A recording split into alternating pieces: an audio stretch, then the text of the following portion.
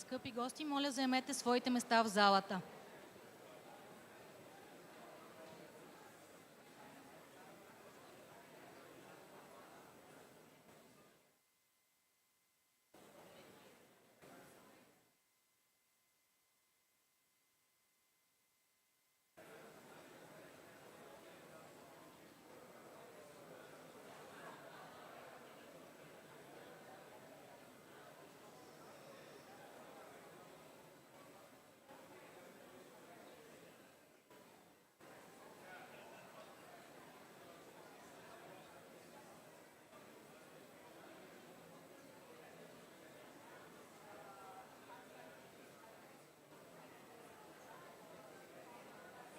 I think they want me to make an announcement, so they need to, yeah, I think, yeah.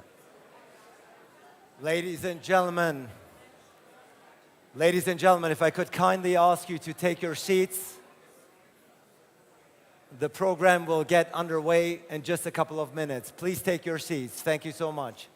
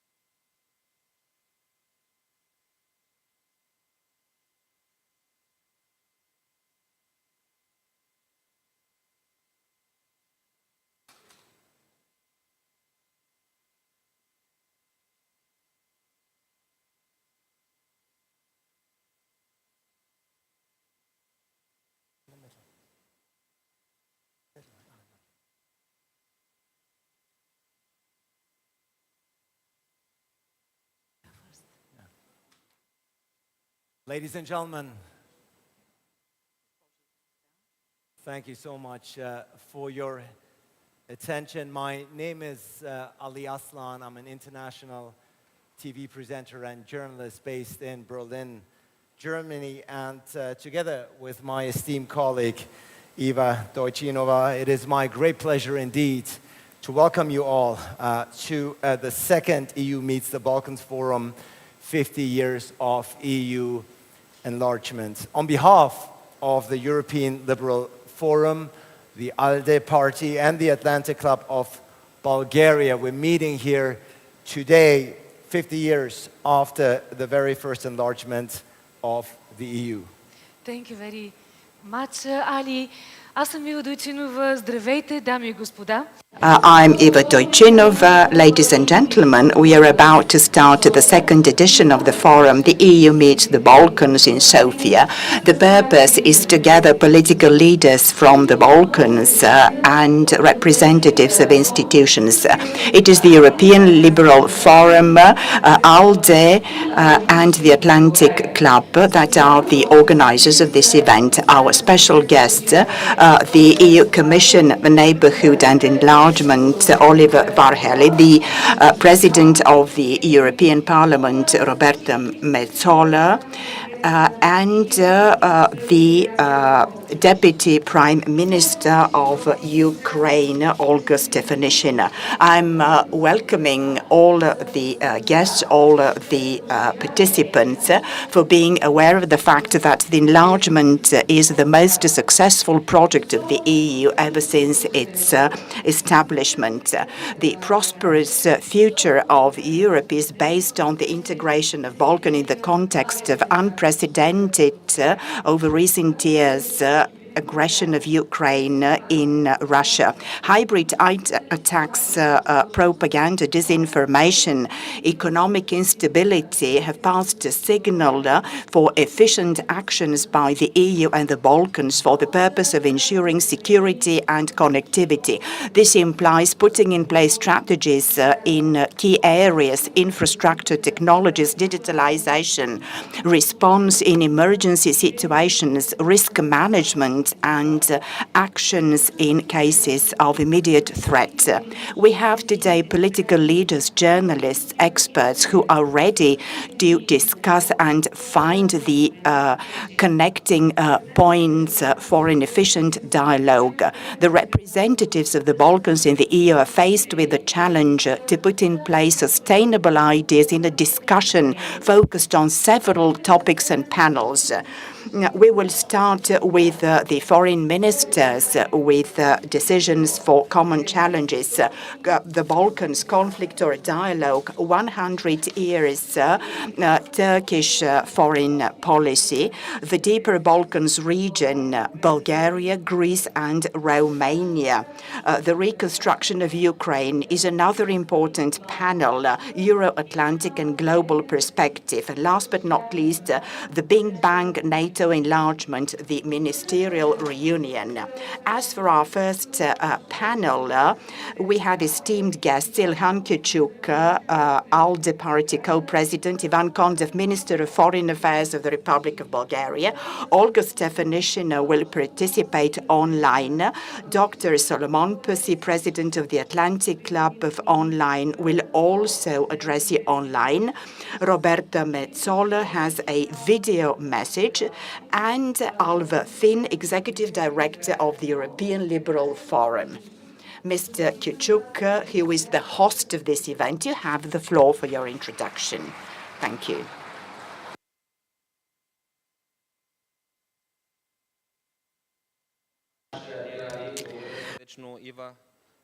Thank you very much, Eva. Thank you very much for the wonderful introduction into this forum.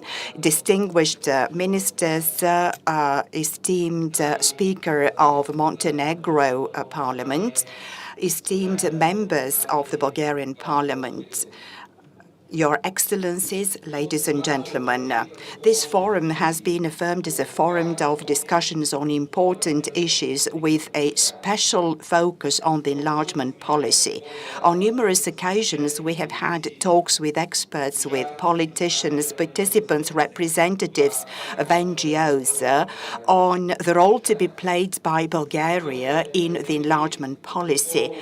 50 years of the undoubtedly most successful policy of the EU, namely the enlargement policy. Today, we need an even deeper discussion on this topic. Now we are living in a world that has to be peaceful and fair. It is a world that has to ensure well-being and prosperity. As the Germans like saying, the EU has to be a union of opportunities, a continent of chances. Is this the case, however, now that 50 years have elapsed since the last war? Once again, a war is raging on in Europe. The sovereignty, the values of the nations have been trampled. The international community must be united. Many expect the EU to have weakened as a result of the COVID pandemic, to have weakened in economic terms, insufficiently capable to recover from this situation. However, the EU has proved to be even stronger and has proved that it will continue supporting Ukraine as long as it is possible. Peace cannot be any peace. It must be based on international rules. Only if international institutions ensure the rule of law, the territorial integrity of a state, we can feel at peace with respect to future generations. This has undoubtedly affected us, the Balkans. We are faced also with serious challenges. I fully agree that many positive achievements are a fact. Digitalization. Nowadays, Kosovo citizens can already travel without visa restrictions. Important political steps have been made. The political signal has been passed. Albania and North Macedonia are beginning the negotiation process. Bosnia and Herzegovina have received a candidate status. However, real integration needs to be enhanced. It is not sufficient for the states and their institutions to be involved in the process. They have to be involved at a much earlier stage in the EU enlargement policy, namely at the decision-making stage, for the sake of future generations, for the sake of having justice and peace across Europe once again. The Western Balkan countries have to be equally involved in this process with all the EU member states.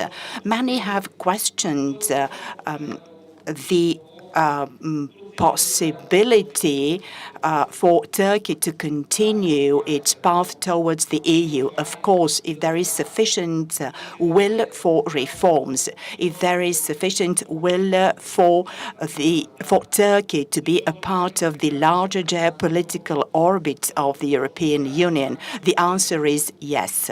We know what the situation with the migration pressure and burden is. We can further deepen the dialogue with a focus on economic cooperation. The EU is shall be faced with geopolitical challenges if we don't address all these issues. This forum is the appropriate platform for exchanging ideas among like-minded people, including young people. This is important for Bulgaria and for the EU, namely that we live in an integrated union, a union integrated not only with its 27 members, but is also looking at Ukraine, Georgia, and the Balkan region. Then we can loudly say the European institutions and the international rule of law can be guaranteed as all of us believe in the same values. What makes the EU strong are values. If we step back from our values and ideas, if we allow dictatorships to prevail over democratic thinking, this will threaten the European project. All of us, the left and the right-minded, all of us have been contributing, including Bulgaria, to Europe, to the EU being an area of freedom, peace and prosperity. Thank you for your attention. Много благодаря на съпредседателя на партията АЛДЕ. Благодаря, че дадахте началото на второто издание, посветено на 50 годишнината от разширяването на Европейския съюз. И както се каза, интеграцията на Западните Балкани се връща на дневния ред, въпреки войната на Русия срещу Украйна. Това промени политическия контекст и отново задвижи panels and one-on-ones we will have. Thank you so much for kicking it off. Now it is my great pleasure to welcome to the stage the Minister of Foreign Affairs of the Republic of Bulgaria. Ladies and gentlemen, please welcome Minister Ivan Kondov.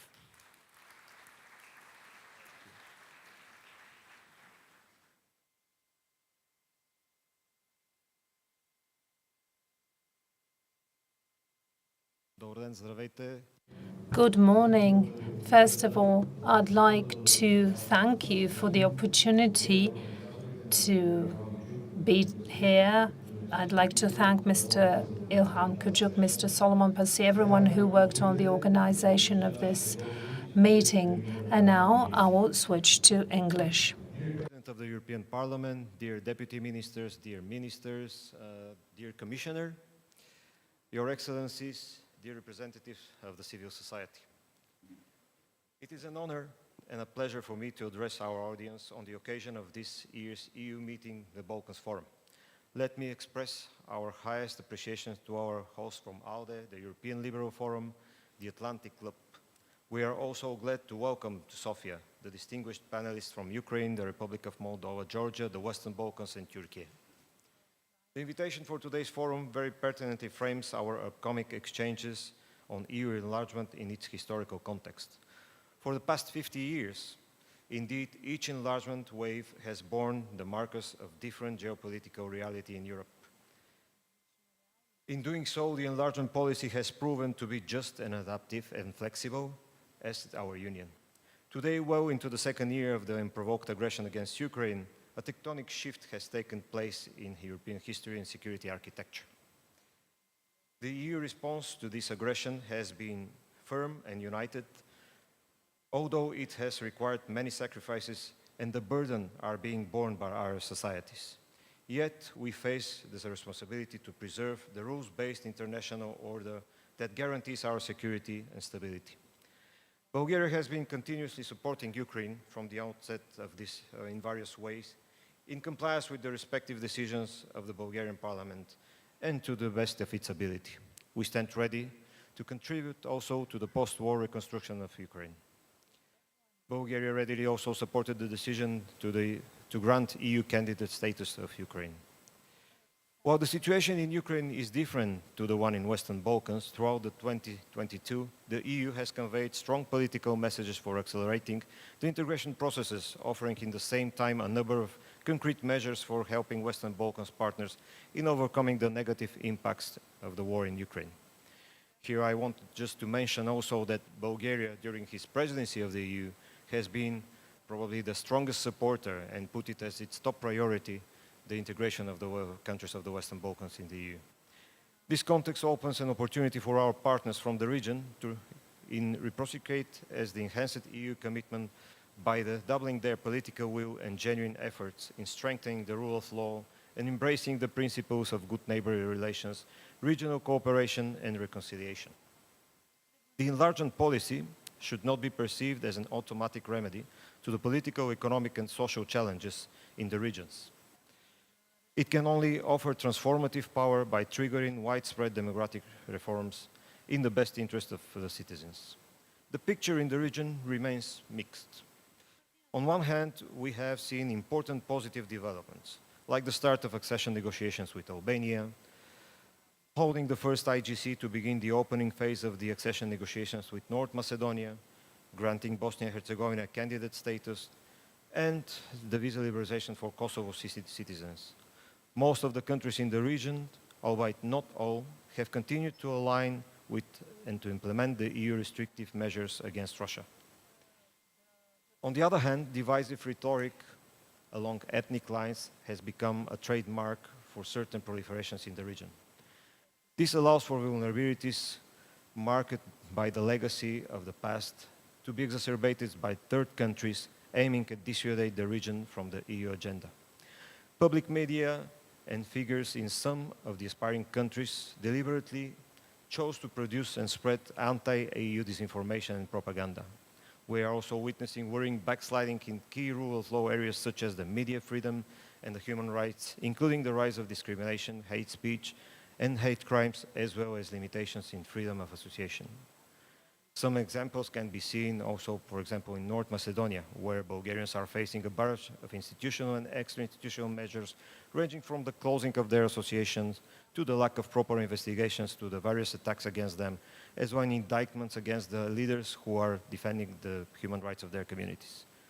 The fragile security context of our immediate neighborhood obliges us to concentrate all available EU instruments, including beyond the enlargement policy alone, and to step up our support for the resilience and capacity building of the Western Balkans and Eastern Partnership countries, including as envisaged in the Strategic Compass for Security and Defense. Turkey is a candidate country and a key partner of the EU in many areas of mutual interests, among which migration, economy, trade and infrastructure, energy, counter-terrorism. We remain hopeful that a more positive agenda will prevail in the EU-Turkey relations. Recently, an agreement was signed between the gas operators, Bulgarian gas operator Bulgargas and the Turkish BOTAŞ, as a good example for cooperating benefit, and not only us, but also EU in the field of energy supplies. We would like to note our solidarity with Turkey regarding the significant migration burden and the risks it faces accepting approximately 4 million migrants and refugees in its territory. We support the continuation of the implementation of the EU-Turkey joint statement of the 16th of March 2016. The war in Ukraine has underlined the link between resilience and diversified connectivity, the development of cross-border energy and transport infrastructure in the region, and especially among the 3 EU member states and NATO allies in the region, Bulgaria, Romania, and Greece, is of the essence for the entire region. Bulgaria is therefore investing efforts in several key projects in this field. Allow me to mention the multimodal corridor C2C, which will provide a railway link between the agency, the Black Sea, and the Danube River. Another crucial project will be the Alexandroupolis-Burgas oil pipeline project, for which feasibility studies will be held. The entire region will gain in connectivity with the construction of a new continued cross-border bridge between Bulgaria and Romania over the Danube River near Russe and Giurgiu, and the modernization of electrification of the whole railway line between Sofia and Thessaloniki. The Western Balkans East Mediterranean corridor will offer a quick connection between the Adriatic and the Black Sea. In conclusion, allow me to underline once more Bulgaria's unwavering support for the European perspective of our entire region, as well for Ukraine, the Republic of Moldova, and Georgia. Faced with aggressive revisionism and war, Europe's strength lies in our unity and consolidation. Thank you very much for your attention.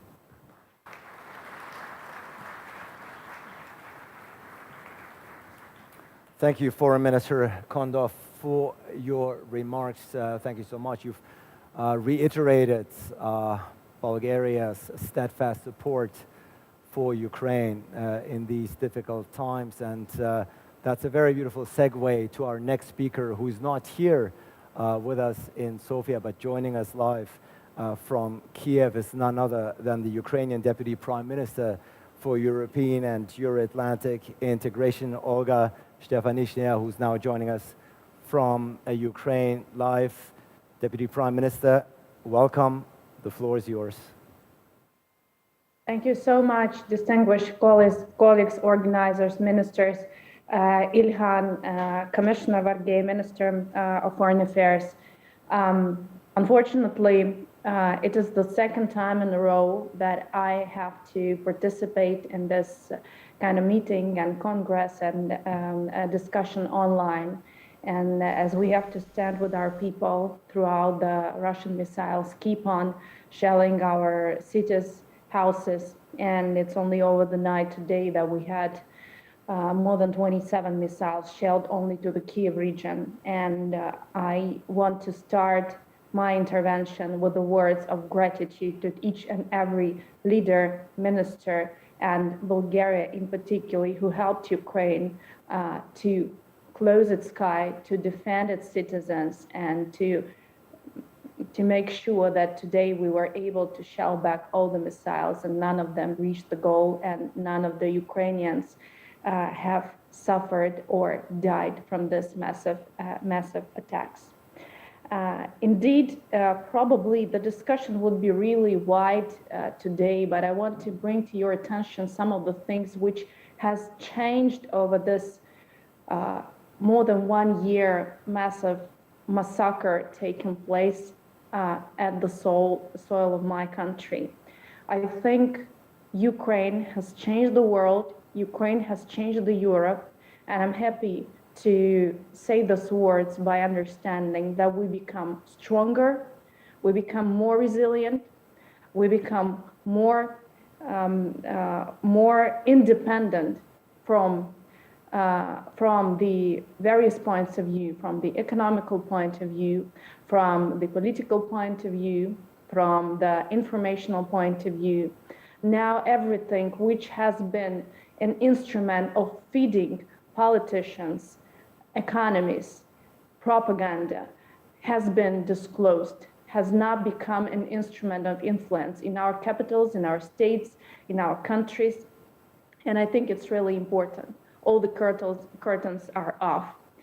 And it brought us to a very important decisions. For many years and I would say decades, Russian Federation were attempting to divide the unity in Europe, across Atlantic, to undermine the European project as such, to undermine the democracy, to undermine the values we're striving for. But instead, launching the full-scale aggression. Ukrainians showing a resolve, determination, and commitment to fight until the very end and until the victory has made us only stronger. Having no fear, we were able to stay united in the face of a very important decisions to be taken. One of the major bets of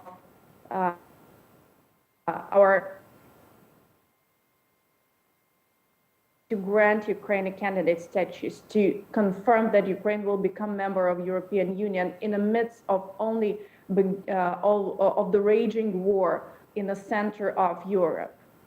But this was a very important decision. In a summit in Versailles, in Paris, the decision was taken that Ukraine, Georgia, and Moldova have the European perspective, and Ukraine were granted the candidate status.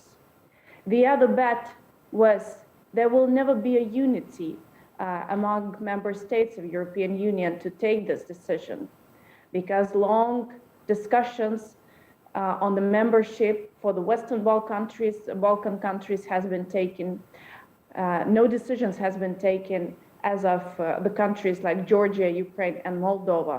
And we often heard the signals that probably it's not the right time. We should wait until a broader picture is in place, broader enlargement policy is shaped. But what we saw, that the aspiration and commitment of Ukraine, not only not divided, but the united not only EU member states, but also other countries aspiring to join the EU. Just 10 days before Ukraine has been granted the candidate status, leaders of Montenegro, Albania, and Northern Macedonia came to Ukraine to show their solidarity with the aspirations of our country, to show their commitment to stand strong with us in political, military support, but also in our way to EU and NATO integration. So making steps is something that allows us to become stronger. The second very important thing that we learned from this very tough time of changes, time of transformation, time of war coming to the soil of Europe again, we understand that values we have been building on our countries, values we've been standing for, and values Ukrainians have been fighting for, they need to be defended. And it has taken to a very important decisions taken already. The military support to Ukraine, European Peace Facility, training of Ukrainian armed forces, this is something which seemed absolutely impossible just a couple of years ago. This seemed not to be a priority because EU does not have a significantly shaped up security and defense policy. And it seemed not possible. It seemed not possible to see Russian Federation as the most sanctioned country around the globe. But it is now reality, and it makes us stronger. It gives us the understanding that we not only have to hesitate and face the consequences of aggressive actions, of attempts to undermine our democracy, that we have to take actions. We have to defend our democracy. And I'm absolutely happy to see the developments at the level of the European institutions. And I really hope that this would be one of the major and key elements of the newly formed European institutions after 2024, when the time will come for that defense industry will become one of the key priorities of the European institution, shaping the defense industry, making sure that production of weaponry, of military machines is aligned with the scope and the need to defend our values, to defend effectively. And first and foremost, of course, we should start with understanding that Russia is targetedly reaching the goals of continuing the exhausting war, the war of political or military exhaustion, and there's no way that we could allow it. We're preparing for the massive counteroffensive operations on major directions in Ukraine, but it is clear for us that we should not stop until our territory is restored, after justice is restored, and we should make ourselves sure that military support will not be exhausted. That's why we have to plan strategically, and we have to consider security guarantees for our country, first and foremost, guaranteed by sustainable military support, which requires reconsideration of the defense industry policies around the member states. And this is the reality which is coming, and this is something that we have to look through, and I hope that this will be a priority, including the element of the joint procurement of defense elements. The third very important moment is that throughout the war, we have also shown our commitment by actions. We have been fully mobilized to continue the reform agenda, to prepare our country for victory, to make sure that, as I remember my address to the Liberal family in Ireland and Dublin just a year ago, my message was that by making decisions for our country, for Europe, you should be sure that we will not let you down. We didn't.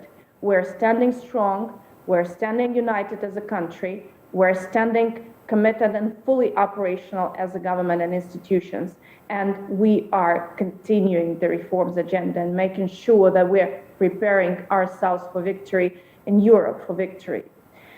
Now, learning from the lessons of this turbulent time, learning from the multiple crises affected by the war, learning by the multiple atrocities and suffering we're facing on a daily basis. I think that the most successful formula of making us stronger and more resilient is not only learning, is learning by doing.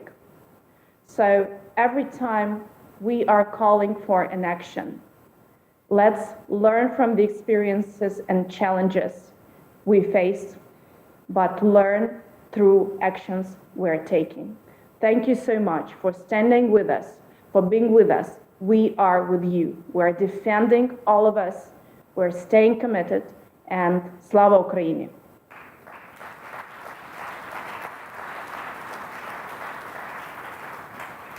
Thank you so much indeed to the Ukrainian Deputy Prime Minister for European and Euro-Atlantic integration, joining us live from Kiev. Thank you so much for your words, and I think I can speak for many, if not all, here in the room who say our fullest solidarity go out to you from Sofia to Kiev this morning. Thank you so much for joining us. And now, ladies and gentlemen, it is my great pleasure to hand over the floor and welcome on stage one of the organizers of the second EU Meets the Balkans Forum. Ladies and gentlemen, please welcome the founder and president of the Atlantic Club of Bulgaria, Solomon Pasi.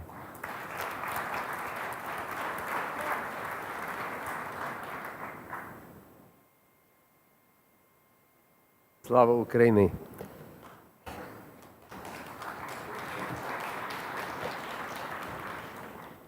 Minister of Foreign Affairs, Commissioner, Excellencies, welcome to this building, which is named after Jonathan Asuf, a person that we the Bulgarians are very much proud of. He is recognized as one of the major inventors of the computer, the same computer that all of us have today in their mobile phones. So, applaud for Jonathan Asuf.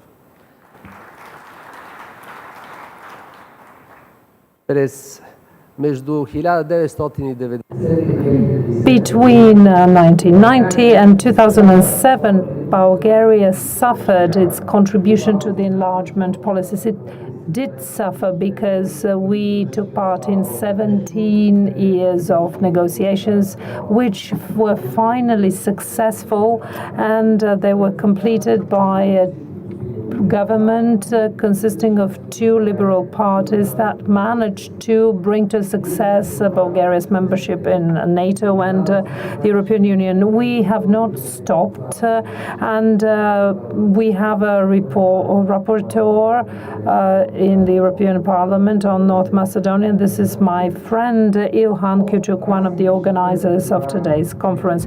Since the 24th of February 2002, if not every day, but every week for sure, I've been hearing the question, when will the war in Ukraine come to an end, since 2022. And if we take into account the fact that the way Putin invaded Ukraine was the way Hitler invaded Poland.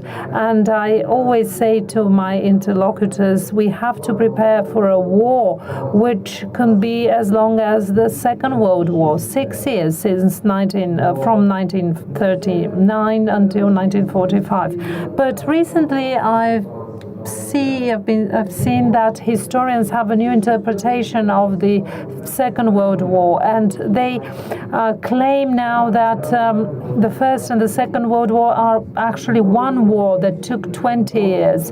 Yes, indeed, and many Europeans did their best to stop the war in the middle, pan-Europe, 100 years ago, had the dream of the united Europe, but this happened only after the pact was signed by Churchill and Roosevelt, and we did a lot to have the Marshall Plan to create the European Union, to create NATO.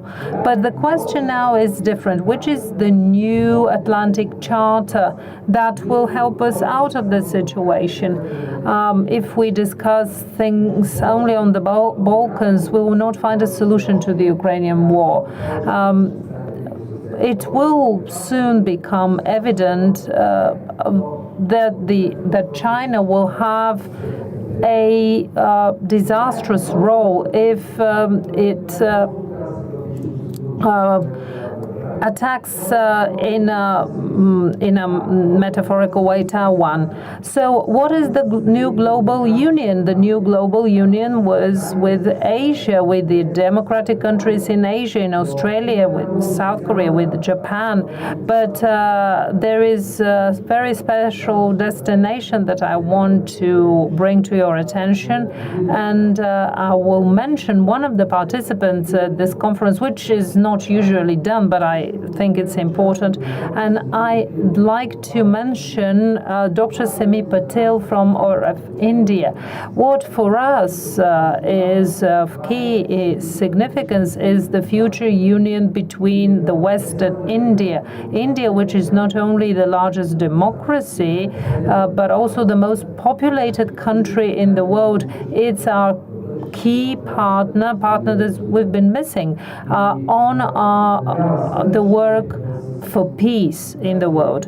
And I hope that with our liberal considerations we can really dream freely, and we can go out of the cage that we've been living in every day. And because our issues that we're discussing between Bulgaria, Macedonia, Turkey and Greece and other Balkan countries, they are nothing compared to the big danger of Russia and China that they are preparing for all of us. Thank you so much to the president of the Atlantic Club of Bulgaria, Solomon Pasif, for his remarks. This is, of course, the EU Meets the Balkan Forum. Therefore, a high-level EU representative is very much in line and due. Unfortunately, the president of the European Parliament, she very much wanted to be here this morning in person. Sadly, she couldn't, but she didn't want to pass up the opportunity to address this distinguished audience, and she kindly sent this message for us. The President of the European Parliament. Dear friends, This EU Meets the Balkans forum is important. With the return of war on our continent, an energy crisis, inflation, with cyber warfare and disinformation campaigns threatening the very foundation of our democracies, it is important to speak up about the European values that we share and to speak about how we can help each other. I must thank Ilhan Küçük for inviting me to address you today, allowing me to reiterate my firm belief that European unity and integration are our best weapons to ward off common challenges. The European Union will benefit from integrating the Western Balkans, and the benefits will be mutual. I recall 19 years ago this month when my country became an EU member. I was standing in Valletta, the capital city, staring across the sea in our grand harbour, counting down the seconds until Malta, together with 9 other countries, joined the European Union as member states. I still recall the feeling of unbridled possibility, hope and belief in the future, a sort of sense of homecoming, of victory in the potential of our people, of relief, feelings shared by millions across Europe. It is that spirit, that sense of purpose and direction that I want us all to recapture here. Russia's full-scale invasion of Ukraine reminds us, lest we have forgotten, of the importance of peace and the fundamental idea of the European Union as an antidote to war.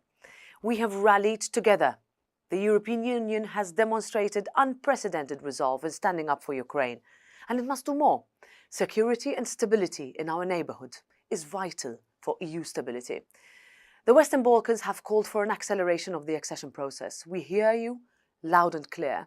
It has taken too long. But things are moving. The world is changing and the EU is changing with it. Among the latest achievements, we have granted candidate status to Bosnia and Herzegovina. Kosovo citizens will no longer require a visa to travel into the Schengen area. Equally, the Western Balkans need to continue to comply with the accession criteria and make deliberate strides towards solving outstanding bilateral issues. Cooperation among Western Balkan countries is critical. Connecting with each other through infrastructure, technology, digitalization, all will help create more security. I've seen it with my country. The prospect of EU membership serves as a powerful impetus for advancing reforms. And reforms are essential to improve governance, the rule of law, to promote media freedom. And on that path towards European integration and reform, let me tell you that the European Parliament stands with those wanting to join our grand European project for peace and prosperity. I wish you fruitful onward discussions in Sofia today. Thank you.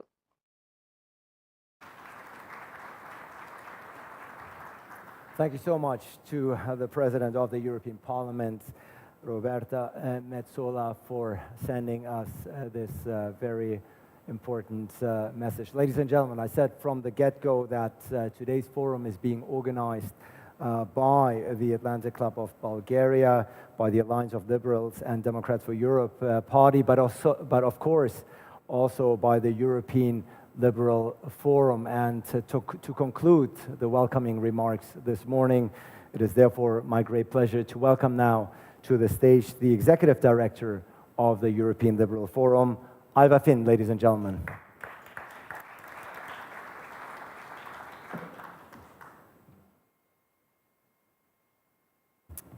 Commissioners, President, Ministers, we are so happy to be co-hosting this event as the European Liberal Forum because the importance of enlargement to the Liberal family has been shown time and again since Russia's illegal invasion of Ukraine.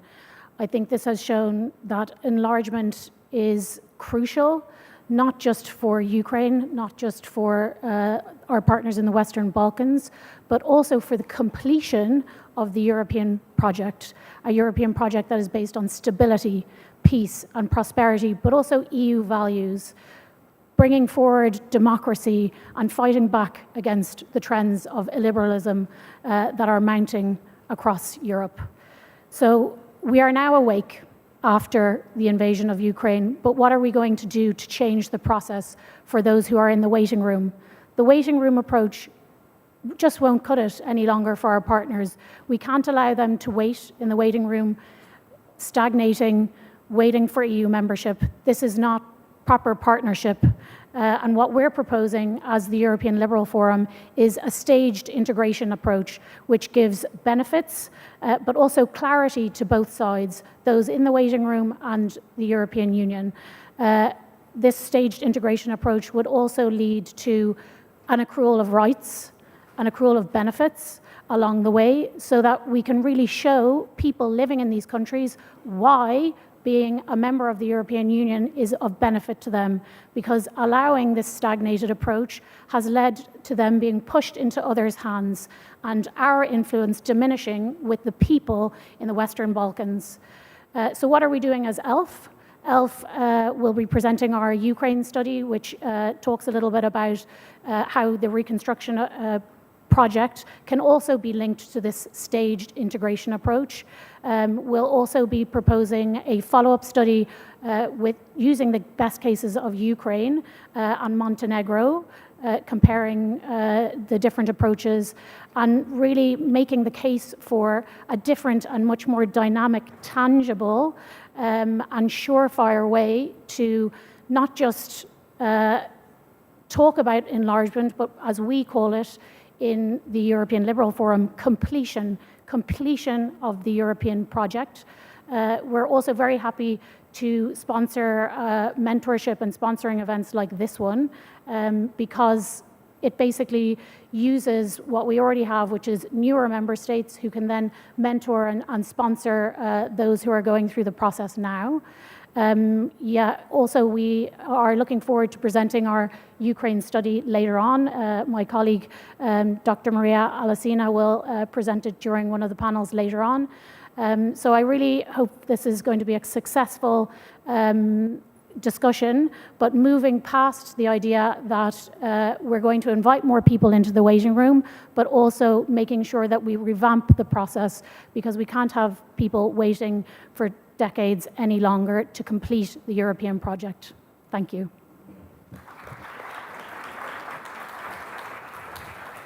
Thank you so much indeed to the Executive Director of the European Liberal Forum, Alva Finn, for concluding the welcoming remarks here. We've now heard from the organizers, we've heard from high-level ministers, from representatives, and it is my great delight now to kick off the very first conversation here on stage, titled Addressing Common Challenges. And for that, I'm delighted to welcome here on stage with me for a brief discussion none other than the EU Commissioner for Neighbourhood Policy and Enlargement. Ladies and gentlemen, please welcome Commissioner Oliver Varhelyi.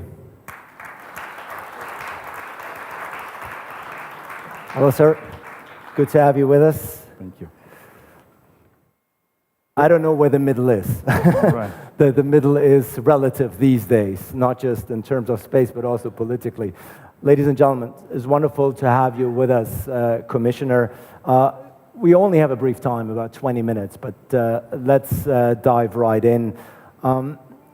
We've already heard that a lot of new developments have taken place since last year. Just in 2020, EU granted candidate status to Ukraine, Moldova, and Bosnia and Herzegovina, and greenlit the start of accession talks with Northern Macedonia and Albania. A lot of people attest that to the war, the Russian war against Ukraine. Would you agree? Would you say that there is a new momentum behind EU enlargement because of this war? It is definitely the case. It is the case which also confirms to us how people see the European Union. Because I think that we're really good in self-bashing when it comes to Europe. We're never confident enough, I think, and we are never knowing what the real perception of Europe is. And now we had a very brutal test of that. The war, the Russian war against Ukraine, which triggered an immediate application for membership by 3 of the countries in the region. And their choice was made very loud and very clear.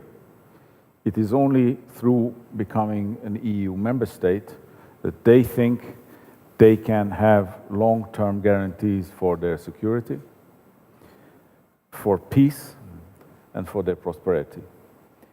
So we should also read the signs clearly.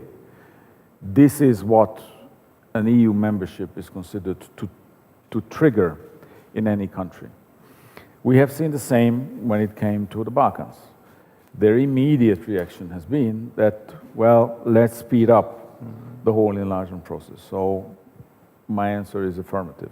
So very clearly affirmative in the sense that the war in Ukraine has triggered an acceleration, if you will, an urgency of EU enlargement. Of course, you travel throughout many of the 27 EU member states, countries. You talk to your counterparts. And we see some members are obviously very much supportive of enlargement. Some are, to be fair, hesitant.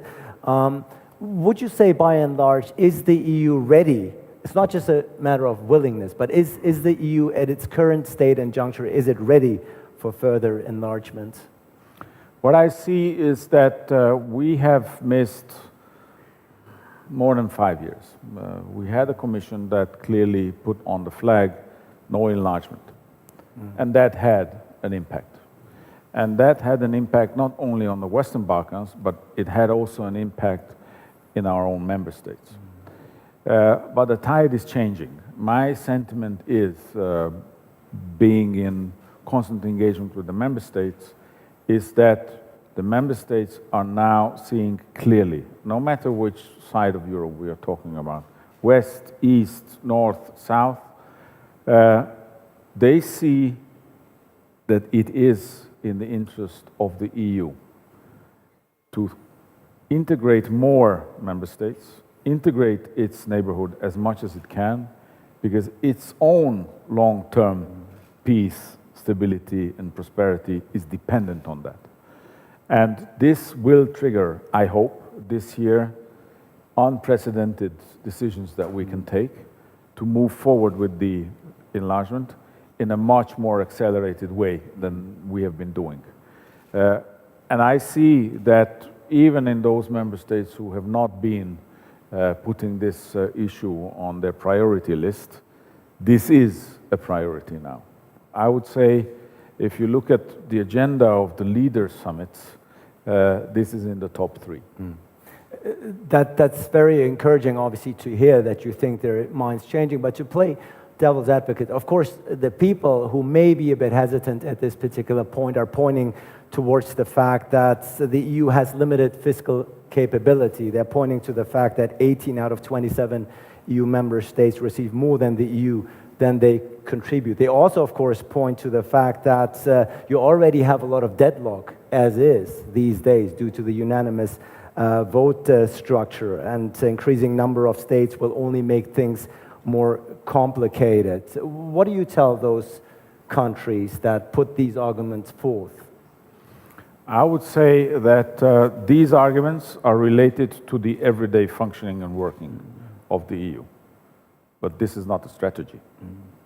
The strategy starts with integrating our neighborhood. And if we have decided on that, of course, we will have to adjust our daily lives to the new realities. So let's not discuss the everyday difficulties, but set the strategy clearly and loudly, and then work on how to make it work. Yes, we've been listening to these examples all the way, but don't forget that new members from the Balkans or from the East will bring also new opportunities for Europe.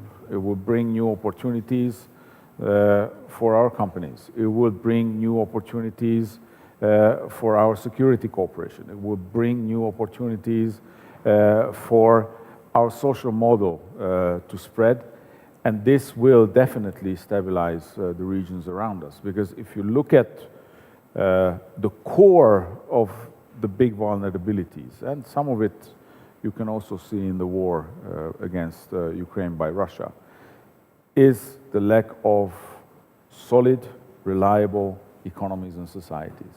And this is what the EU is capable of delivering. And this will be also for the benefit of the EU. Because at the end of the day, if Europe wants to be a global player, it has to grow. I think that is certainly something that was on the mind of many European leaders, but certainly since the beginning of the war in Ukraine. And investments obviously is part of it. You've pointed it out, making living conditions in those countries aspiring to join the EU better. Could you give us some concrete examples as to what the EU is doing on that front? Well, we try to be more relevant than previously. If I take only the example of the Balkans, but it's also true for Ukraine, Moldova, or Georgia, because if you look at what we're doing there, it's pretty much similar, although in size it's a bit different. What we see is that the Balkans is becoming an interesting investment area around Europe. After all, they have free trade agreements with Europe.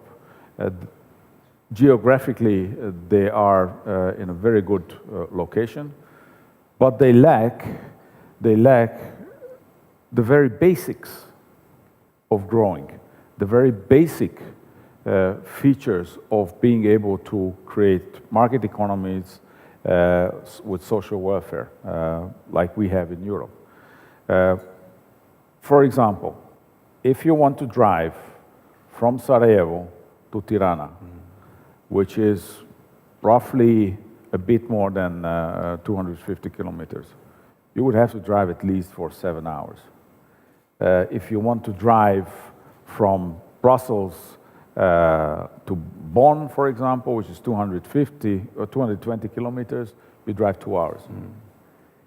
It also means that there's a missed opportunity. There are no trade routes. And when we have designed the economic and investment plan, with which we want to mobilize at least 1/3 of the GDP in addition to the Western Balkans, we've been looking at these key bottlenecks. So this is why we want to engage to overcome the historic deficiencies that we have seen, where no progress has been made. Link up all the capitals with highways and railways of the Western Balkans and link them up with us. It will create an immediate impact on foreign direct investments.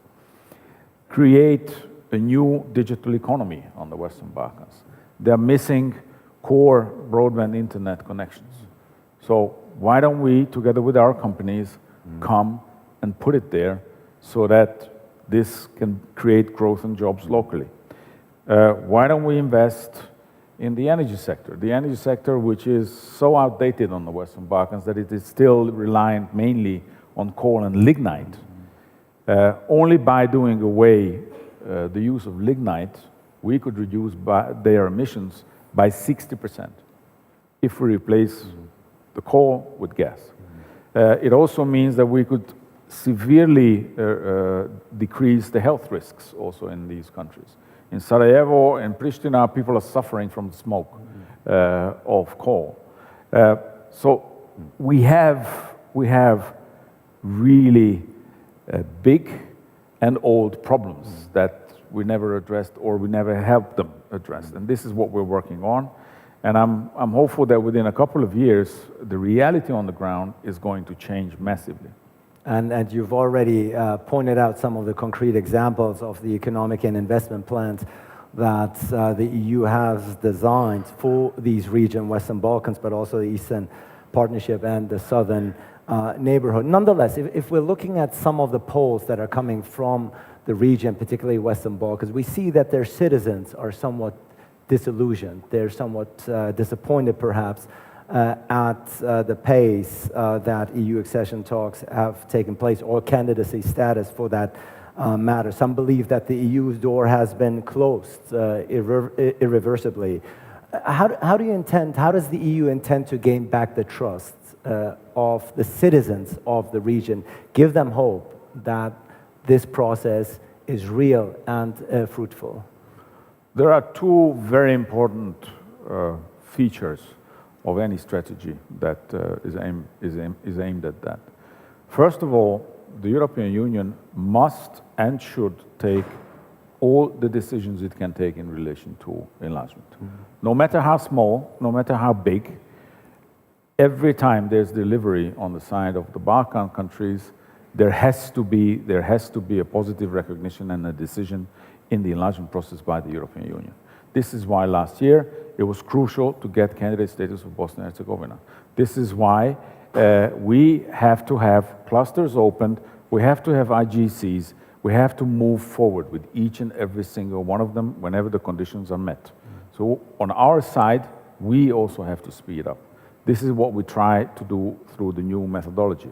But judging the political landscape, and this is a footnote from me, this might not just be enough. So we might even have to be ready to make even bolder political decisions. And I hope that as we go into this year, more and more this will be common ground in all of the member states. The other big part that we could do is, I explained some of the big projects that we're doing under the Economic and Investment Plan, is to deliver on the ground for the people of the Western Balkans, so that they see a difference when Europe is contributing. For example, we have inaugurated the first part of the railway projects, the biggest one, something where we have been strategically thinking. The Belgrade-Niš project, that's 2.2 billion euros of investments. Never seen before. But because of its existence, the people will know, because they will use it every day, that this is from the European Union. And this will stay in the minds for generations. But for that, you have to be relevant, and you have to be on the ground delivering for the people. And the EU delivering and staying relevant in that region, I think, is more pertinent than ever, because at the end of the day, the Balkan region is not in geographic isolation. There's Russia, there's China, countries that are very much trying to get a foothold in that region. Certainly, that must be on your mind and of concern to you. Absolutely, absolutely. And this is why our approach has always been from the very beginning. It's not about, it's not a beauty contest, if you will.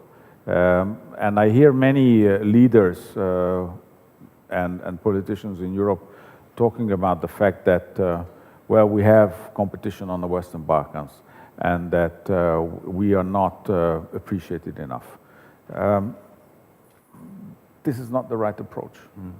My approach is different from very early on, and that is that you have to be there, you have to deliver, you have to be relevant. I mentioned this railway project. Yes, we had huge competition from China, but we have outcompeted them. So this is the message. The European offer is always better, and this is what we should be working on. And of course, with the many challenges that the world, but in particular Europe, is facing these days, there's also something to be said. Full membership, of course, is the goal, but a deepening integration on issues like energy, climate, digital transition, perhaps even defense, without full membership for the time being, is of essence. I take it there are also some concrete step taken there, vis-a-vis in close cooperation with the respective governments. Absolutely. When we have designed the new methodology with which we have tried to breathe new life into the whole enlargement process very early on in the mandate, it was the beginning of 2020, this was one of the key areas. So let's advance integration of the Western Balkans into our own policies in as many fields as possible. You have seen the roaming agreement coming about. You see them participating in our CSDP missions. You see them participating in almost all EU programs like Horizon or in Erasmus or other programs. And there's more we could do. And we're working on something, but we're not there yet. But you will see a new approach emerging also on that basis. So what is key is that let's integrate the people of the Western Balkans, the economies of the Western Balkans, as fast as we can. because through developing the Western Balkans already prior to accession, will also speed up their possibility and capability to integrate into the European Union. And this is new compared to what we have seen with the previous large enlargement, the 10 countries. There, this took place only after accession. And the 10 first years have been, because of this, a get-to-know years, marked with sensitivities, difficulties. We remember the debates about the Posting of Workers Directive and so on. And we had many stories of that kind. What is key now is that we learn the lesson, which is we have to do much more before accession to get to accession as fast as we can. You once said that offers work better than demands. What exactly did you mean by that? Take the project I mentioned. Yeah. We have put an offer on the table no one can meet. We have put an offer on the table that is financially attractive, that is attractive in the technological state-of-the-art nature of what we can offer. So we have to be competitive instead of trying to put pressure to choose us. Because the Western Balkans, they do want to choose us. So there's no need to pressure them, but put an offer on the table that they will grasp immediately. It's often been said that certainly the European Union as a political project, it has evolved into something much bigger, obviously, throughout the decades. Some people also say the EU is a community of values. If you're looking at the member states currently vying for membership or in the candidate status, if you're looking at their progress as far as democratic institutions are concerned and so on and so forth, are you optimistic? Are you hopeful? Are you seeing a positive picture at the moment? Look, this is an evolution that they are going through. And of course, I have really good examples, like the case of Albania and the reform of its judicial system. Definitely, we have really good stories to tell, but the longest road was still, the road is long. We still have a number of outstanding issues that needs addressing before membership can become a reality. But the message, I think, has been very clear to the Balkan partners that they have to do everything when it comes to the rule of law and fighting corruption and organized crime. And this is why this has been put front and center of the new methodology that we have introduced. Because this is the expectation of our member states as well, that they don't want to have surprises after the accession. And it is also a crucial element of any investor's climate. So there is no economic or social development without the rule of law reforms taken forward as foreseen in the Copenhagen criteria. It's clear you've been quite busy in the last 4 years. I think that's fair to say. You've been throughout these countries and capitals like Sofia, always trying to make your case as Commissioner for Enlargement. What are some of the concrete plans and goals that you still have for the rest of your mandate? I have many, but I don't want to disclose them just yet.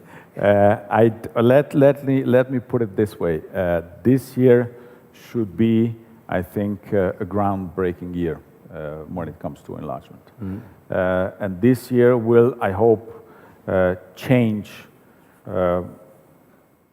in a very, very effective way how we perceive and how we deliver enlargement. So I hope that this year we'll see even more coming than what you have seen in the last couple of years. Well, I think suffice to say with that, we're very curious. We're very curious as to what the rest will bring. Suffice to say that we've all appreciated you being here in person and making the case for EU enlargement. Ladies and gentlemen, the EU Commissioner for Neighbourhood Policy and Enlargement, Commissioner Oliver Varhelyi. Thank you. Thank you, so much. Commissioner. Thank you. Thank you so much. And there is absolutely no break here, quite on the contrary, because we're picking up from where this previous conversation just left off, and we're going to dive into our very first panel with still the same title, Addressing Common Challenges, except now we want to hear from those vying for membership. First up here on stage, he's the Deputy Minister of Foreign Affairs of Turkey. Ladies and gentlemen, please welcome Ambassador Burak Akçapar. Merhabalar. Aynen, hoş geldiniz. Delighted to welcome here on stage the Deputy Minister of Foreign Affairs of the Republic of Albania. Megifino, ladies and gentlemen, is here.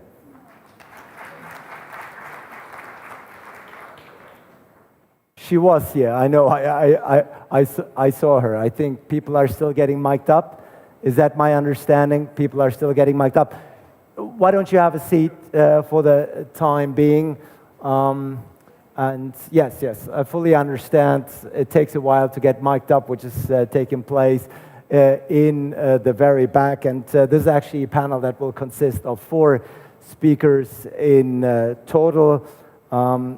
We obviously also have the President of the Parliament of the Republic of Montenegro, Daniela Durovic, checking if she is mic'd up, and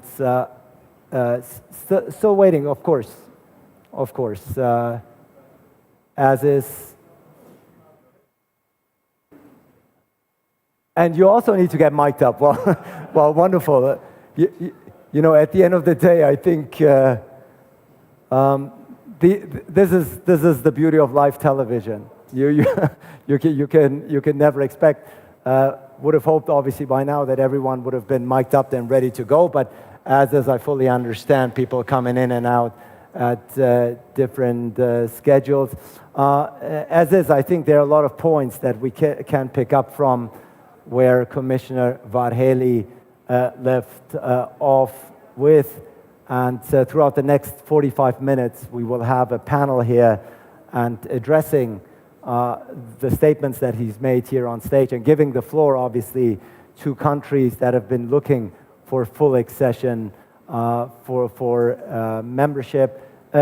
If we already have people mic'd up, please by all means join me. We have the President of the Parliament of the Republic of Montenegro with us, ladies and gentlemen. Please welcome Daniela Durovic.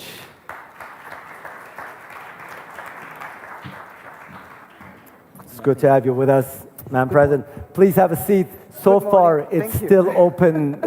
It's open for everyone. It's lovely that you could join us. Thank you so much. Obviously, the case of Montenegro, a very interesting one, and you've been vying for membership since 2010. We'll get to that in just a moment. Do we have more people lined up? Yes. Thank you so much. We also obviously have the Deputy Minister of Foreign Affairs of the Republic of Albania, Megifino. Great to have you with us. As you wished, have a seat. So far, no seats have been assigned, as my understanding. We were supposed to be a bit of a larger group, so more seats for all of us. We're still waiting on 2 more speakers, one obviously being the ambassador of, and delighted to have her with us, the ambassador of Northern Macedonia here in Bulgaria, Agnesa Popovska, ladies and gentlemen. Hello. Great to have you with us. Thank you. Welcome. Nice to be here. Whatever you say. It is completely up to you. Have a seat, please. Maybe here. Yes, and we're still waiting. Yes, have a seat, and we're still waiting on the Deputy Minister of Foreign Affairs of Turkey to join us. Obviously, a country that just came out of a very important election. And while he's getting ready, perhaps we can With your permission, Deputy Minister Megafino, perhaps we can start. Let me pose the very first question to you. Obviously, the talks have finally, after a long wait, the EU accession talks have finally been officially opened last year for Albania. You just heard the Commissioner speak about the progress that he sees being made in the Western Balkans, in your country particularly, he mentioned. I want to give you an opportunity to respond to what you heard. Well, thank you very much, and a very good morning to everyone. Thank you, Ali, and good morning. Good morning. President of the Parliament and Deputy Ministers, Ambassadors, Ministers, distinguished guests. And thank you very much for the Bulgarian hosts for having us here and for hosting this event. To be fair, it's always a very good idea for the EU to come together and meet the Balkans. I think it's very important for all of us to discuss our EU integration path, and that is why I'm actually delighted to partake in this year's forum as well as last year. And certainly this year, as you mentioned, in slightly different circumstances for Albania. And I recall actually that last year I mentioned that Sofia was a symbolic place for the EU integration and of the Western Balkans, and how it was a turning tide in a dead period, and we managed to, and I was hoping that we would manage to turn the tide for us to the benefit of all of us, and that's why it's imperative for the EU to meet the Balkans, to engage and exchange. And I think the key word, in my opinion, of the topic of this forum is common challenges, for sure.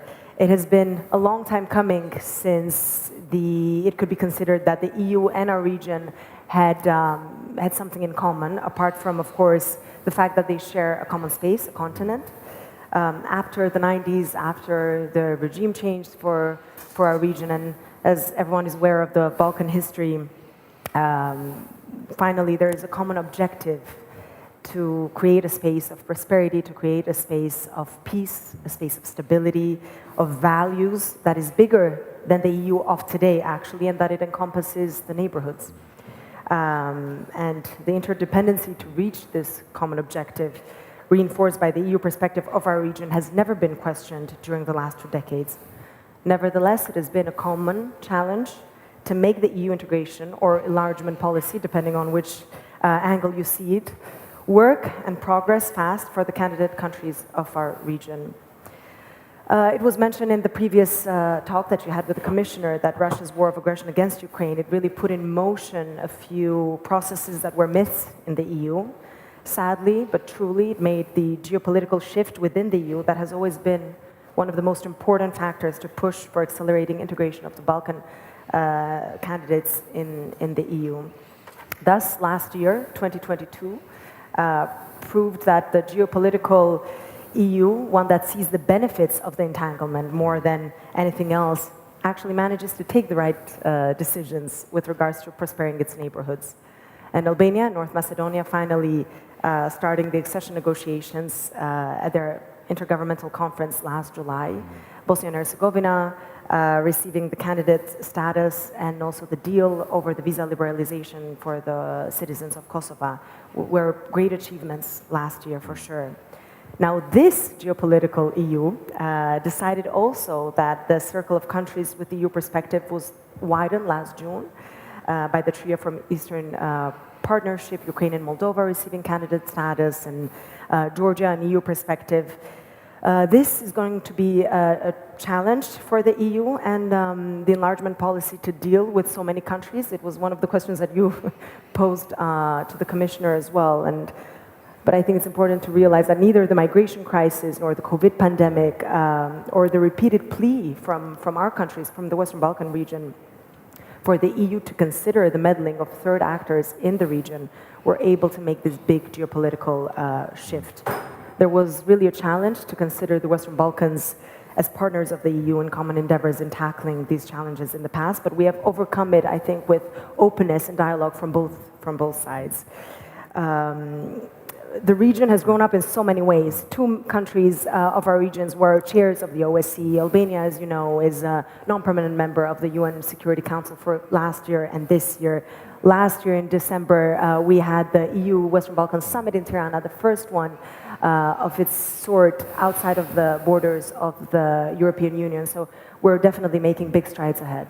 Thank you. Thank you so much, Deputy Foreign Minister, for your opening remarks. Certainly, a lot is happening on the Albanian front. We'll dive into that, of course, as this conversation continues. But let me turn to Deputy Foreign Minister, Ambassador Burak Akçapar.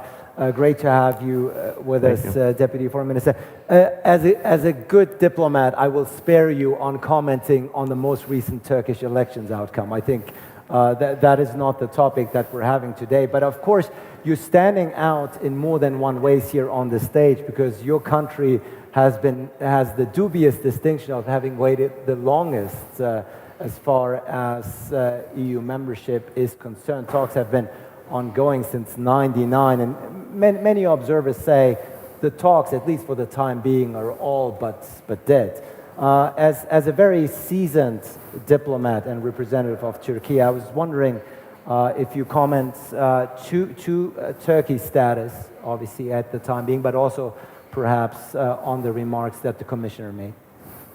Thank you. Thanks so much for inviting me here. It's great to be back in Bulgaria, first and foremost. I'm not dealing with the Balkans in my current portfolio, but there was a time when I was dealing as a NATO officer with the region. And the region has since then came a long way. I dealt very directly with the accession process of Bulgaria and Romania to NATO, and look where Bulgaria and Romania are right now. So I think there is progress. The Balkans is moving forward, but there's so much more to be done. And one thing is for sure, one of the most kind of effective peace strategies of our times has been EU's accession process, the enlargement process. And I think it's critical that this process continues. And recently we have been seeing some slowing down, so it was kind of very welcoming kind of news that Mr. Varhelyi has said that this process is going to pick up, both in terms of pace and also as priority. Of course, the proof of the pudding will be in eating. We'll be watching very closely, including with regard to the easternmost member of this family. I'm not excluding Georgia, but Turkey. As you have said, Turkey has been kind of in this line, waiting for the accession process to move forward for a long time. Yes, it's the accession talks are at a standstill. That's for sure. One thing I can say, which is I think no news and will not be news, is we don't believe that it's because of us that this process has stalled, and we're quite eager to move it forward. Turkey is part and parcel of the European family. That's for sure. We're one of the biggest contributors to European security, European stability, European welfare, and I think every crisis that comes about underlines Turkey's role, highlights Turkey's role. So although I'm not dealing with the Balkans, in my daily job, I'm dealing with this panoply of crises that surround Europe. And since the paper produced by Javier Solana, my boss at the time, after he moved to the EU, Europe will not feel confident, will not kind of rest before its neighborhood is stabilized. That brings to the limelight all these crises and all these dynamics, all these demographic trends, economic trends, all the conflict trends that continue to concern us. And there was a time when we were kind of cautioned against being pessimistic. But look what's happening in Ukraine. Ukraine has moved us back into this realpolitik world where one country invades another. It's a I think it is incumbent on us all in the European family, both as current EU members and as prospective EU members, to knit this continent closer together. We have to come with a formula to make this process go forward, thinking big, thinking strategically, and not getting embroiled in all these nitty-gritties of individual countries' specific positions on what have you, but moving Europe forward as one single family. I think as such, when this continent is united, from the Caucasus, from Turkey, all the way to the Germany and France and Western Europe, I think that is a time when we will be more confident. And at this time, when we see all these negative trends that are emerging in this world and active wars again entering our agenda. Yes, certainly the war, thank you, Deputy Foreman. Certainly the war in Ukraine has changed the dynamics in this region. It's become abundantly clear throughout the conversations and also my short conversation here with the Commissioner. Very interesting to see what role Turkey, of course, will play in that regard. But let me turn to Ambassador Popovska right now, Ambassador of North Macedonia here in Bulgaria. Of course, very much like in the case of Albania, the talks, accession talks with your country has started officially last year. Your country has applied for EU membership back in 2005, so this was a long time coming. I want to also give you the opportunity to react and respond to what you've heard up until now here on stage, both on this panel, but also the remarks from the Commissioner. Thank you so much. First of all, before I address the question, I would like to extend the word of thankfulness, first of all, to the co-president of ALDE, Mr. Ilhan Kyuçuk, and of course the president of the Atlantic Council, Dr. Solomon Pasi, for the invitation to participate at this distinguished forum. My minister, Bujar Osmani, was supposed to be part of this panel, so I would also like to use this opportunity to extend the apologies on behalf of my minister, who was not able to be part of this distinguished gathering because of the fact that, as the Deputy Minister of Albania mentioned, currently North Macedonia is a chairmanship in office of the OSCE. And the foreign minister was obliged to take part in the Council of Europe summit that is taking place in Reykjavik, and hence myself stepping in for the foreign minister.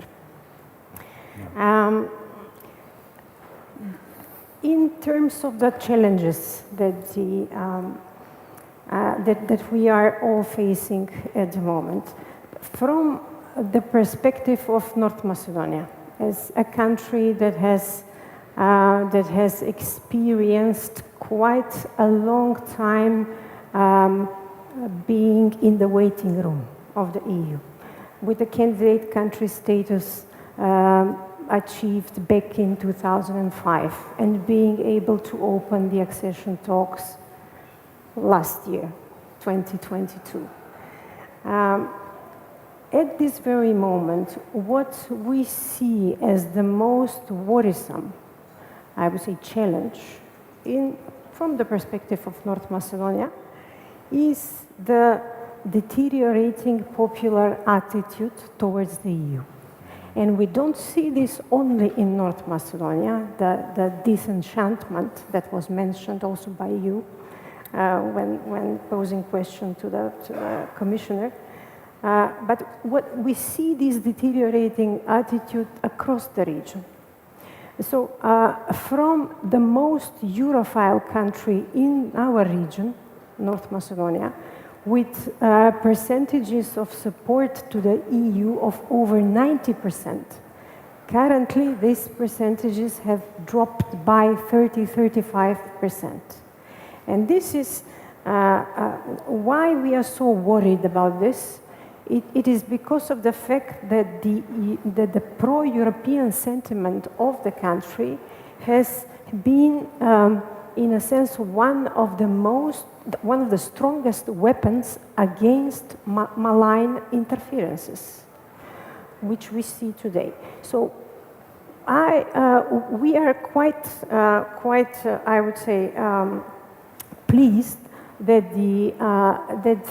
of this new momentum that is being built for the enlargement process of the Western Balkans. And we see that these negative public opinion trends could be reversed. And one of the possibilities how to reverse this is exactly to have more integration before membership.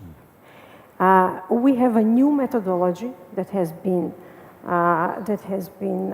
adopted quite recently, two years ago. This new methodology needs to be put in action, needs to be put into operation. Up until now, the region has had experiences with so-called differentiated integration. We have the Transport Community Treaty, we have the Energy Community. What we need is an extension of the common EU policies, more of them into the Balkans. Why not just justice and home affairs? Why not single market inclusion?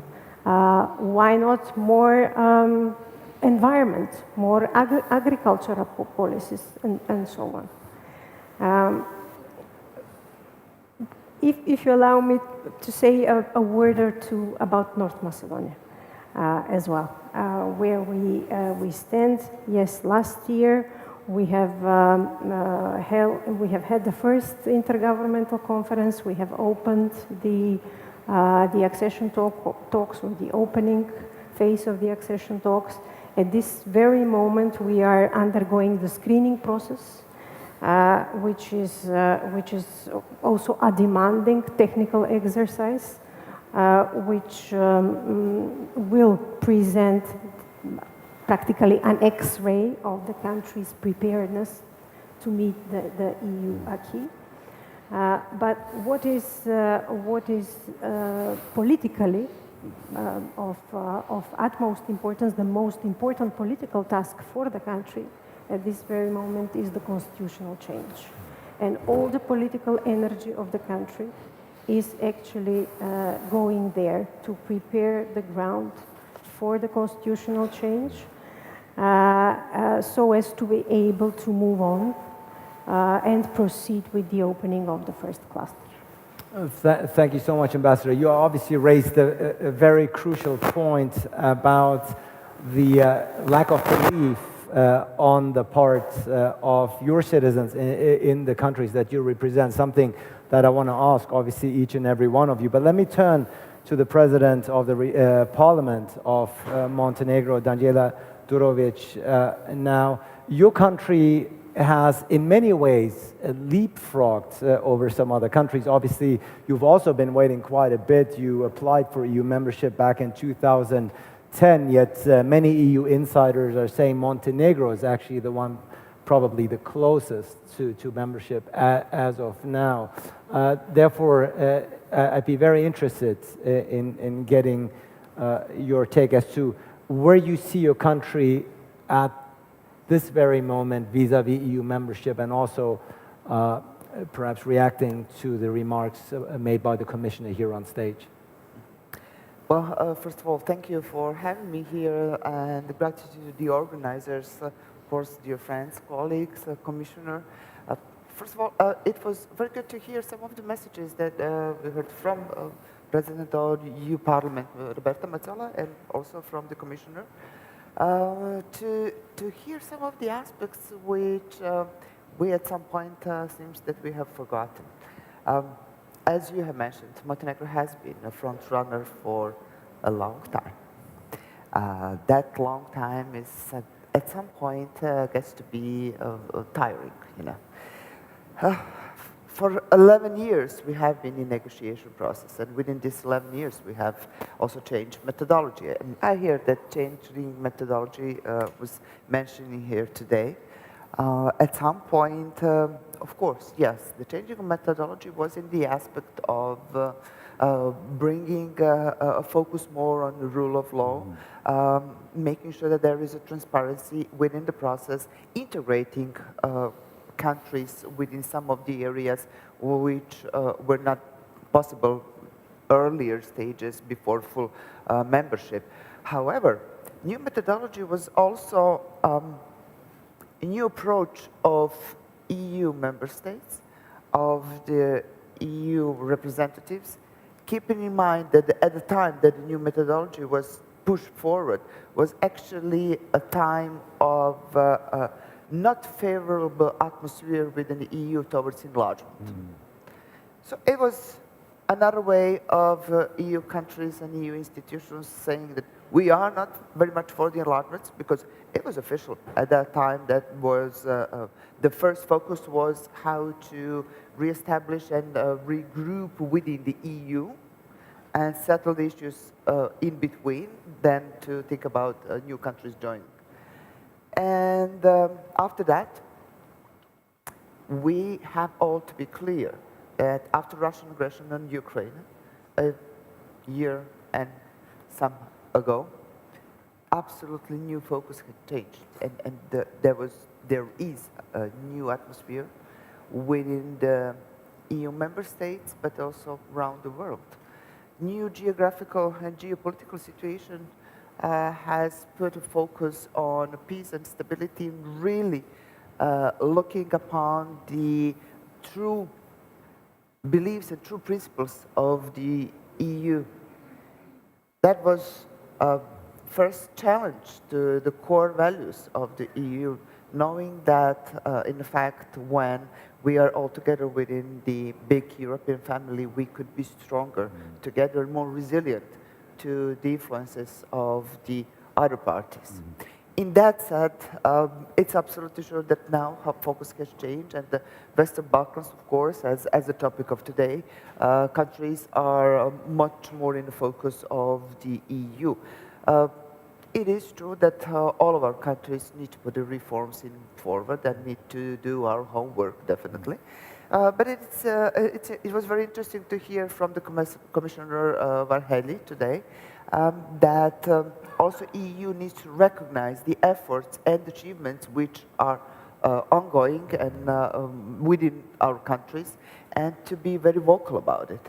We have heard it in Montenegro. Well, should I say that we had that experience for some time, fulfilling some of the obligations within our, of course, within the process itself.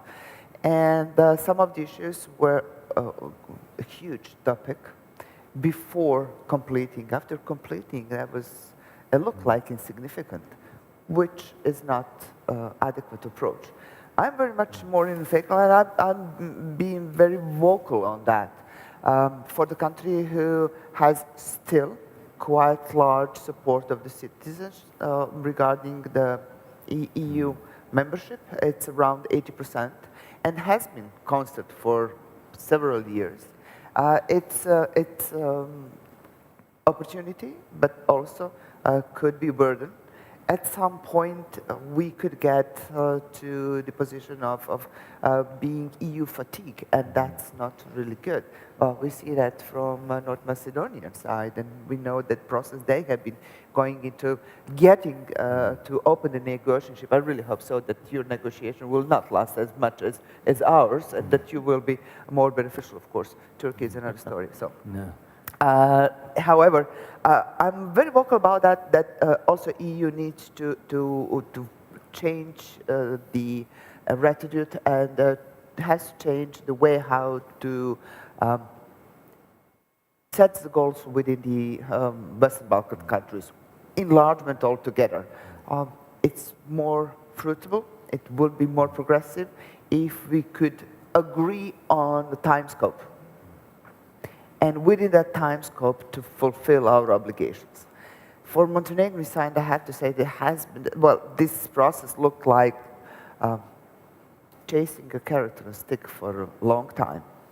and that's not really favorable, not for the citizens, not for those who are running country and those who are trying to obtain and to fulfill all the obligations which are in front of all of us. Anyhow, we are still hoping very much that we will finish our job regarding the reforms and that we will be the next one to join the club. Yeah, EU fatigue, certainly a very, very valid component here. We only have about 10, 12 minutes left in this discussion. Therefore, I would kindly ask you to keep the answer a bit more precise so we can get maybe through one, certainly, but maybe even a second round of quick questioning, because that is a point, Megifino, that is certainly on everyone's mind. The frustration on the part of governments, the frustration on the part of citizens, the lack of belief, perhaps even the lack of trust in the EU and EU institutions, the rise of Euroscepticism. These are obviously dangerous aspects, not just because of geopolitical mechanics, because of Russia and China waiting sort of to fill a gap, but by and large because so much effort has been made on all your part, on all the country's part that you represent here today. How do you counterbalance that? How do you counter that within your own public, within your own people? I think this is a good question, and I just want to add on to what the colleagues and the distinguished panelists also mentioned regarding popular support in terms of EU integration. I think in the case of Albania, there's always been a huge public support for EU integration, above 90%, and that has been constant. There's something that unites all political parties in Albania, and that is EU integration. Of course, that is not to say that it should be taken for granted. And of course, that means that we are committed, as we have been, to complete our obligations, to deliver, to do our homework.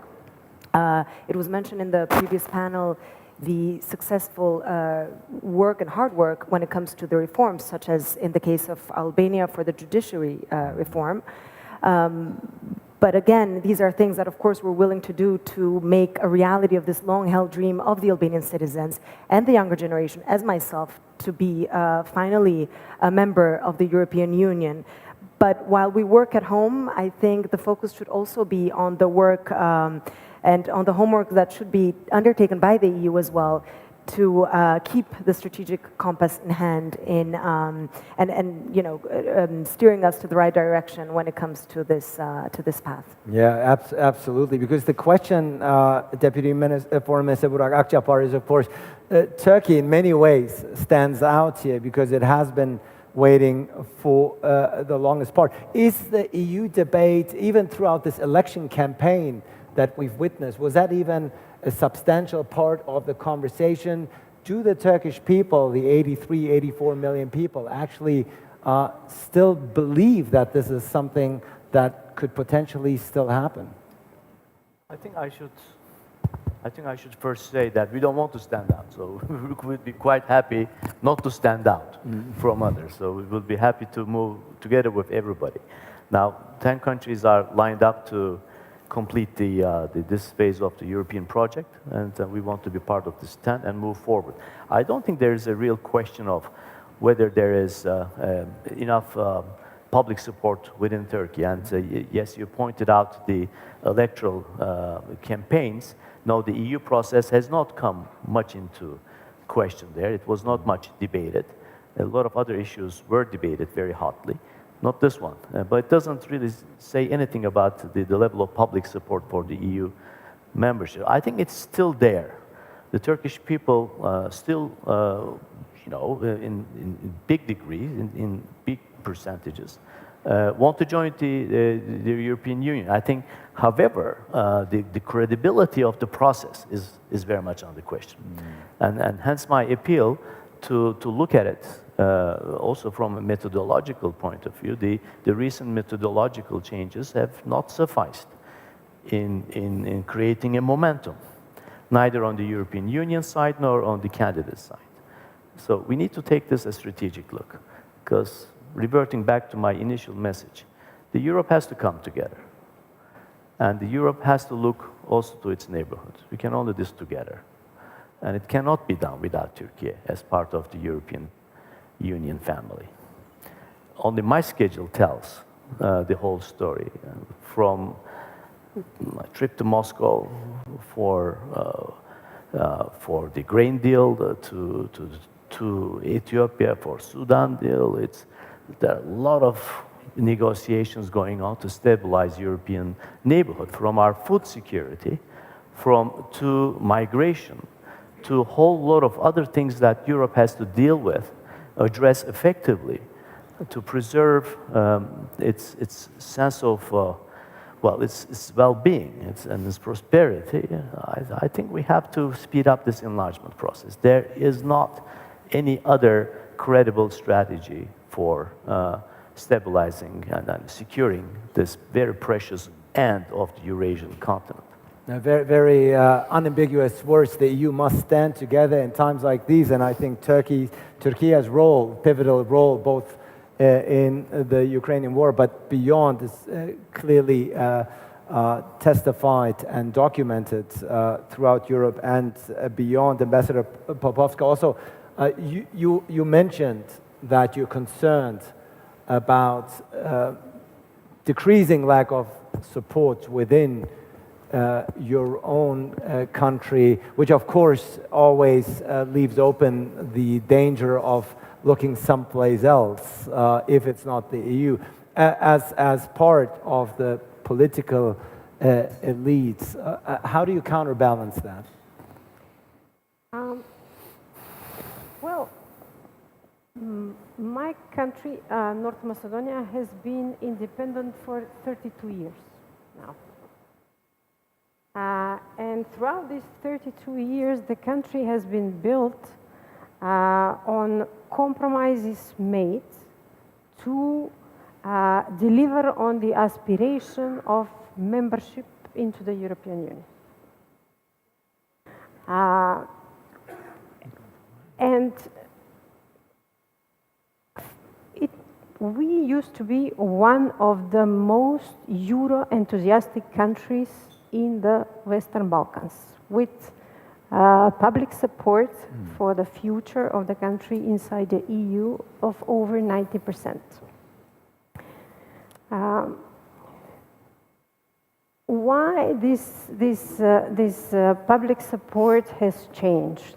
It has changed because of the perception that the promises made were not delivered, that they were not fulfilled.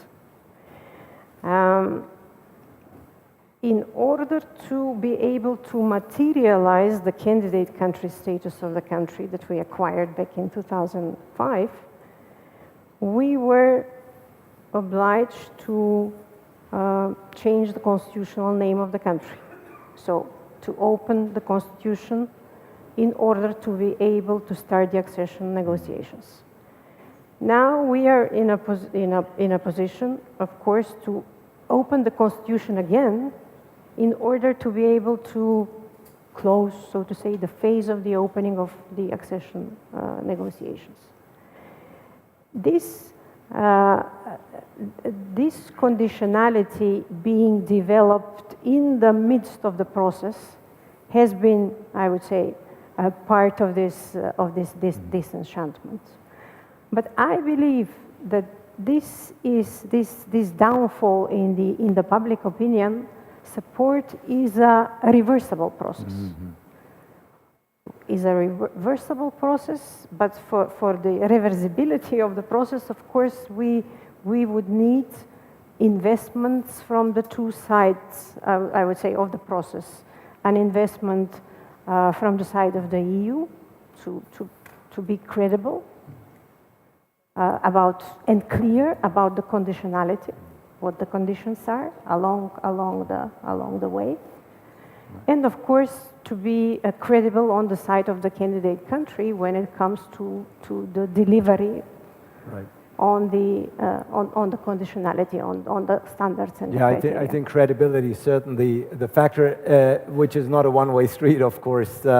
If I may, President of the Parliament, Misturovic, also get your take on the mood before we conclude slowly this panel on the mood within your country the average people on the street, their belief, or lack thereof, of an imminent EU membership? I would rather say that in Montenegro there is still a favor of the citizens for Montenegro to join the EU. But I would say that this enthusiastic and this optimism will not last forever, that's for sure. Yeah. At this point, I have to stress out that we do not have any EU skeptic political parties, so, which is very good for overall picture of the country itself. However, there are different approaches or differences between political groups and parties of the approach how to get to the EU. And have to be honest that we have been on some kind of standstill for 5 years. So that's quite a long period of time. So there is still hope. However, this will not really last for a long time, since we are more or less always in some kind of election process. EU enlargement or our getting into the EU is always one of the first topics. Everybody's giving different solutions, but everybody's in favor of that. If EU also does not put foot in the region strongly, and that means also, which Commissioner Varhelyi was mentioning, it's not a competition. EU partners need to be clearly, strongly within the region and not to give any space to the third parties. And we have to be clear, if at some point this journey gets too tiring, the other perspectives are there to be offered, and I don't think that's a good solution, but we have to be aware of that. We will conclude this panel with remarks from the president of the ALDE party in just a second, but 30 seconds each, because we heard the commissioner speak here today, announcing some drastic moves. He says you're going to be surprised what is going to happen within the next few weeks and months. What do you foresee, Megifino? What would be your hope in that regard? Well, we're obviously, most importantly, but also based on past experiences, where we believe in the gradual but progressive process for all of us that allows us to strengthen our common capacities and definitely tackle the challenges that we all face, not just Albania, but the region and the EU together, and stand united when it is needed the most. So we're very hopeful to make great strides ahead all together, for sure. Deputy Foreign Minister Burak Akçapar, your final 30 seconds. Big changes, big surprises are coming. Do you think that will include Turkey as well? Well, I'm averse to big changes and big surprises. Usually it comes in the form of finding another excuse to exclude Turkey from these processes or putting blocks on the way.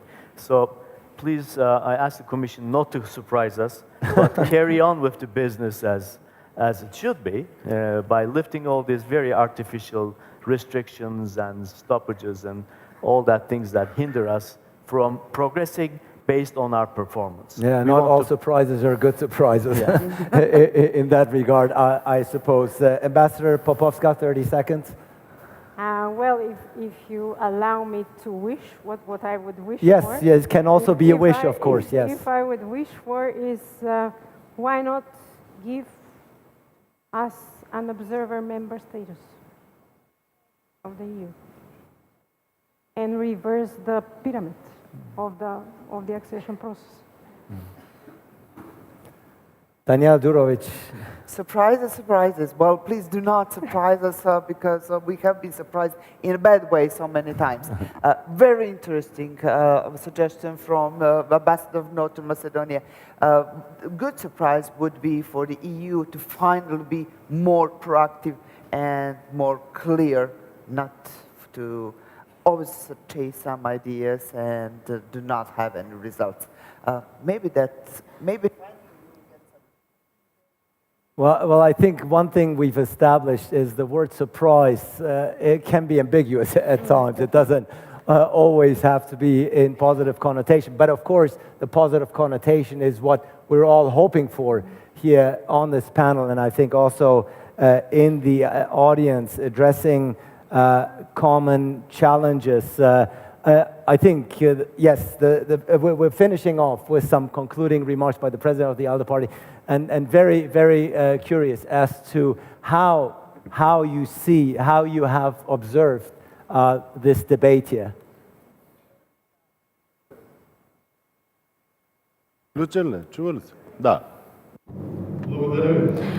Thank you, Ali.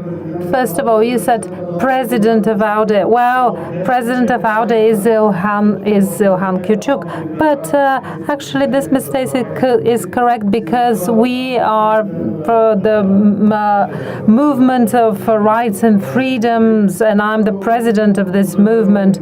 Well, first of all, I'd like to commend all the organizers of this very nice event, deputy ministers, commissioner, president of the parliament, deputy and vice presidents of the parliament, excellencies, the organizers, I could say our organizer, ALDE, because we are part of ALDE. And as an organizer, I'd like to also commend ELF, and I can say our ELF, because we as a liberal integration, we are part of ELF, and also our friends from the Atlantic Club. I'd like to share some experience because this discussion has been very interesting to me. First of all, I'd like to commend the panelists for this very interesting debate. I'm not going to talk about Bulgaria before 1990, before 1989, about the prerequisites that created conditions for interethnic conflict in 1989, 1990. But just the opposite happened in Bulgaria, and some people were witnesses then. In 1990, our honorary president, Dr. Ahmed Dogan, when in parliament, when we are still under the Warsaw Pact, he said the place of Bulgaria is in Europe, and the road to Europe goes through the Bosphorus. Many people try to distort the metaphor and interpret it in a twisted way. But we, as a country, Bulgaria has gone along its European pathway, and in 2004, Bulgaria became a member of NATO, and in 2007, Bulgaria became a member of the European Union. So we took our place, well-deserved place in the Euro-Atlantic family, NATO and the European Union. On the other hand, however, when we were building in the 90s our youth organization, our discussions have always tackled the issue that in order to have stability in the European Union, we need peace, stability, security on the Balkans. But in order to have peace, stability, and security on the Balkans, with all that rich history, culture, ethnic diversity on the Balkans, we together have to be members to common unions based on common values, and these are NATO and the European Union. And it's not accidental that in 2018, when Bulgaria held the rotating presidency of the European Council of the European Union, one of our top priorities was the enlargement of the European Union with the Western Balkan countries. From that perspective, this second forum is so much important. But on the other hand, however, for the Western Balkan countries, it is also important because long waiting leads to tiredness and disappointment, not only displayed by the politicians but also the citizens. This is what the European Union should have in mind. But on the other hand, the Western Balkan countries should know that membership in the European Union is not a gift. These are criteria, set criteria, a pathway that needs to be covered, and we need to do it very quickly. on both sides, on the side of the European Union and also the Western Balkan states, because we can see what is going on when the war is at your doorstep and you can see the aggression of Russia in Ukraine. Only then do we remember how much peace is important. And before the war, we were talking about the war like this is something that could never happen. But on the other hand, we should be aware very well that if we delay the process and create disappointment and mistrust in the citizens, there will be someone to use this space, to occupy the space. So this is something we should not let happen. But I'll stop. I don't want to give advice to the process, but I want to say another sentence about Bulgaria.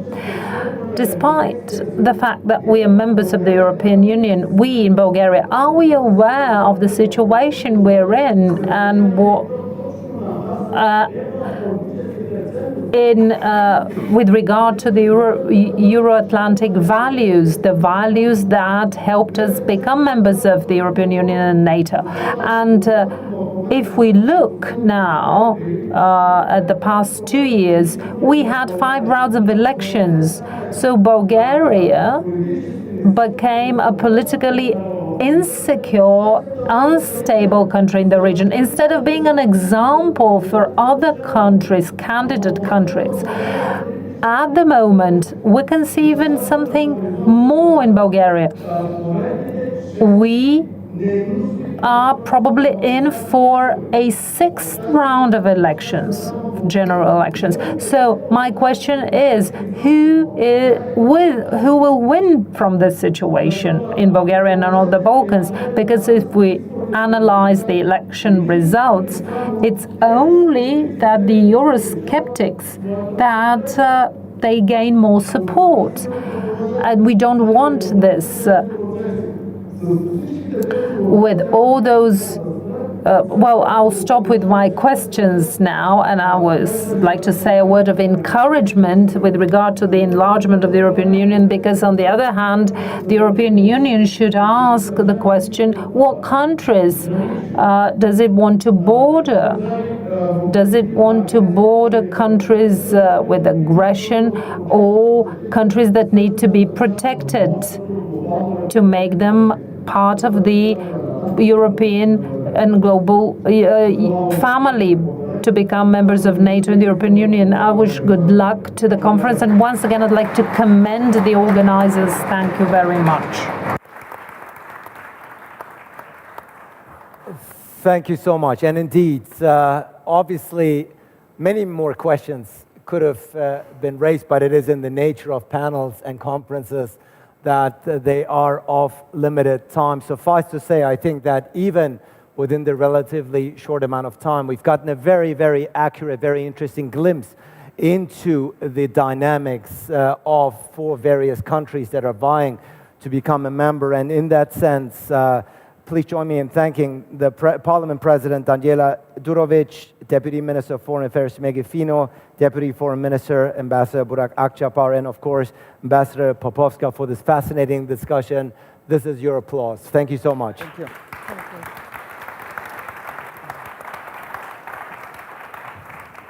Thank you. Thank you so much.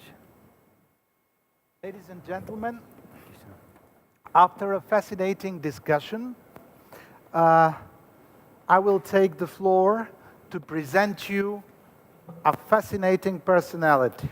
My name is Bojko Vasiljev. First of all, I'm a journalist at the Bulgarian National Television, and my guest here is one of the most prominent experts in the region, experts in nationalism, in conflicts, and in many, many, many issues of sociology and politology on the Balkans. His name is Dusan Janic, Dr. Dusan Janic. He's the founder of the Forum for Ethnic Relations in Belgrade. He's the founder. He has more than 100 publications all over, former professor of sociology, and again, a very, very, very tough personality. I know him since quarter of a century when he was taking a tough and very objective stance towards Milosevic's regime in Serbia. But he will lead us into the context of Serbia. We were witnessing tragic events recently, and Serbia, important part of the region, and Dusan Janic is here to come. So we'll talk about 10, 15 minutes, then you have the floor to 2 or 3 short questions. So first of all, the recent violence in Serbia, in the school and after that, do you see Serbian society changing because of that? Surely that's, especially the school shootings, which was the first one in the recent history of Serbia. It was really some danger. It's initiated a lot of changes over the day. Still today, so many people, ordinary people, are talking about that with so emotional way. Why? Because it's targeted each family. Basically, it is not by chance, by nothing. Serbia is decades as living in the one society of the violence. Serbia is under the strong control of the political leadership, which is really closely connected with the violence, not only the war violence, but also with the criminals, especially the narco dealers. And finally, the violence is the part of everyday life. And I will finish with that. The first political reaction is the motivation of pro-democratic, pro-European forces, including the NGO civic society, to go on public with the only one message: stop the violence.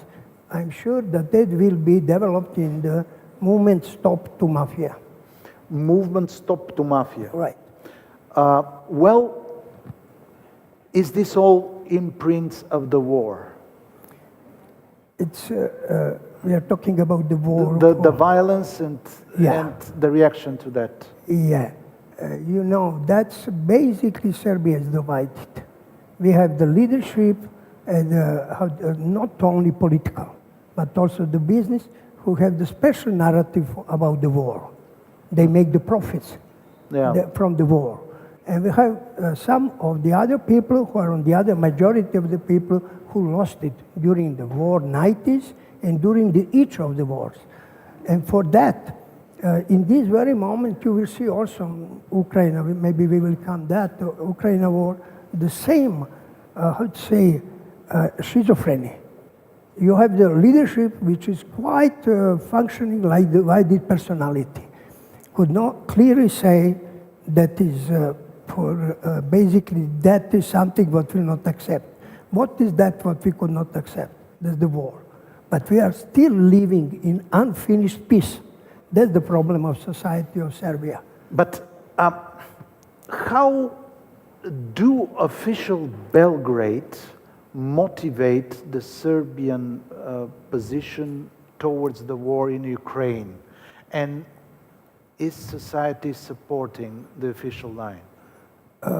First of all, society is not supported. Nobody asking society on the chance to the large part of society to say anything. The media, especially the media which are supporting the government, they have also divided personality. We have some of them too, which still today, their transmission from Russian radio TVs programs. And they are promoting the Russian side of the war. From the other side, including the government, officially it is against the war, it is for supporting Ukrainian territorial integrity, but is not saying clearly we will implement the sanctions of EU. That's, we just finished with one fact, to give you one fact. It's not easy. It's easy to me to say goodbye Moscow. I never been the partisan of the Moscow. But for the leadership of Serbia, it's not so easy job because our energy sector, you know, that energy security is the basis of all security, is monopolized by Gazprom and by Russian governmental credits. Anyway, that will be the long term, and Serbia is trying today's leadership to play on both sides what is impossible. Do you think that we are facing, that Serbian society and Serbian politics understands that this is a dramatic moment when you have to take a stance? The West, Europe, or Moscow? Now we have some kind of beginning of the new stage on the political, economic, security crisis in Serbia, which is in the end the crisis of the existing model of governing and the existing governing political, how to say, people parties. From the other side, we have something what is recovered of the not only opposition, I'm talking about the society. Surely, when we met in the next 2 months, we will see completely different Serbia. Maybe that the government will go, Vučić will go to organize. He's really a good manipulator. Maybe he will go on elections to try to stop that. That's a process. But the process finally is going against his will and against his governing in the next few years. You are following closely Belgrade-Pristina dialogue. Do you think it's bearing fruit so far? And does the war in Ukraine have an influence on this process? Surely. You know, I'm basically the part of the dialogue from the really beginning, in 1988. And it's only what I could say in this moment in Serbia. That's my political capital, because I was completely unsuccessful in politics, because I was looking so far in Europe. Anyway, that's meaning that I have really good contacts and I know what both sides are doing and planning to do.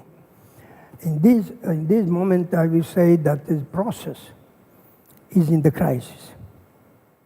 I had a lot of time to talk or to send the messages to the people, many people, including Miroslav Lajčák is a really good tennis player, but not so good playing in this crisis, because it's not up to him, that's up to consensus, which does not exist between the Brussels and Washington. That's my, if I could say, my experience, the lesson learned from the 90s is when Brussels and Washington will talk about my voice, one voice, what is the case in Ukraine, we will have the progress. Local politicians, in the meantime, will manipulate with the differences. Anyway, the process is a crisis.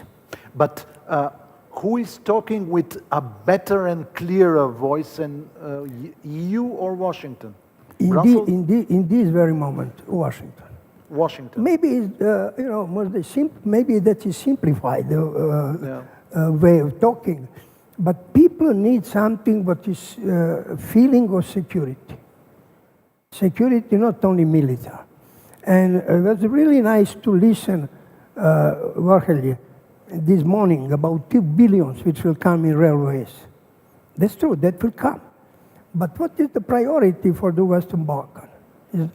Railways are important, motorways, but energy, that's one kind of supporting the energy community or cooperation between the Western Balkan countries and investing in that. That's about what is talking Escobar, is talking Washington agreement, is talking Biden in the points about the Kosovo.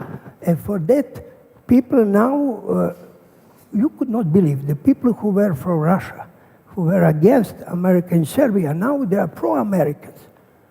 European Union is something close, but so far. What is the main mistake Brussels is making, if we can talk in this case about a unified Brussels? I could not talk about the mistakes. I could talk about the different interests among the countries, members, and also especially among the members of the Queen Group, especially in this very moment. That's our perception from the bottom, from the Western Balkan, we could not recognize the same lines from Berlin and from Washington. I will give you one example. Washington hardly supporting mini Schengen or Open Balkan will be the new name. But that is basically energy, infrastructure, and trading community. Brussels and Berlin, they're supporting Berlin process. Yeah. But if you are rational, if it's not something behind, it's so easy to harmonize those two processes, but no political will. It's not up to the local people. And now we have the people who are basically from governments on the Western Balkan who are divided. Some of them, like Montenegrin government, following the Berlin's process. In Serbia, Albania, Northern Macedonia, they are giving the priority to the Open Balkan. But what is the result? Both are blocked. In this very moment, both are blocked because among the local people, journalists, we have the hard discussions, but not serious investments. What can unblock all these things? End of war in Ukraine, victory in Ukraine, or change of decision making, or elections somewhere in the West? What can unblock? First of all, I really have to my personal positions toward the war in Ukraine. And it's a process which started as the war, 2014. We are talking about that from 2022. That's okay. That's really important, even in recent history. That war will, or I'm hoping, the winnings of Ukraine, supporting by EU and NATO, will change the history, certainly, and especially the new re-established, in the new way re-establish the sphere of interest. For Serbia, it's really important to join to the winners. In this very moment, because the 90s, we finished in first time in our history as the loser. In this very moment for us, Ukraine is the signal of where is the winner. Unfortunately, the politicians are calculating their interests, elections. Anyway, society, I'm sure, is in the side of the Ukrainian people and their suffering, and they're really fascinated fight. They are fighting for freedom. They are fighting in some way for all of us, including the people in Serbia. And for that, I will just say that indirectly, directly, we have a lot of influence. But the main influence is that our leader, which was under any questions before the war in Ukraine, now himself, which is confused, who is looking like one man staying in the middle of the crossroad, waiting some train to kill him. He's not able to move. And that's the real picture, I think, of our politics today. We had the illusion in the 90s, I remember, in Bulgaria, that Western pressure can bring change, and only Western pressure can bring change. Yes, Western pressure can bring change on the politics on the Balkans, but can it change societies? Can it bring back catharsis?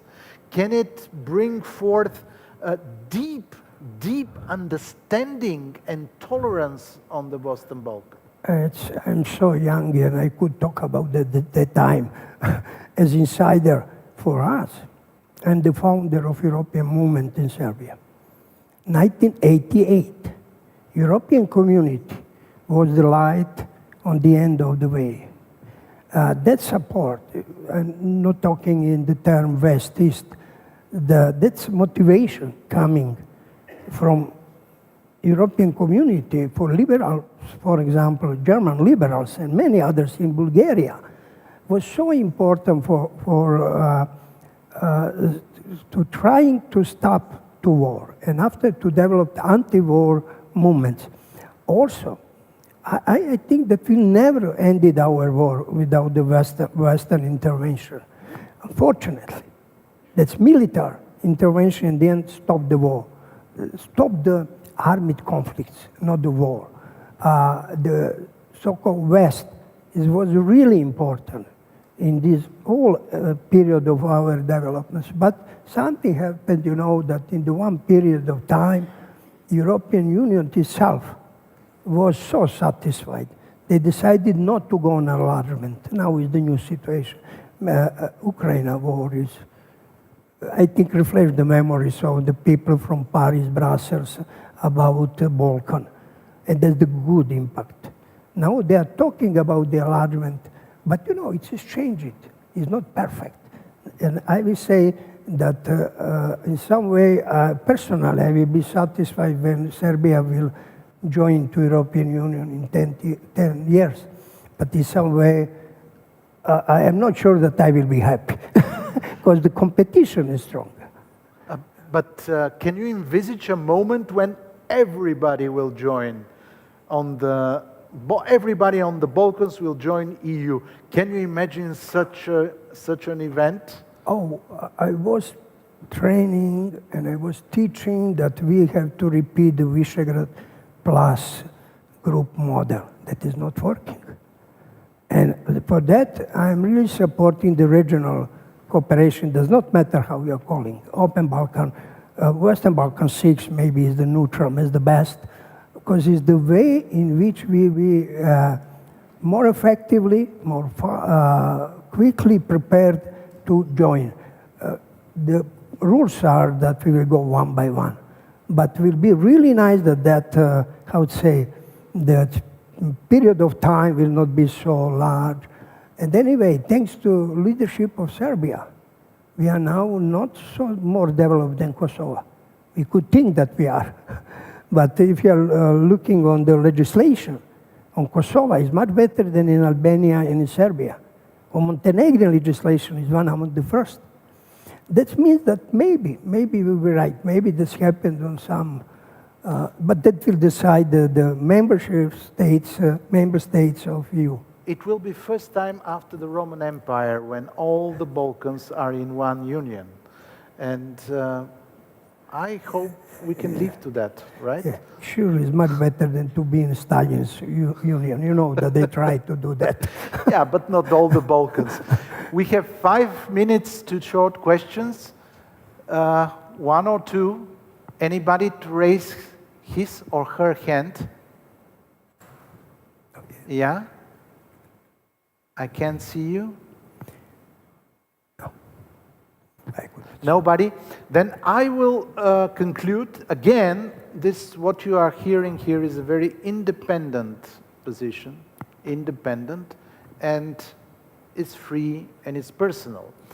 Once again, if we see the Western Balkans and the enlargement of the European Union, what can be done to make this story better?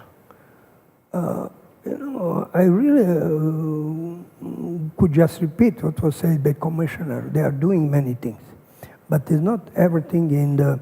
You know, China is doing so-called has the so-called infrastructure strategy. It's investment in infrastructure, and they mean that they will be closer to the people. Yes, people, you are closer to the governments. You are closer to the big business. You are not closer to the people. You have to combine that. For many, many other communication, I will tell you something from the experience of civic society. Basically, the way in which European Union is spending a lot of millions of their citizens on civic society is not coming directly to the civil society organization. It's going through the government. Everything, basically, European Union way to financing the development of media freedom and so on is going basically intermediated by the governments. That's bad. That's bad. Comparing with European community, that's really bad. And what I could say, the commissioners, please study the experience of European community. European community was able to accept Visegrad Group together in the one moment. But society, can society change from itself, like Baron von Münchhausen taking itself out of the mud by itself? That is not working like this, but is a lot of activities and combination of them. In the end, the political leadership must be in Serbia completely, I would say, changing the policy. Many of them, they have the capacity, but they are calculated. Money is money, you know, the interest is interest. But political leadership has to do the first most important, political parties and other most important, I would say, influence, or to be some model, role model. If they are not promoting the idea of European communication, if they are not promoting peace, what they are promoting? War. They are promoting the status quo. They are just going in the Brussels. I'm personally on the side of my tennis partner, Lajčák. But each Monday I am shocked when he is passing. People are going there just to spend the time to have a coffee and in some way to buy the time for prolongated elections in their proper countries, Kosovo and Serbia. Just one example. Thank you very much. I will bring home one thing. EU should focus more on society, more on society. I think, and our experience shows that this is indeed a problem. Thank you very much, Dusan Janic, analyzer from Serbia. And tennis partner of Lajčák. Right. Please. Don't know who is better. Yes.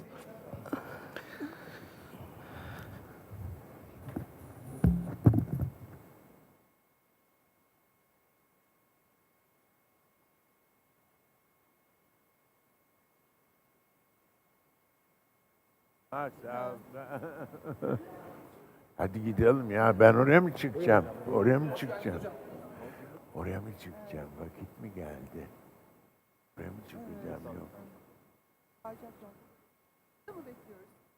Buyurun. Burada.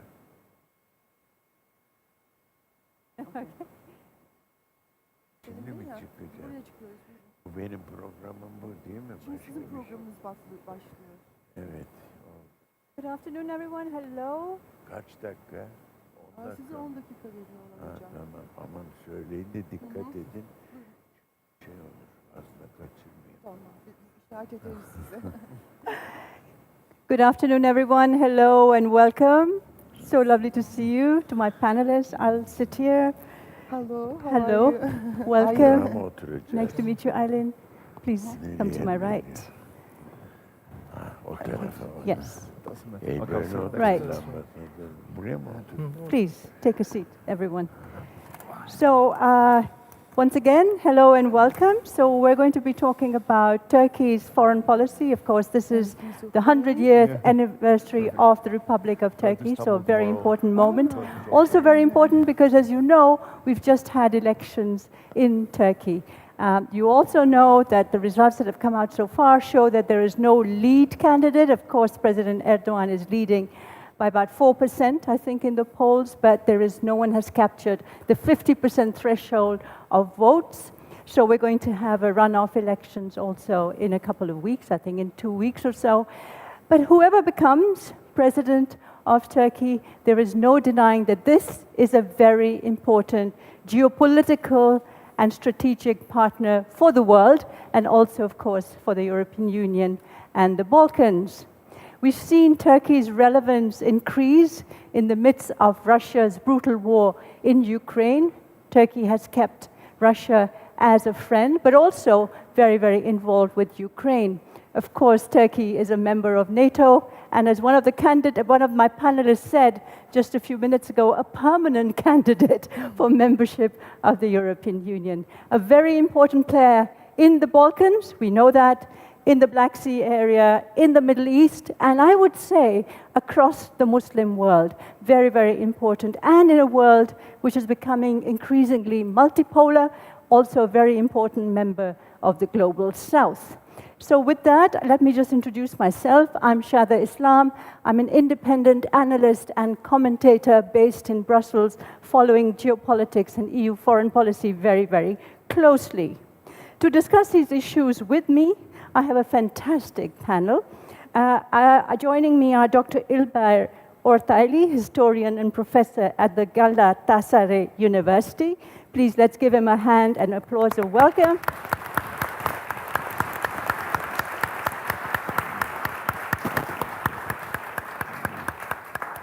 Dr. Ortaylı, it's a real pleasure and a privilege to be here. Joining me also on my right, Her Excellency Aylin Sekiçoguk. Did I pronounce that okay? More or less. Of course, Ambassador of the Republic of Turkey to Sofia. Thank you very much for being here, Aylin. His Excellency Selim Yenal, President of the Global Relations Forum, also former ambassador to the European Union, and I confess, a very good friend of mine from there. And last but definitely not least, given that his articles are appearing as we speak in the Financial Times, among other papers, is Dimitar Bechev, lecturer and visiting scholar at Carnegie Europe. So the rules of engagement are very, very simple. I'm going to give the floor to Dr. Ortaylı first for his keynote address, and then we're going to explore some of the questions that I put to you in the beginning. So, please, sir, the floor is yours. Madam Chairman, and Excellencies, distinguished colleagues, very glad and feel myself quite privileged to have this speech here. If I talk about Turkish foreign policy and at all Balkans, it's certainly a very deep subject, and the solution and the explanations are different and different. The theories are as much as the cancer theories in medicine. And I don't think we can have a perfect and excellent guidance to diplomacy with our historiographical and sociological and economical research, but at least we can help a few. So Turkish foreign policy is, of course, an old class, école, school of foreign policy, because the empire had to be a diplomatic empire. The offices and relations are so, we don't talk about it. And we had partner, of course.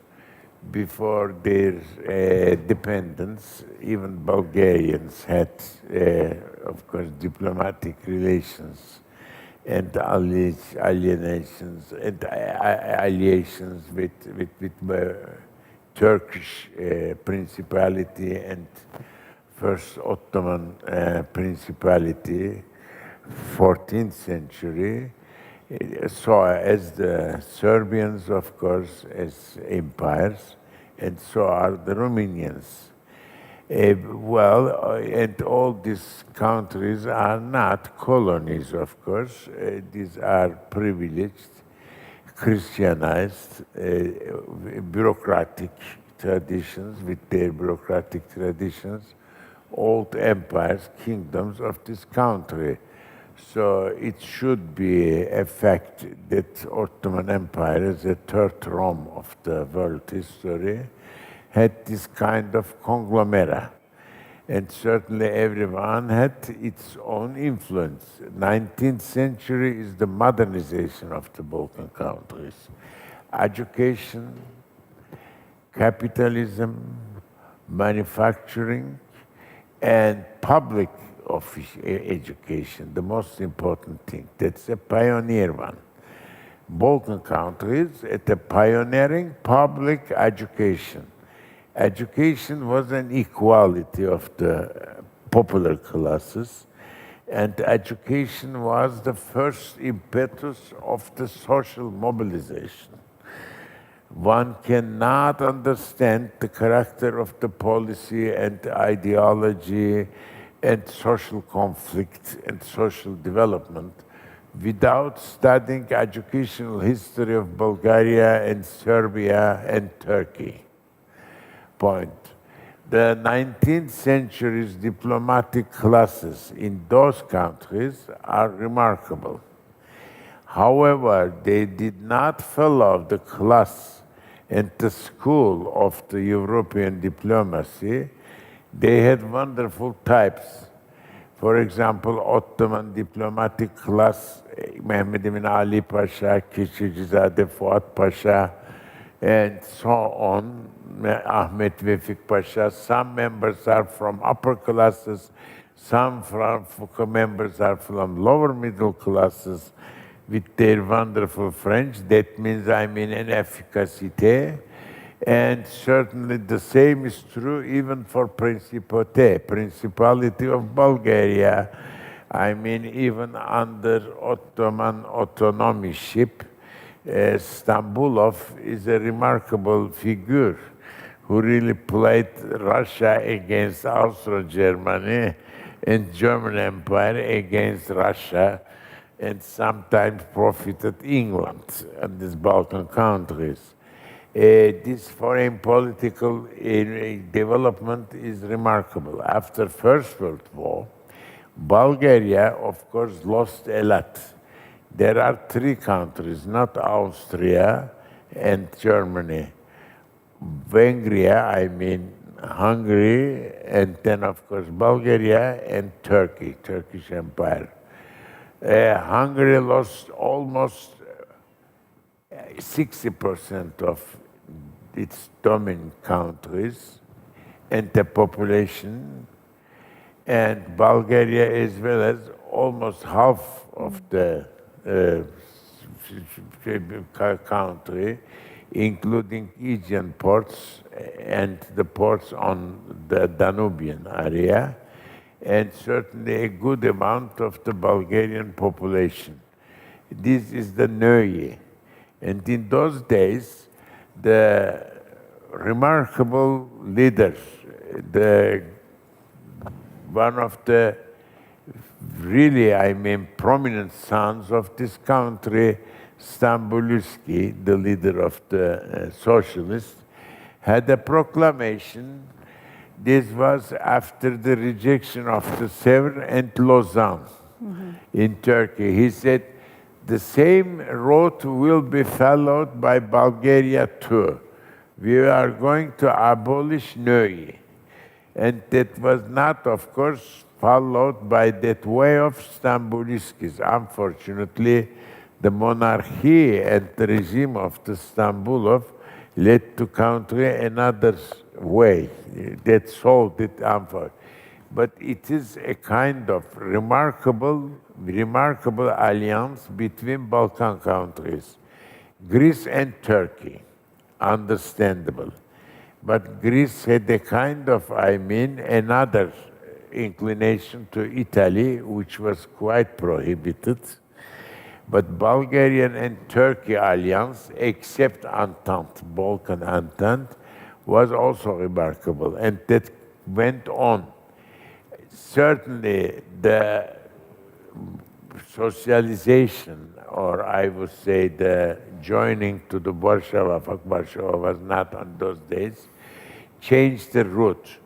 The same is true also with Romania. Titulescu and Kemalist regime brought another thing. Sure, I would say till the foundation of the Soviet system and Cold War, in 40s, at the end of 40s, Bulgaria, Turkey, and Romania, and even Greece had another way. That was the way of Kemalism. Turkey has followed the roots of Kemalist foreign policy. Peace and entente with Balkan countries, inevitably. So we have to follow that without problem. And of course, the same is true also between Iran and Turkey.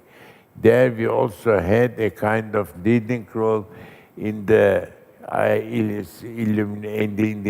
introduction of social reforms and westernization.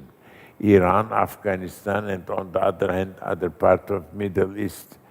The most important thing is, without thinking or imagining the role of the socialist system, Eastern Europe, Bulgarian and Turkish relations went on. But of course, if you have someone else, I mean, as the leading power of your pact, then you have to take yourself out. And so was it the problematic way with Bulgaria started at the end of 40s. And the first reaction of this is that the first migration, forced migration of Bulgarian Turks in 40s. Thanks to this migration, but Turkey enjoyed to have a very qualified force for the development of its industry and agriculture as well. Thank you. And the second is repeated by Todor Zhivkov later. 300,000 people, they really changed the character of Turkey again. However, it was a tragedy, helps to the development of country.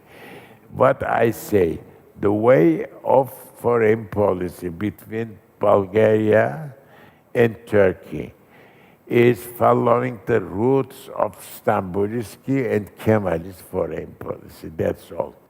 Whenever we follow this way, the ethnic groups will be satisfied. Whenever we follow that way, the economic development will be well, the development of the traffic and interrelations and infrastructural construction will be well, and we had to go on that way. I thank you very much. Certainly it's a very big subject, but I think the message is very clear. No problem, no troublemaking, just following the way of post-war period, Stamboliski and Kemalist foreign policy. Thank you.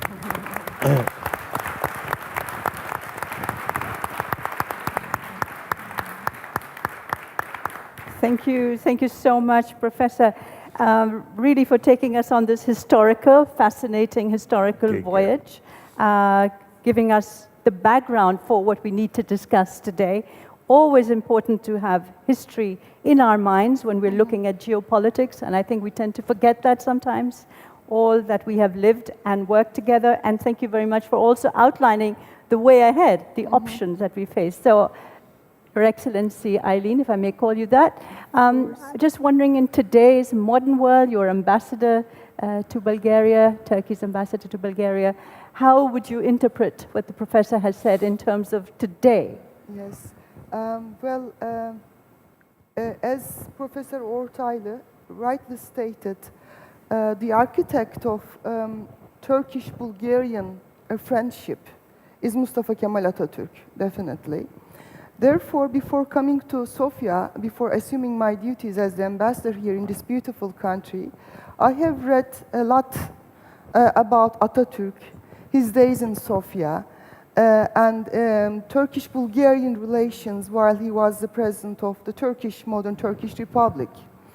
And I came across a very striking statement by Atatürk. Back in 1931, Atatürk receives the Prime Minister of Bulgaria. And he says, it is, just to remind you, it is just before the Second World War. And he says, Turkey and Bulgaria should remain friends. Whoever is against Bulgaria is against Turkey as well. So, I mean, it is a very strong statement, actually, and I cannot find any other example of Atatürk's statements regarding a third country which is that strong. It's like a directive, like an order to the future foreign policy makers. I was, of course, Atatürk is a strategist, a visionary, and I sense that he meant what he said. It's not a small talk. But I was confused because Turkish-Bulgarian relationship has not always been a rose garden. As Professor Ortaylı rightly suggested, the assimilation campaign against the Turks and Muslims, the Cold War. dynamics, etc. So I was a little bit confused about the strength of this statement. Then I came to Sofia in early 2020 at a very turbulent time, starting with the COVID crisis, to be followed by war in Ukraine, the disruption of the global supply chain, energy crisis, the migration crisis, etc. And in each and every crisis that we had to face here in Bulgaria, Atatürk's statement, this famous statement, was tested and tested and tested again. And in each time, that statement has come even more valid than ever. To give you an example, the COVID crisis, Turkey was the first country to help Bulgaria with, all these, medical supplies, etc. And we worked together with the Bulgarian authorities very closely to coordinate the borders, because there was a huge influx of Turkish citizens returning back to Turkey during the COVID. And then came to war in Ukraine. We helped evacuate the Bulgarian citizens from Ukraine. And the Bulgarian authorities opened their borders between Romania and Bulgaria unconditionally for all the Turkish citizens, and helped us a lot to evacuate them through Bulgaria. And came the energy crisis. When the then Bulgarian government, faced a crisis because of this, Gazprom thing, etc., and Russia cut supplies of natural gas to Bulgaria, Turkey was the first country that they had to apply for help. So we opened our port facilities for the tankers carrying LNG to Bulgaria, and we helped that LNG to pass through Turkey to reach Bulgaria. And just this year, in the beginning of this year, we concluded a spectacular natural gas cooperation agreement with Bulgaria that has prevented drastically Bulgaria from falling into another and a very severe energy crisis and illegal immigration, common borders. All the time, we cooperated and we cooperated and we cooperated very closely. So looking ahead, I can tell you that there are two variables that would affect the dynamic of Turkish-Bulgarian relationship, and there are two constants and one variable. Starting with the variable, that is the changing international and regional context. At times of unpredictability, at the times of turbulence, both countries, Turkey and Bulgaria, are in search of trustable, strong, and stable partners as neighbors that can help the other one in times of crisis. Therefore, since the present unpredictability seems to be continuing for a very long time, my assessment is that Turkey and Bulgaria will be getting even more closer in the years ahead. Regarding the constants of this relationship, the one very important constant is the common borders and the connectivity consideration from the perspective of Turkey. Bulgaria has always been the door for Turkey to reach out to the rest of Europe land-wise. And we always wanted to keep this door open. Therefore, Turkey will always invest in developing in relations with Bulgaria in order to keep these common borders, first of all, secure, and second of all, open for regular supply chain movements and also for the passage of the passengers. And the third factor, which is a constant and very important, is the Turkish Muslim minority in Bulgaria. Whenever they feel secure and happy in this beautiful country, Turkish-Bulgarian relations will have a greater impetus to develop. And vice versa is also unfortunately correct. Therefore, these are the three intakes that I can share with you as my position as an ambassador of Turkey in Bulgaria, and thank you very much for your patience. Thank you.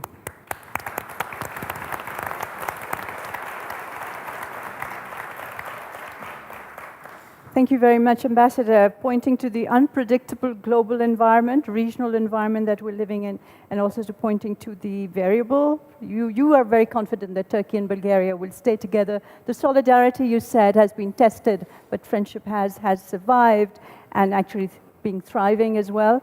You talked about the common borders and also about the well-being of the Turkish Muslim minority here, and of course that counts in this relationship. Selim, if I may come to you, getting into what I started off with, which is really the momentous elections that were just held.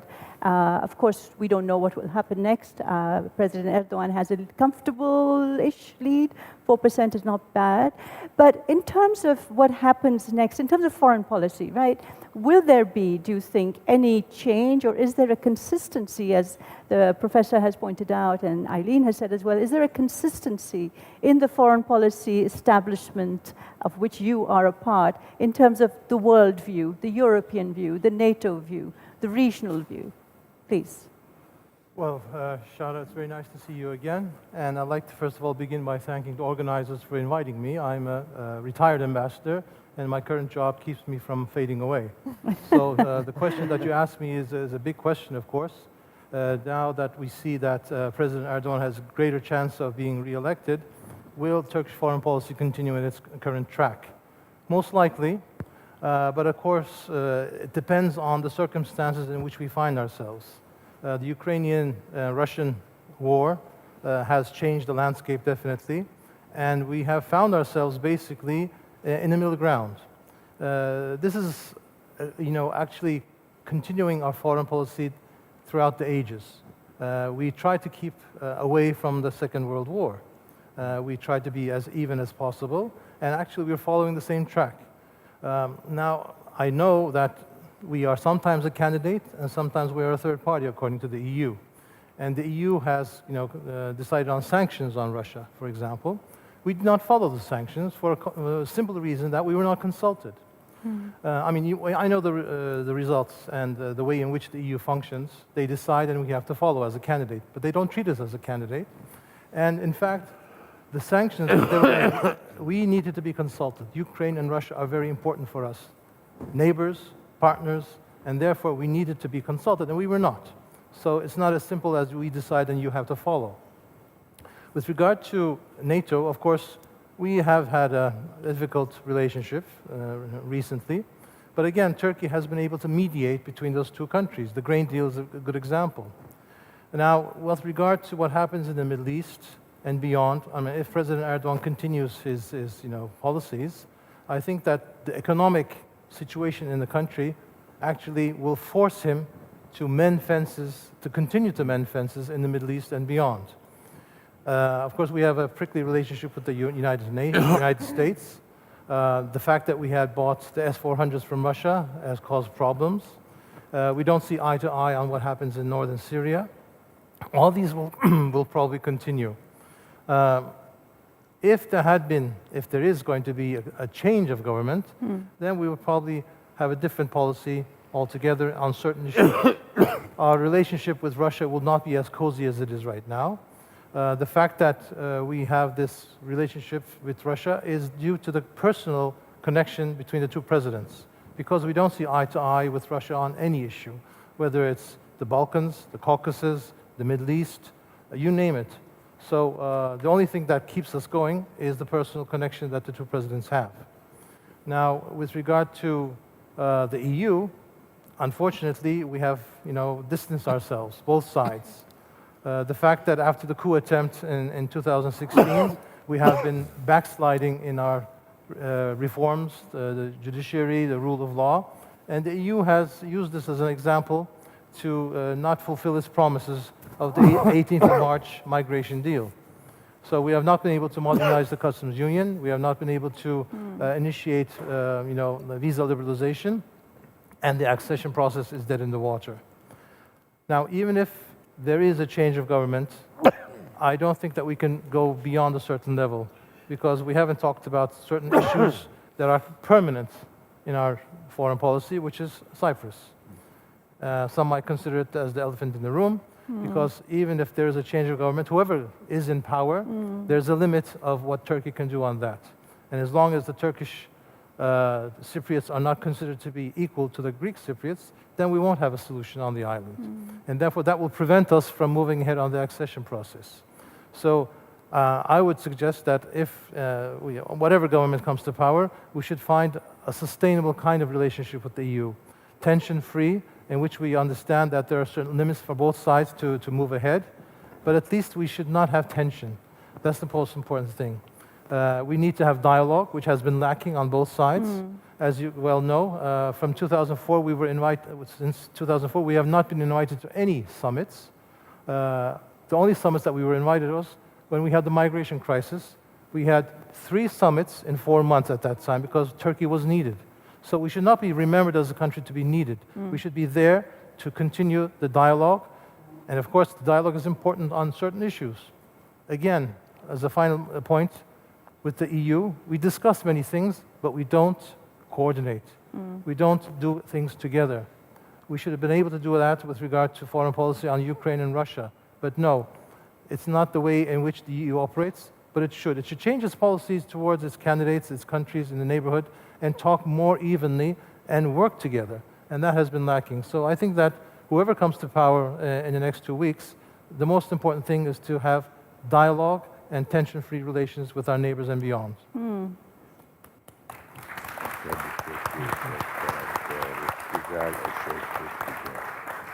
Selim, thank you very much for being, as always, very outspoken, frank, and honest. I have to say, sitting in Brussels, sometimes I have the impression that we look at Turkey more as a rival than as a potential member.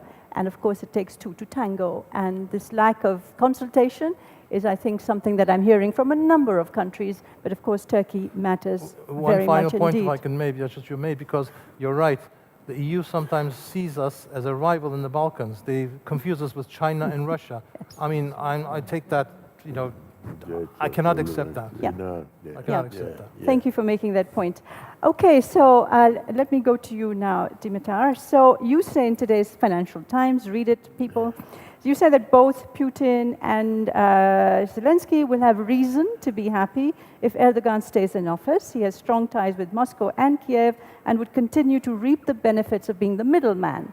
There'll be back and forth, you said, on Sweden's NATO membership, which of course Turkey for the moment is holding up. And you say that there is possibly a decision in July. But you say very importantly, I'm sorry I'm quoting you back to you, but I think this is important. That's all right. Erdogan, yes, I'm giving you publicity, right? Visibility, that's what it's all about. Erdogan will keep fanning anti-Western and anti-US sentiments at home. Go a little bit further, explore this with us. Yeah, first of all, thanks a lot for being part of this forum. It's a real privilege to me, and I feel somewhat humbled to be in the company of 3 Turkish citizens who obviously know much more than I would ever will about this fascinating country. And the key to your question about anti-Westernism basically connects to our topic, 100 years. And Ilber Hoxha hinted at some of those references. Now, in 1923, when Turkey was established as a republic, it had emerged from a war of independence, where it had to fight not only Greece, but also a number of Western powers, including the country I live in, the United Kingdom.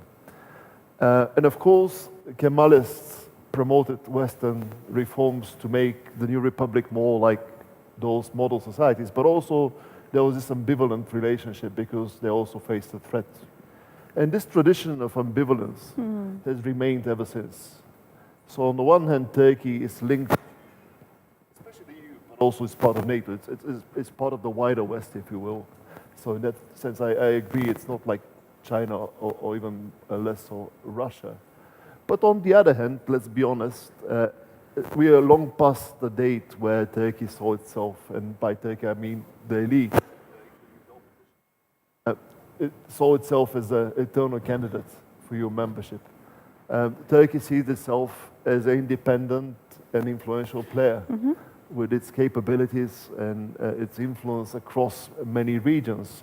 We heard about Sudan, I heard about the Caucasus and so on and so forth, and obviously Russia and Ukraine that was put on display.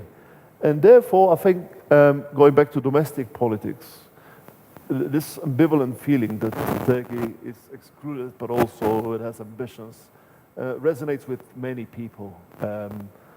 Just look at the parties that are contesting the election. In the pro-government camp or pro-Erdogan camp, which, I mean, let's put my card on the table. I think it's very likely we have the same president after the 28th of May.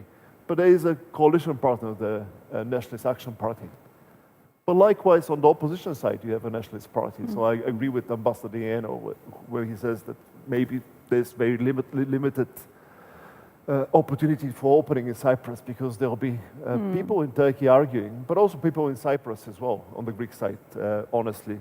And now we have a third nationalist force in Sinan Oğan, somebody of Azerbaijani origin, who also channels those sentiments. So going forward, I can see Turkey being there in the middle, trying to project independent power. But that's my second point. There will be a limit. Of course, I wrote a book that Turkey turned away from the West. But there's some resilience in those connections. Look at trade flows between Turkey and the EU, or the number of Turkish citizens living in the European Union.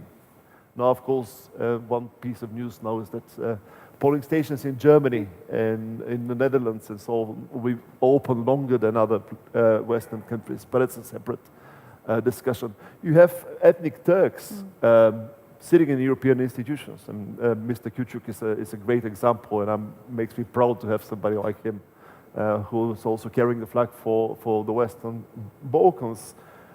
You have energy, also climate change, a topic that is increasingly key. Turkey joined now the Paris Climate Agreement, so there is an enormous scope for cooperation. Now, of course, if Kılıçdaroğlu would have won the elections, I think there will be an opening. Probably there will be a discussion about updating the customs union. Now, this is probably not happening, but I'm encouraged because this election campaign, you didn't see the type of friction we had 5 years ago. Remember 2018, the year before, ambassadors being recalled, strong words exchanged with the Germans. Exactly, this anger is gone. There is realization on all parts that there is mutual dependence. Turkey needs some reconstruction money. There will be the discussion around the renewal of the refugee deal. So passions are running low. Even Greece. I mean, many in my trades in the previous months were expecting that Greece has an election, Turkey has an election, Mitsotakis and Erdogan will be trading threats. Nothing of the sort has happened. Maybe the tragic earthquake has helped in a strange way, dangers turning up in Antakya. So I see some openings and silver linings with the EU. So let's be optimistic. And final word, just to underscore what Ambassador Yenel said about the Balkans, since we are discussing the region. In the Balkans, Turkey, of course, sometimes plays the role of independent regional power. But if you drill down a little bit and look at policies, Turkey is basically part of the coalition, the Western coalition. For instance, Turkish troops are serving in Bosnia in EU4, the peacekeeping mission. Turkish troops are also in Kosovo under NATO. Turkey didn't veto North Macedonia or Montenegro joining the pact. And the list goes on.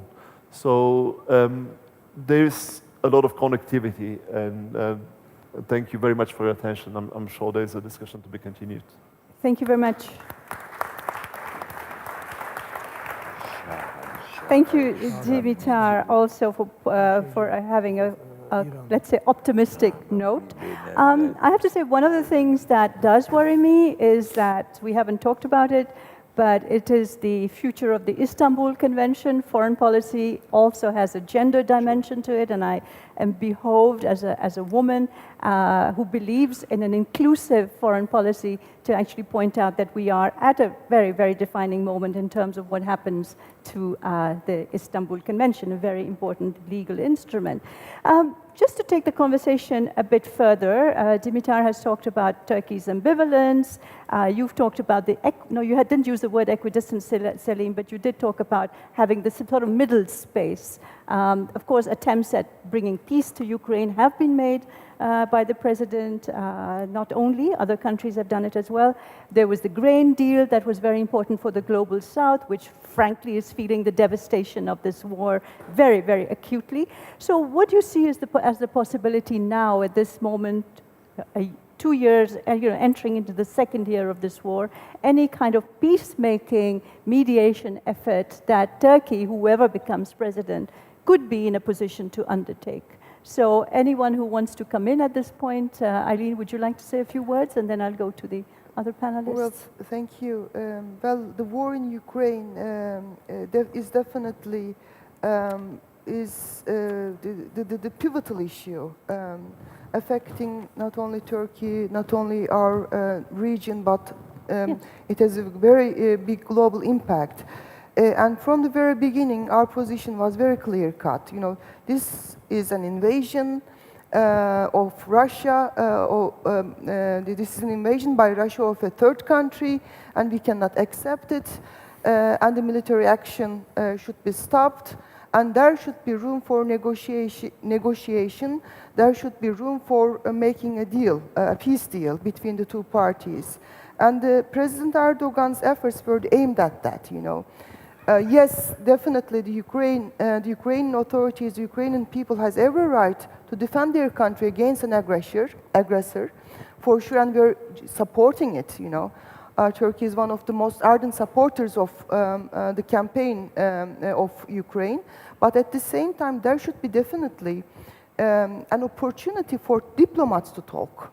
This is important. Without talk, then the weapons will continue to talk. The results of the president's and Turkey's, efforts are just here to see by everybody. The grain deal, as stated by Ambassador Yenal, is also the prisoner exchange between the two parties. So that also means that there is this, whenever diplomats talks, whenever there is negotiation, there is a positive output, definitely. And we should not lose hope on that. And we should not lose hope that at the end of the day, not tomorrow, not 1 year later, but at the end of the day, the parties will have to come together to negotiate the peace. And Turkey will be there. Either it is President Erdogan or any other government, Turkey will be there to help the parties to facilitate their talking to each other. Thank you very much, Ambassador. Thank you very much indeed.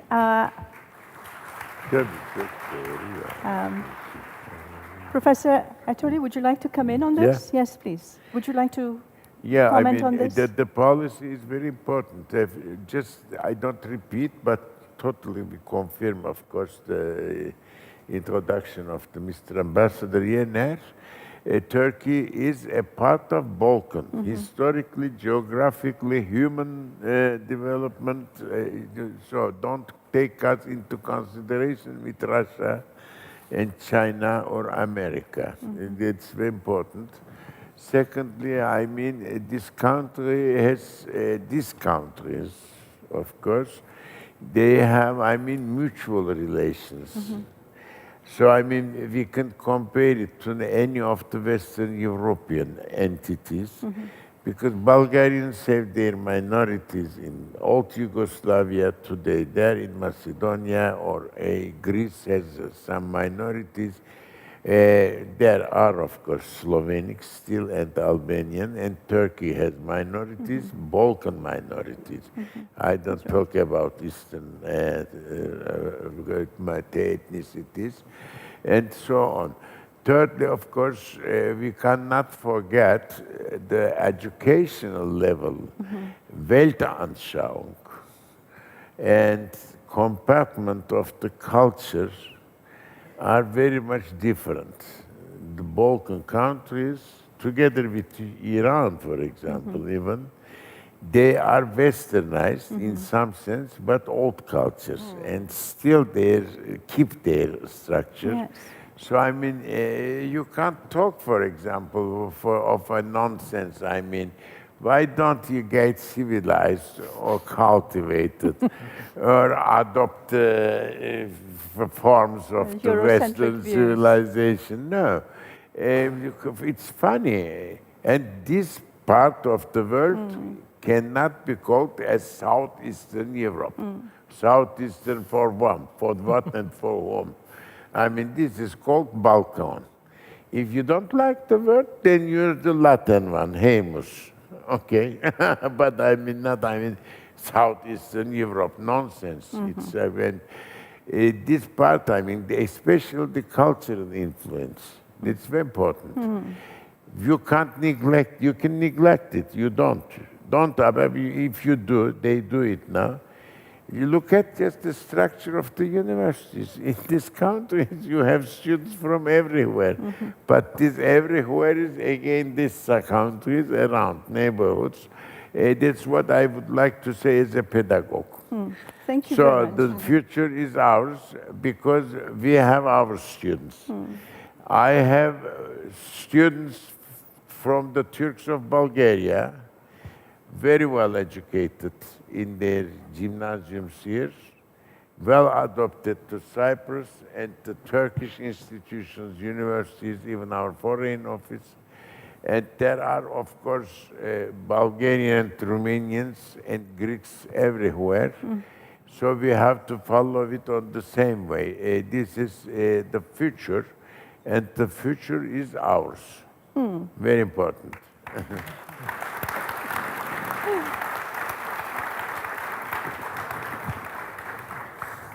Thank you, Professor, very much. About the people and the connections between people, the interpersonal relations that we have. I have to say, thank you, Ilhan, for inviting me here. I feel very much at home in the Balkans, in Turkey, in Sofia as well. So thank you very much for that very moving statement. The future is indeed ours.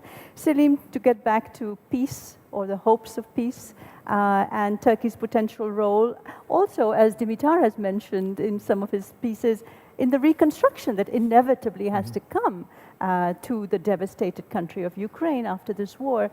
Some of your thoughts. Well, I mean, with regard to this war, I never thought that I would think that I missed the Politburo. If the Politburo had existed, maybe we would be able to, contain Putin. There's nobody to contain him anymore. He is the heart of the issue. So until he decides to end the war, unfortunately, this probably will continue. There's nobody to influence him. There's nobody to hold him back. And that's the unfortunate situation that we're facing. Even if Ukraine gains, makes progress, even wins the war, unless he's removed from power, Putin, this will go on. So this is the heart of the matter. Now, what you're asking us is, of course, if there's an opportunity for Turkey to play a role, it will play this role because it has the mediation capability, and it has good relations with both countries. Therefore, it would be seen as a good interlocutor. But then again, afterwards, the construction. And of course, we have a lot of experience in construction, and we will probably be helping Ukraine come back together. But first of all, the war has to stop. And to stop it, we have to stop Putin. And unfortunately, there's no Politburo anymore. Right. Thank you for that. Yeah, very realistic point of view, I have to say. Very true.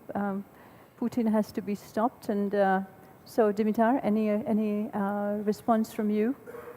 Yeah, I mean, definitely, I think the war is there for the long haul, unfortunately, because Putin thinks that time is on his side, and he has a greater staying power than the West. He obviously is looking at the elections in the US in 2024 and thinking he can go along with Trump administration and strike some sort of a deal. Whether it plays out like that, we don't know. But it also connects to the idea that Turkey is a mediator, because one of the talks that happened in Ankara was also between the US and Russia after the beginning of the conflict, at the level of intelligence chiefs, Narishkin and William Burns. So, I mean, there will be scope. The negotiations that happened early in March and April 2022 happened at the time when probably there was some openings. But after the massacre at Bucha and after Ukraine started making gains, I don't think Ukrainians are prepared either. So before we get to another round of negotiations, which will be in good faith, we at least have to have some sort of a stalemate. Strength, Ukraine. But straight, but also some sort of a stalemate. Maybe getting back to the borders of 2022, or maybe some sort of a big gain in the south now with the upcoming offensive. Yeah. But the point is that we are not there, and it might take months, maybe a year. Okay, so we're coming to the end of our conversation, and I'm going to turn to all four of you wonderful panelists and ask you to answer me in a minute about if you were and you are being asked to give some advice to policymakers in Turkey, but I would also say in the European Union, what would be the 1-minute pitch that you would say to them in terms of, as you said, Professor, the future is ours? What is the 1 or 2 things that Turkey can do and the EU can do to make sure that the future is ours and the Balkans remains a very strong element of our enlargement policy? Yeah, I mean, first of all, I mean, these are the asylum countries for each other. The political structures and very fragile life of democracy in both countries change sometimes the people from one side to another one, except population pressure and population exchange, especially after First World War and Second World War. There is also a kind of cultural and economic migration and asylum migration. That's very important. Certainly, if you have this kind of mentality, that's the first thing. The second one is, of course, I mean, the history and the present itself, I mean. We have our change, cultural change, and we have our economic exchange. The daily life is deeply influenced by this economic change. Nobody in Germany feels the influence of Turkish economy in this country or in America. But in Bulgaria, one feels, I mean, the influence of Turkey. And in Turkey, you feel, I mean, any type of, I mean, influence of Bulgarians in Charsha, marketplace, or in agriculture. That's very important. The agricultural structure of Turkey is deeply influenced by the agricultural training and education of Bulgaria. Okay. The so-called Dorf village institutes. These are the famous educational reform of Turkey in 1930s. And the source is the Stambuliski, Bulgaria, because the leader of this movement in Turkey is a migrant from Bulgaria. And secondly, I mean, you have the education of the rural proletariat. That's again Bulgarian influence. And on the other hand, sometimes you have some kind of arts. These are sourced from Turkey to another Balkan countries. Our daily life is that runs on that way. I think this is more important than any kind of Marshall Aid program or any kind of Soviet investments in Egypt or that type of. Yeah, you have the people, I mean, who live together. Right, That's important. Yeah, thank you. And if you have that, I mean, you have to be together. That's all. I mean, you have, I mean, the leader of Turkey, he spent 1 year of his life here. I mean, influenced by Bulgarian opera, not Paris. Bulgarian opera, but this is the best. Right. The best. The best. And then he influenced Iran. Reza Shah did the same in there. Right. And then I wonder how orchestras, etc. Thank you. You had, for example, a man, who followed the Bulgarian example of public education, to Aprilov. And that had been applied then here and even in Russia, among the Russian Turks. Professor, I do have to stop you now. Because this is...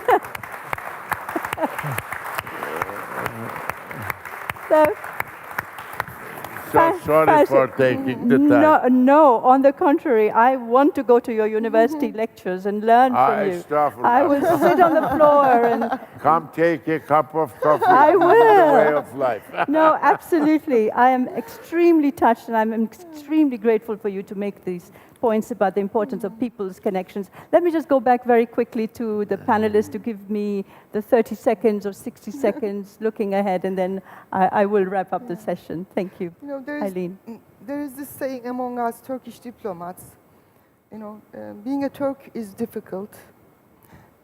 Being a Turkish diplomat is even more difficult, You have to keep digging, keep working, and then at the end of the day, you are the one easily being discriminated against and, isolated, or ignored, This is our, so to speak, a kind of, curse, so to speak. But, of course, my advice, not to the foreign policy makers, but to the younger generations of the diplomats, Turkish diplomats, keep working, never disillusion.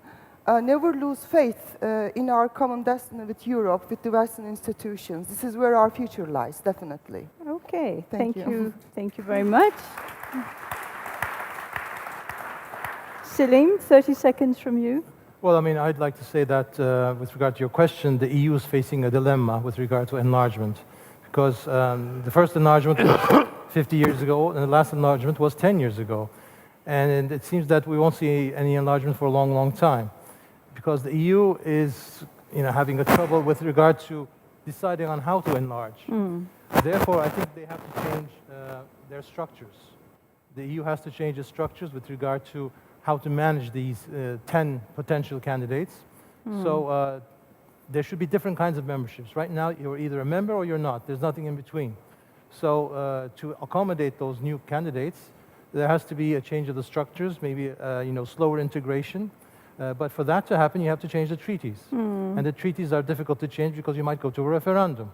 But nevertheless, the EU has to address this issue to accommodate not only the Balkans, and I'm not going to say Western Balkans, because I agree with the professor that this is a creation of the EU, this Western Balkans language, but to accommodate the Balkans, Ukraine, Georgia, and Moldova, and as well as Turkey.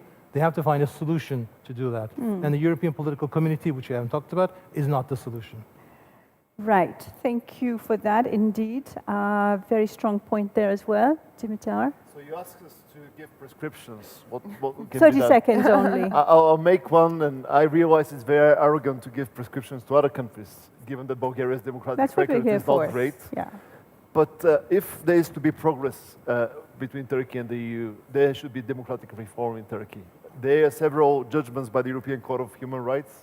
Some people have to be freed from jail, including Osman Kavala. If that happens, I think there will be progress on many issues. So I hope to see a Turkey which is more open.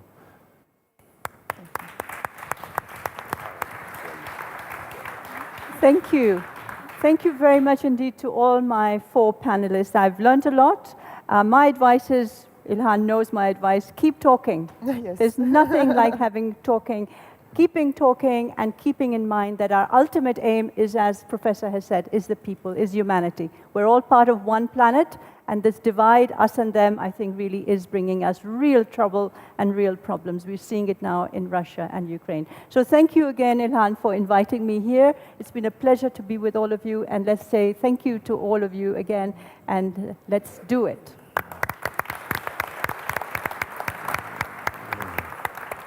Geçmiş olsun. Bitti.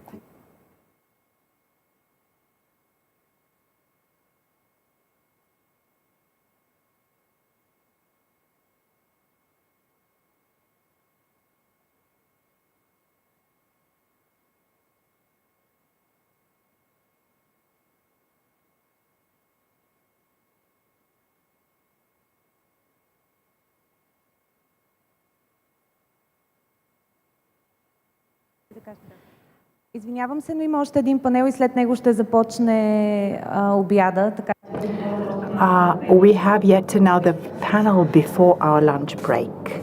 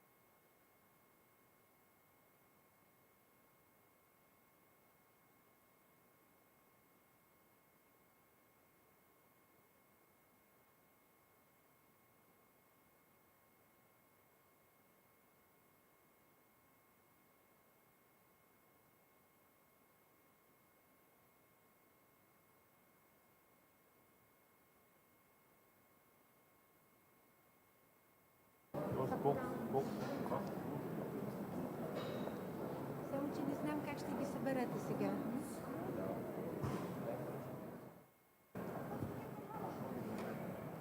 Скъпи гости, ще започнем в 13:40 следващия панел. В момента тече кратка пауза.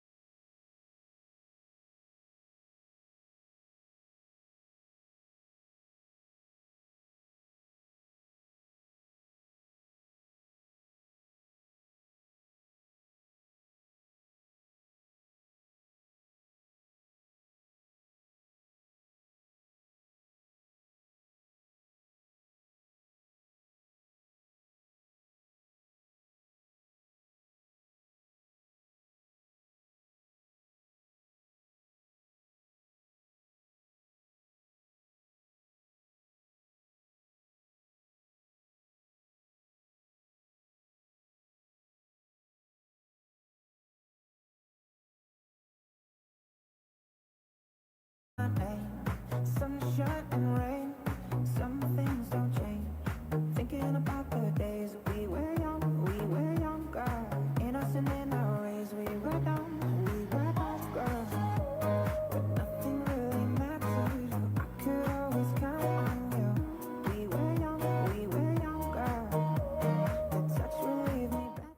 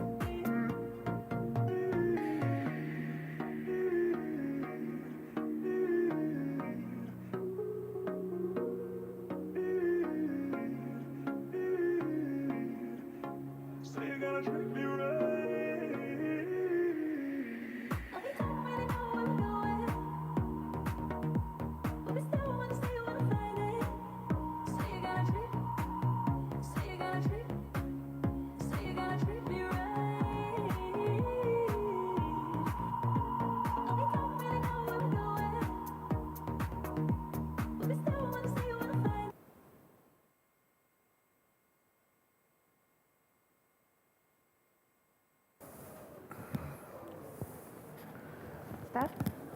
1, 2, 3. We have sound. Hello, everyone. Good afternoon, ladies and gentlemen. It's hard to start a discussion after the lunch break. However, I hope you had a great meal. And please stay focused because this discussion will be very, very interesting. My name is Anna Maria Konova. I'm a TV host and journalist from Nova TV, and it's a pleasure for me to be here with all of you. Before to introduce my outstanding panel, let me give a short introduction to the topic.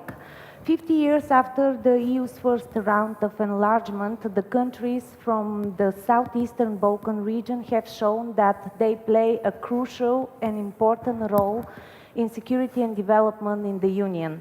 So focusing in our region, especially in partnership between Bulgaria, Greece and Romania, we will try to outline the most important areas of cooperation and of course how this cooperation can be enhanced with concrete examples and initiatives and of course the challenges through this path. Now I'm happy to host my 6 participants. They are great experts in different fields. I will start with the lady, the Ambassador Biserka Benisheva. She is Director of European Affairs of PANO Europa, advisor to the Parliamentary Committee on EU Matters. After 38 years of diplomatic service, she retired but continues to work on raising public awareness, sharing her expertise and knowledge through the next generation. The Ambassador Adrian Davidoiu has been a diplomat since 1997. He has been appointed in October 2022 by Minister of Foreign Affairs of Romania as special representative for the Western Balkans with residence in Belgrade, so he knows the region very well. Mr. George Kremlis is an honorary director of the European Commission with a career spanning over 30 years. He was until recently special advisor to the Greek Prime Minister on energy, climate environment and circular economy issues.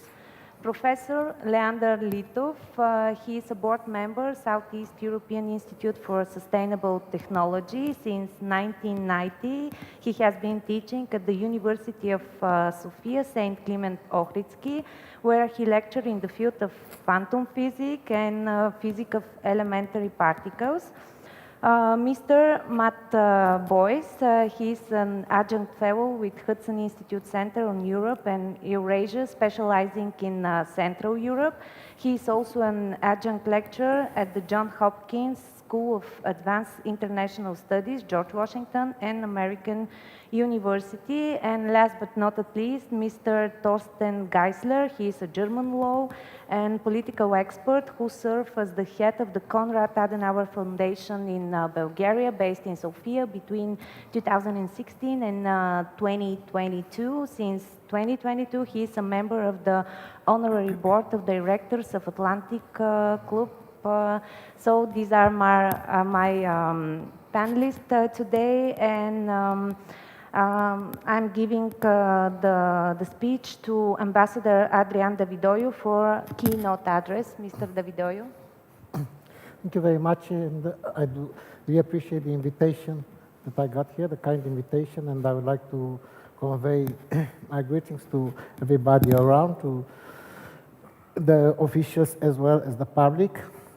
So I think this forum has the potential of becoming a relevant meeting point of ideas in our region. So basically, I will just briefly try to point out some of the issues that I found of interest from the perspective of our countries and from the perspective of the Western Balkan countries, and I'm referring to this space. Romania, even if geographically is not necessarily a Western Balkan country, but being on the other side of the Danube and being a Carpathian country, as a matter of instance, has had an intricate web of relations with the region throughout its history, and the connections are very strong indeed, and we intend to diversify and intensify them further. So basically, as we see it, particularly in the context of the terrible developments on our eastern border, we noticed that something that was quite relevant, and King Simeon told yesterday evening this, that peace is a necessity. And peace is definitely a necessity in our region. It's no longer a geopolitical concept or a historical concept. Basically, it's a reality issue that has to deal with the lives of everybody around, everybody affected.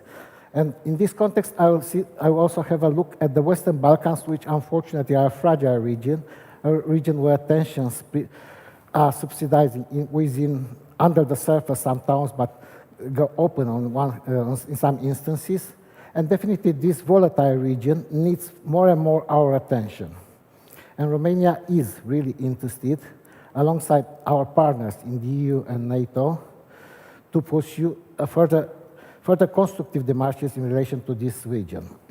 So basically, I think that we should say that getting the Western Balkans in European and Euro-Atlantic structure is and should be a win-win game, because otherwise it will be a lose-lose game on all counts. And just simply to put it, from behalf on the perspective of the Union will gain not only an increased security in a region that is by excellence European, security stability in a region that is an integral part of Europe, will also benefit from the demographics of the new countries, from their internal market, will add to its capacity of becoming a more relevant regional and global player, as it likes to be. These countries are also determined by their geography. So there were a lot of discussions throughout the region about potential choices of these countries. The fact is that the strategic choice of them is within the European Union. There are some other attempts, there are some other conjunctural attitudes that can be taken. There are transactional issues. There are some third-party actors that are interfering one way or another in the region, but the region as such, and the countries in the region, cannot go that inevitably within the European Union. It's their destiny, it's their geographical destiny, and it cannot be changed. And it's their geographical destiny to make the Europe free and whole as it was the concept and the vision of this Europe. So basically, it's a win-win situation or it should be a win-win situation for everybody, but we have to acknowledge the difficulty of this process, we have to acknowledge the sensitivities of this process. First of all, the European Union is a mechanism, is an institutional mechanism that has a lot of complexity inside. And the Western Balkan countries have to realize that the integration process is definitely a long process, and it's a transformational process. These countries look mainly at the outcome of the process, but they should look even more at the development of the process aside, the gradual development. Romania have been through with Bulgaria in this process quite recently, and that's why our experience, together with the Greek experience, which is a more structural member of the European Union, a long-standing member of the European Union, is very relevant. So we've been through this process, and we noticed this transformative paradigm that encompasses basically all the layers of the society, of the economy. Even people-to-people relationship and contact have been changed during this process. And lately, we found out that the transformation we've been through, even some painful sometimes, have been beneficial on a larger scale for everybody, for the interrelationship within our society and for interrelating with the people in Europe and around us. So this is a very important aspect that people should understand. The other thing is that the commitment. The European Union has made strong commitments to the Western Balkans, even if we have faced quite a large period of uncertainty and of disenfranchisement for these people. We have, from 2003, the Thessaloniki Agenda that set up this process. we had some advances, some limited advances, and then it was a stalemate. We have countries that have advanced on different paths with different regimes within this process, countries that have been stopped or even set back in this process. And this is an unfortunate development, but I can say now that in the new geopolitical paradigm, that was a game, basically it's not only a game changer, I would say it's a game breaker for everybody in this room, and for all of us in Europe, and not only in Europe. The EU has shown in the last year or so the fact that it has a keen interest of further advancing and further developing the integrative processes in the region. And we have concrete signs from granting the candidate status to some countries, from starting the accession negotiations, from the revitalization of the Berlin Agreement with some concrete results that are going to benefit all the countries in the region. So all these definitely are extremely important, but we have to do more. I think we have to do more at least on 2 or 3 layers. First of all is the layer of strategic communication and the layer of political communication. I think at the level of the EU should be more focused and should be more engaged in providing for these countries a very clear perspective.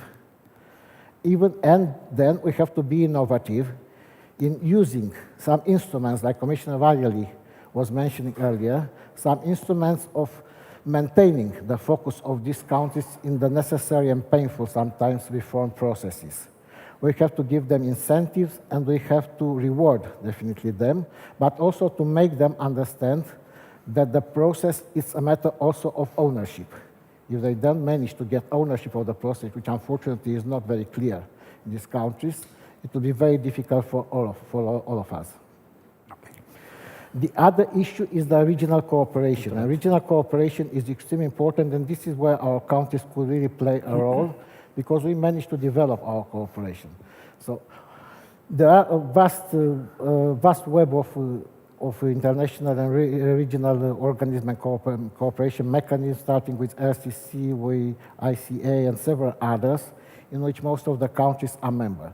We have to make benefit of this in order to try to make the best use of the direct regional cooperation mechanism, and we have a case in study, the Berlin process. In this case, we proved beneficial for all, and we have even the Open Balkans that provide some initiatives, of course, with the condition it could provide further space for development if it will be inclusive, it will be more transparent, and it will not be perceived as a sort of imposition on the others. The other, and an extremely important thing, and I think that our country should work together, is the connectivity. The interest of Romania is to increase the connectivity. The connectivity is actually means the lines that are going to unite all the region and the region with its exterior. And there are many steps in this process that are already done. In Bulgaria, for instance, and Greece are very active in terms of pipelines, in terms of gasoducts, and in terms of Romania is also trying to complete its gasoduct to Serbia. Romania is also trying to enhance its participation in the Trans-Balkan Energy Network. The railways, the strategic communications, the road communication is extremely important as well in order to make this region benefit from the interconnectivity of all the others, and this will be actually a concrete sign of integration, of European integration of this region, and it could be also our support, and it could be beneficial for us and for our companies as well. So, and I will briefly refer also to the security dimension, which is also extremely relevant, and we can see also that even in this context, the Balkans is under a sort of very wide and very broad Euro-Atlantic security umbrella. We see that we have many NATO partners within the region. We have also in some parts of the region, we have troops, and we have a military presence and the intensified military presence that helps to stabilize the region. It is very important. So this increasing the cooperation, the military cooperation, the DCB, the defense capacity building of this country, and there are some programs in this respect, and we are willing to continue to support them, I think it would be also extremely useful. So basically, these are some points that I would simply like to highlight, and then further on, looking forward for your comments. Ambassador Benisheva, you heard very well what Mr. Davidoiu said. In your opinion, what can be done for further cooperation? Well, thank you very much. And I want to thank Ambassador Davidoiu for outlining the importance, the transformative power of membership in the European Union, how we wish to share it with the rest of our neighbors. On my part, I would like to communicate today, to avail of this opportunity, to communicate an initiative designed by Bulgarian diplomats and experts belonging to the non-governmental sector. The initiative is for a trilateral partnership between Bulgaria, Greece, and Romania. Trilateral partnership platform to jointly address shared economic, political, and security challenges. This initiative upgrades and updates and packs ideas which were floating on the Balkans during the 90s, from mid-90s, and of course completely different historic and geopolitical circumstances. Today, the three countries are members of the European Union and NATO. There are regular trilateral meetings at the level of Deputy Ministers of Foreign Affairs, which focus on exchange of views and positions on topical issues, including on regional cooperation and how we can assist the integration process of the Western Balkans. However, these trilateral meetings are limited to identifying converging views, and that is not enough for genuine and deeper integration. Recent geopolitical developments, the Russian aggression against Ukraine, the multiple crises on global level, pose security risks which would be better addressed from regional rather than national angle. To this effect, our proposal is to launch an intergovernmental agreement based on shared principles and values, and such an approach would be a timely response to the need for enhanced cooperation. Partnership platforms would be established progressively, starting with the economic dimension and upgraded by security and defense. The main objectives under the initiative, a kind of roadmap we are proposing, is to start by defining overlapping priorities. Energy security, bridging connectivity gaps in all respects, gas, oil, electricity, transport infrastructure, expanding supply chains, joint initiatives for future rehabilitation of Ukraine, just to mention a few. Next step would be to combine efforts in resolving urgent problems of regional or cross-border nature. Then to coordinate convergent positions and to develop projects of regional dimension to consolidate resilience in areas of shared interest. The three countries, members of the EU, represent a combined market of almost 40 million consumers, ranking 6th EU regional market, launching joint tenders for service delivery in regulated areas like telecoms, big infrastructure projects, energy, financial services, will be more beneficial both for the consumers and contractors, and will motivate new and bigger EU contractors to compete. Industrial alliances and cross-border cooperation are self-evident items on the platform agenda. On European level, there are numerous models for industrial alliances and joint procurement as tools to facilitate stronger cooperation. Migration issues, they deserve a separate chapter in view of the dynamics on the East Mediterranean and Balkan route. Regular trilateral consultations before EU and NATO summits, aimed at coordinated positions within the Union and NATO could be next stage of evolving partnerships. The initiative for deeper integration will be open to other willing states in the Balkans, the Black Sea, the Mediterranean region. The initial formal requirement will be membership of the European Union and/or NATO. Best practices could be borrowed from existing regional formats in the European Union based on geographical proximity, such as the Benelux, the Nordic cooperation, Visegrad, the Baltic cooperation.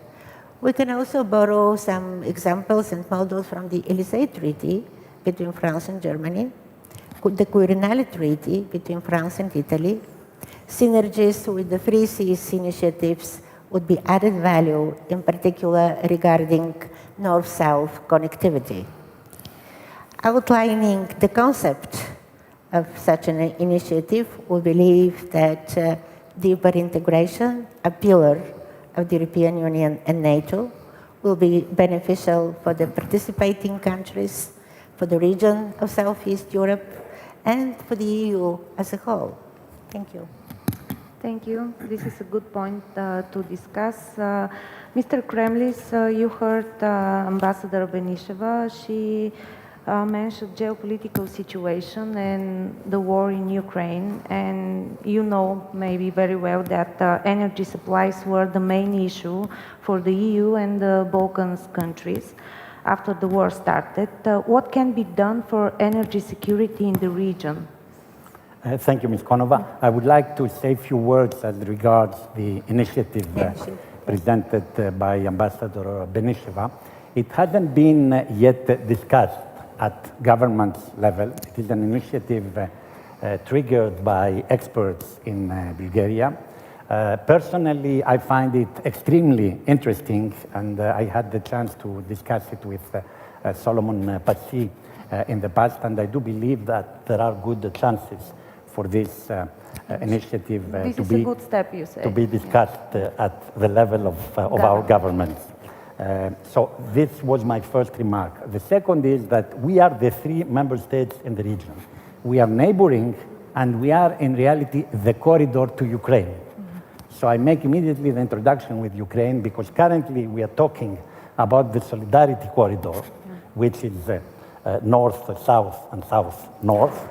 This can become an institutional corridor, and in that respect, I would like to refer to a very important project that we are currently discussing with Bulgaria, and on which we would like Romania to be on board. This is the Sea Mare to Sea Mare, in the Latin or Italian wording, project connecting the port of Thessaloniki with the port of Kavala, Alexandroupolis, Burgas, Varna, Russe, Constanta, and Odessa. This is the major qualitative element, the connection with Ukraine, as the big challenge in the future will be the reconstruction of Ukraine. And meanwhile, we will need to keep this corridor open, not only as a solidarity corridor, but also as an operational corridor for the needs of Ukraine, but also for the needs of our own countries. And in that respect, it is also important to develop the motorways network. Commissioner Verheul of the enlargement had referred to the need to develop trans-European networks. This needs to be developed in our three countries and then to the Western Balkans. Greece is in favor of the European perspective of the Western Balkans under the Copenhagen criteria. We are fully supporting it.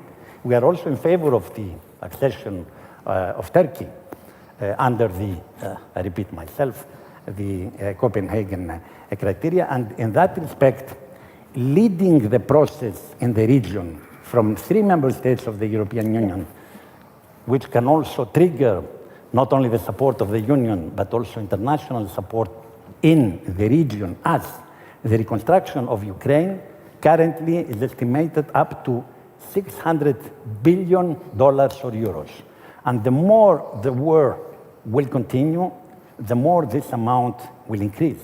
And at the end of the day, this Marshall Plan, I put this in inverted commas too, will have to be paid by somebody, and in that respect, the European Union will be most likely an important contributor. Therefore, it is extremely important to ensure that through our cooperation, we will open the doors and we will build a corridor which will serve the reconstruction needs of Ukraine, which will serve our own countries, because the ambassador had referred to the connectivity. Connectivity is extremely important. And I would like to argue in favor of 5 bridges on the Danube.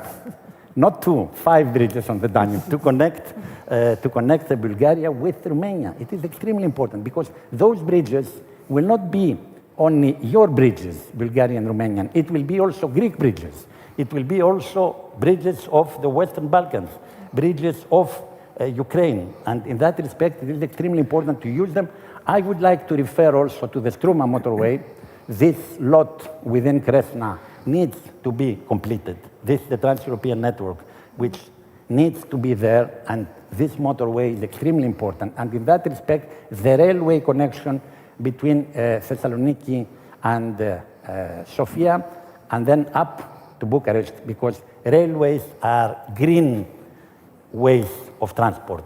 We need them, we need to promote them, and this is why C2C is extremely important. And I would like to say, in conclusion to what it was said, that the challenges in our region and in our 3 countries are extremely important. We have the climate crisis, we have the energy crisis, we have the migration crisis, an orchestrated, in some cases, migration crisis, and we will have a climate migration because of the climate crisis and of the wars happening in other parts of the world and all the phenomena. Therefore, having a vertical cooperation among our countries, which will become also horizontal towards the Western Balkans, will ensure that this region of the European Union, because we hope that the European Union neighborhood will be there, will benefit from a real connection in terms of economic, social, and the territorial cohesion. How far are we from this project to realize it? Maybe Mr. Davidoiu and Mr. Mrs. Benisheva. The C2C project, and I'm happy to say this because on Sunday we have elections in Greece. It's the period of elections in our neighborhood. With the caretaker government, we are working very closely in Bulgaria, and President Radev is taking a personal interest on those projects. And the good thing is that once these projects are agreed, they will be projects driven by the private sector or as PPPs. And in that case, you don't need the government, because when the private sector is there and you have the institutional framework and the political agreement which was given, then the projects can go ahead on their own. And allow me probably a very last quick remark. I was for a very long time of my life in the European Union. The previous big enlargement was enlarging without deepening. I do believe that now we can combine deepening with enlarging, because before it was enlarging versus deepening. Yeah. It shouldn't be versus. It is hand in hand, because we need the new candidate countries, I mean, the new members of the family, to be together with us to agree on how our future house will look like. And it's better, before taking them on board, to agree all of us together, how do we want this new Europe to be. Therefore, deepening with enlarging is extremely important, and in this deepening, which means that we need to review the treaties with an intergovernmental conference, we need to foresee an energy union. We need to foresee a defense union. We need to foresee a full migration policy. We need to foresee a full-scale climate policy. There are important things which need to be done. I stop there because I have opened a lot of windows. Yes. Would you like to add something to this point? No, I just want to express gratitude for enriching our concept to our colleagues from Greece. Hopefully governments will listen to us. Mr. Davido? Yeah, thank you. Definitely deepening and further reforming the European Union is a necessity. We have to be aware of the complexity of such process, indeed, particularly in the current circumstances. And on the other hand, definitely connectivity is a key element. Connectivity could also bring aboard all the elements that are relevant in the new era, that starting from resilience to cyber, to the green agenda, to the circular economy. So alongside this, I think it's important to work together, and we are definitely interested in working with you in this respect and to hear more about this port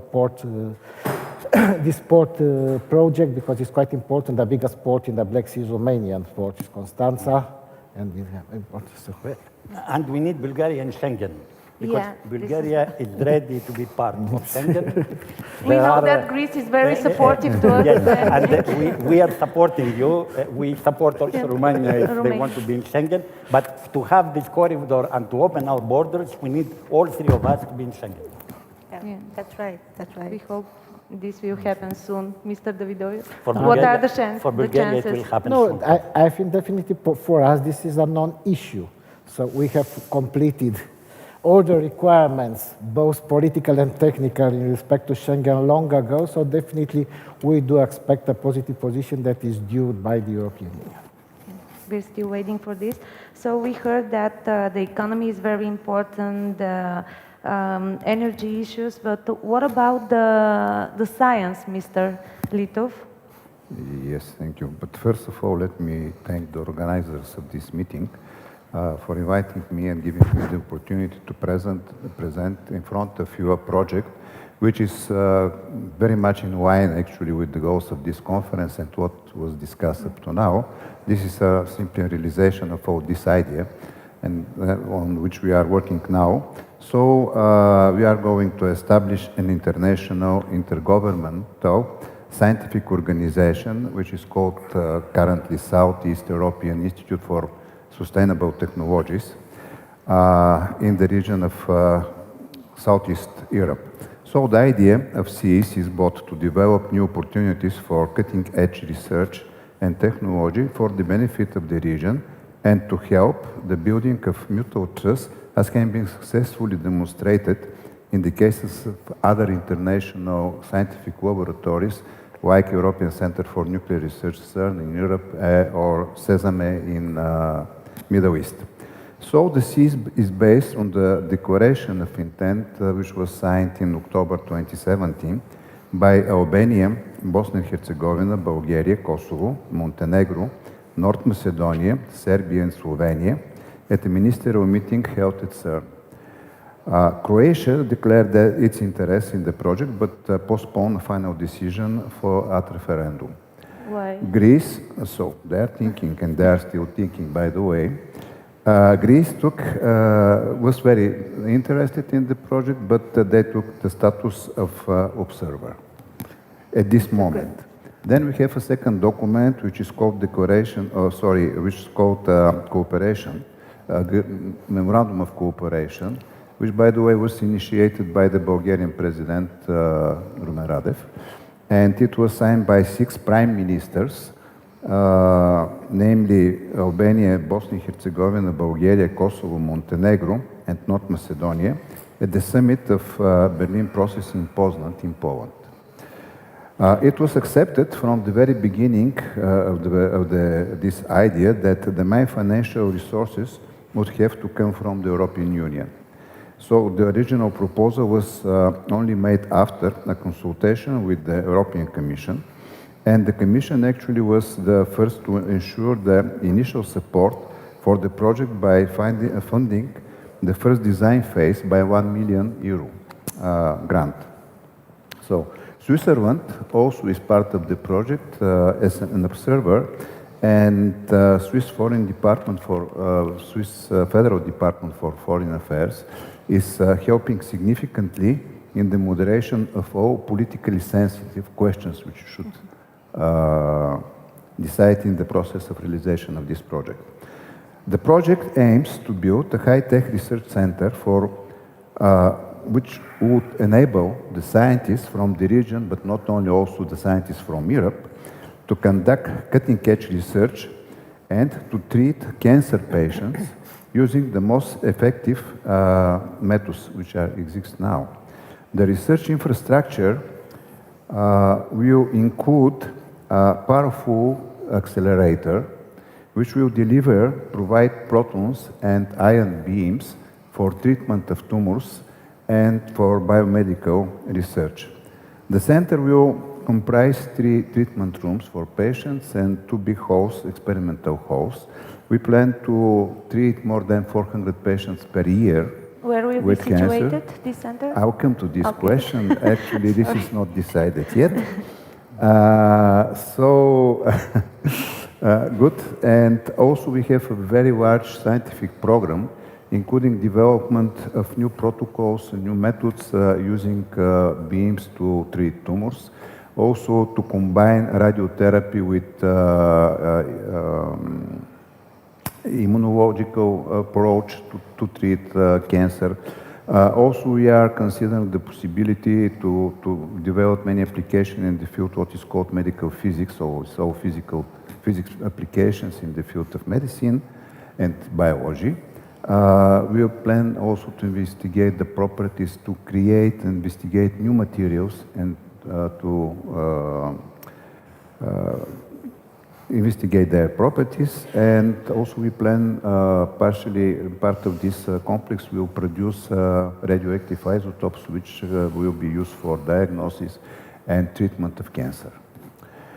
Objectives of the projects are to promote cooperation between science, technology and industry. This is the first point. To provide platform for development of education and educational programs. To ensure and to help the transfer of technologies from leading European laboratories like CERN and others in the countries of the region. To form research, of course, to mitigate the tensions between countries of the region, and also to build a research nuclei, and as a consequence, to influence significantly the brain drain from the region. The project is completing its preparatory phase currently, so we are preparing the documents needed for the establishment of this institute, and hopefully till the end of the year they will be signed by the government. By this year, 2020? Yes, yeah, by this year, 2020. From the Bulgarian government or? Not only. All. So we have, currently we have 9 countries participating in this project. So, and we hope that all of them will continue to support the project and will sign these documents. A few words about the cost. Actually, the construction, design, construction and commissioning of the project will cost around 260 million euro.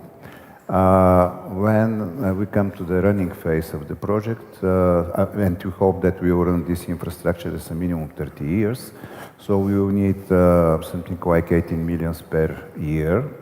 Out of them, 9 are expected to come in the form of income from the treatment of cancer patients, and the rest should be paid by the member states as a membership fee. This is more or less standard procedure. The technical design, construction and commissioning will require, let us say, additional 8 years from now. And we do expect to treat the first patients somewhere in the region of 2030, 2031. Now, your question about the site. Site is not selected. Actually, what we did, we have established 2 working groups. One was supposed to prepare the legal framework for the registration of the institute. This work is practically done. They are ready with the final version of the document. And now we are working on the organization of the signature of this document. And the second working group was supposed to define the requirements for the site, technical, economical, scientific, and so on, and also the procedure for selection. So we do expect to have the final version of this document in June this year. in September to approve it and to open a call for the candidates to host the infrastructure end of the year, before the end of the year, most probably why in this December. project is so important? I already mentioned, let us say, because this, here we are in a meeting which is a diplomatic, big problem, so yeah. this is usually called science diplomacy. And because we are living in a really very, how to say, difficult times, and especially with this war in Ukraine, we have to remember, actually this is a strategic project, this is the first point, and the second, we have to remember a very simple thing, that sooner or later any war is finishing. Once it's finished, then you should start again to restore the normal relations between countries and normal way of work, together with have normal economical connections and so on. And this means that even during such a difficult times, you should keep, if it is possible, the bridges, because after that we will definitely need bridges. And the science actually is the field in which is probably the easiest way to keep these bridges alive and connections, yes, even in difficult times. It was proven, so to say. And another very important thing, by the way, which I should mention, so we are going to apply what is called proton therapy, okay? And this is the most effective way to treat cancer, especially in the cases when we have tumors which are nearby sensitive organs, or especially for tumors which are pediatric tumors.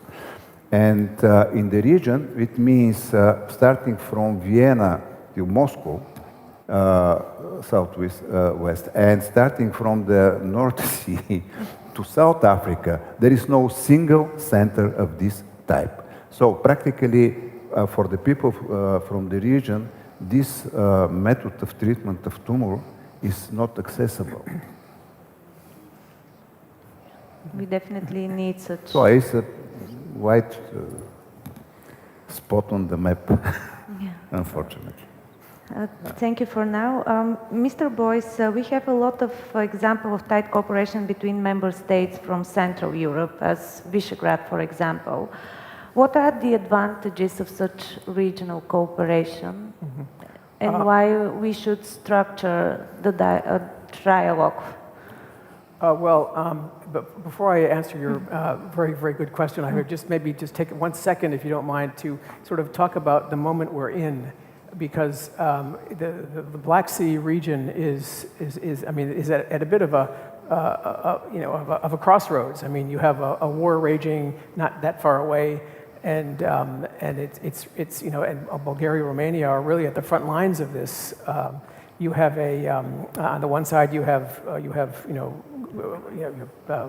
freedom, growing prosperity. You have democracy. You have peace.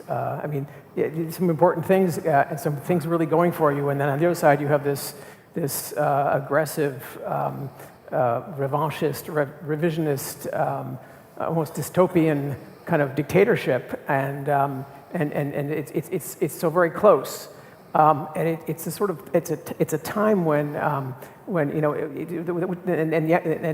the results of this, or the outcomes of this, will reverberate far beyond the Black Sea region, and they will affect regional cooperation, but they'll also reverberate far beyond that, and these are the things we really have to be aware of in terms of what's at stake here.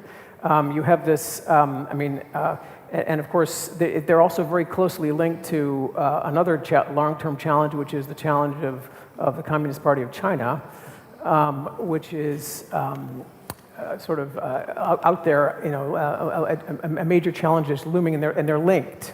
And in fact, I don't know if you saw yesterday, the Czech president, Pavel, at the Denmark, the Copenhagen Democracy Summit, he said that China is not seeking equal cooperation with equal partners, but global domination. Now, in the run-up to this war, leaders from Central and Eastern Europe were warning, warning everyone who would listen that there was a problem to the east, and we didn't listen. And I think, or many people didn't listen. And I think, we should listen to the people of Central Europe, because the people who live along, and I'm using the term a little bit more broadly here, Central Eastern Europe, because they know this area so well. And so this is really important. And since we're in Sofia, this is also one of those pivotal moments for your country. You have recent elections, and you're trying to form a government. You've had 5 elections in the last 2 years. It's the sort of time when the friends of Bulgaria are really hoping this time it'll work out, because there's just so much going on here, so much fascinating and important stuff going on here, and we're just you've got a Euro-Atlantic majority that could form a government if they can put aside their differences. That would continue a lot of very positive trends and make also probably regional cooperation possibly more easier. You also have things like where were we? I mean, but if this were a muddled outcome, then you'd have sort of all this momentum, all this progress that has been going on for rather nicely would probably change. But anyway, so that's we're just crossing our fingers and hoping that this will turn out well this time. Because if it doesn't, the trilateral theme of this panel will probably be a little bit different, and in terms of maybe the outcomes might be a little bit less productive or less visible. But but your question is interesting, because I mean these regional groupings that I was working with in my last assignment in the State Department were very they have a lot of potential, but they also have some downsides. For example, if you look at the Visegrad 4, this was formed as a lobby for NATO and EU membership, and it was, in that sense, it was quite successful. But now with the war, the war has basically made it much less functional than it was, because of differences between the various countries vis-a-vis this war. And so external political factors intrude upon the functioning of some of these regional fora. That otherwise they're very successful. I mean, the Weimar Triangle, I must say, also has not really been, it's sort of atrophied because of the kind of the differences between the Polish government and the German government on the war inter alia. So these regional, and then you have the Slavkov 3 now, which is this other kind of format, which between the Czech Republic, Slovakia, and Austria, which had sort of like, now that's become more important, because those countries can agree on, they sort of look at the world in many respects in similar ways, and so these regional formats are actually, they have a lot of potential, but then they also have, politics can get in the way and then reduce their effectiveness, and then they exist on paper and they don't do all that much else. But somebody mentioned the 3 Cs initiative, and since my last job in the Foreign Service was as the 3 Cs Sherpa inter alia, I did a lot of things. The 3 Cs initiative is actually also one of those interesting regional groupings, which has a huge amount of potential. It's 12 countries and we've been talking about north-south infrastructure and that sort of thing. Highly, very, very necessary, very enormous potential. But yet this initiative hasn't quite. It's slowing down in this momentum. Some of the member states are looking at it. They look at it through the prism of roads and bridges and railroads and that sort of thing, which is all absolutely necessary and totally fine, etc. But those are huge projects that cost a vast amount of money, and those tend to be financed by governments, or the EU or national governments or whatever. And the real money out there that's available for infrastructure is in the private sector. All the pension funds, the institutional investors. I mean, all that. I mean, there are billions and billions of dollars circulating, or euros or whatever, circulating around the globe every day, looking for places to land. And they should really be landing here. Large amounts of that, they should be landing in Central and Eastern Europe, in the Three Seas countries. But it hasn't happened as the Three Seas leadership has envisaged. It hasn't lived up to its potential in that respect, partially because some of the governments involved have been a little bit lukewarm. And there are other reasons as well. But the point is that this is an enormous amount of potential. And but if it weren't only looked at through the prism of roads, bridges, railroads, etc., canals, I mean, the really, really expensive stuff that takes years and years and years to produce. But data centers and energy and this sort of thing, because that is also infrastructure, and that belongs to the 21st century economy as well. And so, it's not just the sort of the more typical, infrastructure that people think about. So I would just, I would love to see more buy-in from some of the Three Seas member states. I mean, Bulgaria hosted a wonderful summit in 2 years ago, my last time in Sofia, and I mean, Romania is doing hosted one in 2018 and is hosting one again in just a few months. So there's some leadership in part of the Three Seas, but it's not in all of the member states, and so it would be great to see a lot. Sort of, in fact, even my own government is not quite as enthusiastic as the previous one was. So that's a little bit unfortunate. But anyway, the point is just that this has enormous potential, because once governments really sort of signal their buy-in and build confidence, then the private sector will. This is such an attractive place to invest that you would expect the private capital to follow, which is where the real money is. Thank you for now. Then to Mr. Geisler, you spent the last 6 years in Bulgaria. You were in Bucharest as well, so you know the region very well. What are the challenges here, and what is your opinion from everything that you heard? Well, thank you very much for inviting me to this panel. Before I answer your question, let me make a few remarks on the first complex issue that we are discussing, and that is the European perspective of the Western Balkans.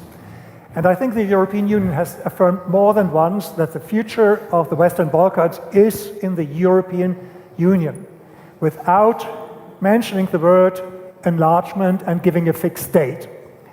But if this wants to be a credible statement, we have to, give them a real perspective. And at the moment, we have heard this morning, there is frustration because these countries have been in the waiting line for a long time.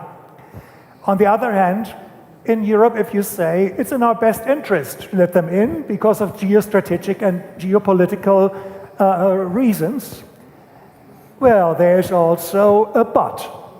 What if we let them in despite the fact that they don't meet the full standards? We are a union of values. We want to live under the rule of law, and we do not only want to have democracy in the constitution, we want to have free and open societies.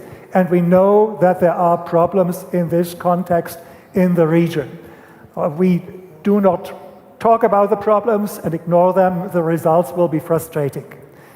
So I was very pleased this morning that the ambassador of North Macedonia came up with a very pragmatic proposal. Why don't you give us an observer status?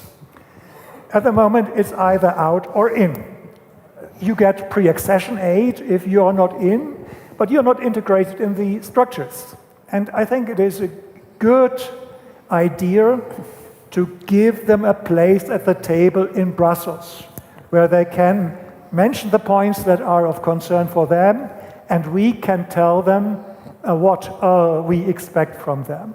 I also had the impression that during the years in which the Commission did not want enlargement, I was in charge of rule of law regional rule of law program, that we could have made as Europeans more efforts. We could have given them more support. And so, I mean, this is the crucial sector. So we must have a realistic assessment has been reached, progress has been made, but where is progress yet to be made? And I think then we can also, if we give them more aid, give them a more concrete perspective. But step by step, why not integration into structures without giving them full membership and voting rights? Second point is I'm still fascinated by the idea of having a closer cooperation between Romania and Bulgaria and Greece. I lived in Romania for 5 happy years. I've lived in this country for 7 years. I never lived in Greece, but I like the country very much. I was there very often. And during all the years I lived in Romania, I suffered by the disinterest of many Romanians in the neighboring countries. And since I've been living in Bulgaria, I'm suffering by the disinterest that Bulgarians have in their neighbor countries. And the potential is immense. I mean, it was a visionary decision in August 1995, 5 or 6 years after the start of the transformation, to agree on a formal trilateral cooperation between Romania and Bulgaria. Trilaterala, they call it in Romania. And it mentions all the aspects that need to be addressed. Political consultation, economic cooperation, regional stability, fighting cross-border crime, human trafficking, organized crime, illegal migration. So there have been political consultations since then, regularly, sometimes spontaneously. Okay, wonderful, that's great. But I think if you want to have a successful cooperation, you need to agree on common interests. You have to share them, otherwise it will not work. And you have to agree on common projects. So you have to write a strategy, and it should be a realistic one. It does not make any sense to write up a wish list of 100 projects. There is no Santa Claus who will give us the funding for that. But a realistic, concrete, step-by-step agenda. And that would be my second point. I would suggest to the 3 countries, task your ministries set up lists where there could be common interests. Some brilliant ideas have already been mentioned today during this panel. And then have consultations and then agree on a concrete strategy. It was so much more difficult in the 90s. There was no electronic communication. There were no video conferences. There was the language barrier, which was much higher at that time. Today, there is no longer a language barrier. We can all agree on English as a common language. We can have video conferences, so these nice but cost-expensive journeys are no longer possible. All we need is the political will and, of course, a realistic vision. And then I think this region has a fantastic potential which just needs to be exploited. Thank you so much. We really hope that this, because our time is running out, now you have a chance for final words. I know that Mr. Litov wants to add something. Okay, so the question was actually, but how do we want to see the region? Yeah. And in the next 10 years, for example. Yes, I think with 3 words only, we can describe this unified, peaceful, and prospering. And I would like to add one more thing, because you're discussing Bulgaria, Greece, and Romania. Concerning our project, actually Greece decided to join as a full member the project in 2021, and nowadays is one of the most active countries actually in the project. This is the first point, and the second is that Romania also, so we are now discussing to extend a little bit the project with, let us say, Hungary, Romania, and Turkey. And I was just weeks ago in Romania, and Romanian colleagues are extremely strongly interested in this project, so we are in the process of discussion. Great to hear. Towards this unification. Mr. Kremlis, how would you like to see the region in the next 10 years? I would like to see a reinforced cooperation between the 3 countries in the region, which will benefit also to the other neighboring countries in their European Union perspective capacity. And I would like to add in that respect, because I didn't have the time to mention the energy dimension. In reality, there is a hybrid energy union between Greece and Bulgaria, because in Greece we have the TAP pipeline. IGB is the vertical pipeline bringing the Azeri gas that comes through TAP to Bulgaria. TAP will be extended, and now we will double the capacity of IGB.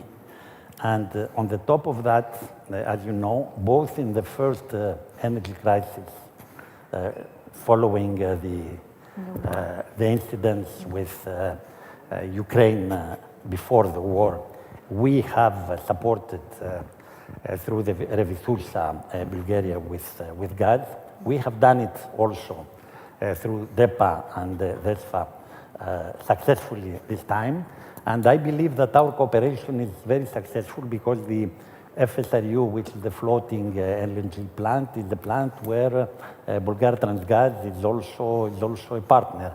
Therefore, we are developing a stronger cooperation on all the energy issues. In Syrian, there is a possibility to stock gas. We can develop together carbon capture storage. We are buying nuclear energy from you. We can support renewables in terms of joint, let's say, ideas and projects. And I like a lot the idea that we can tender new mega projects in the future. I mean, I have referred to mega projects, which are important. And moreover, this pipeline, the IGB, which goes to North Macedonia, and then it can go to Romania too. And last but not least, we will bring green electricity from Egypt.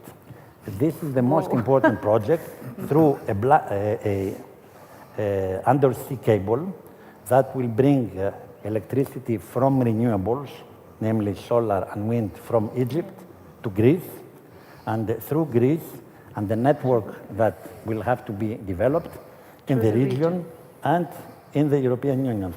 This is an extremely important project because this is the real project for us to phase out really from Russian hydrocarbons. Thank you.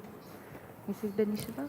Well, thank you. I think for the next 10 years, I think that we have to materialize all the initiatives and ideas and projects just mentioned today by colleagues from Romania and from Greece, because definitely the three countries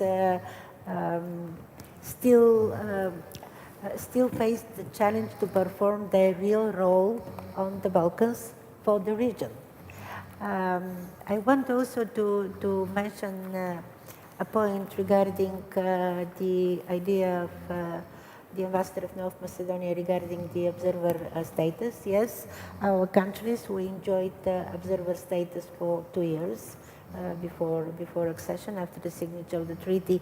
And I think that it's a high time for the Union to change internal procedures, not to block itself, but to invite the candidates to our council meetings.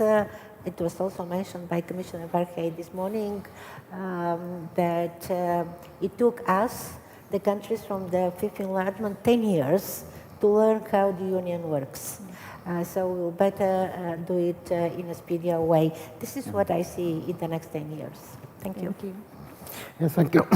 Yeah, definitely. So the virtues of regional cooperation are huge. And there are format the dimensions like the 3C major formats or the Bucharest 9 initiative that really are making a difference. But on a different scale, and speaking of our region, definitely the trilateral.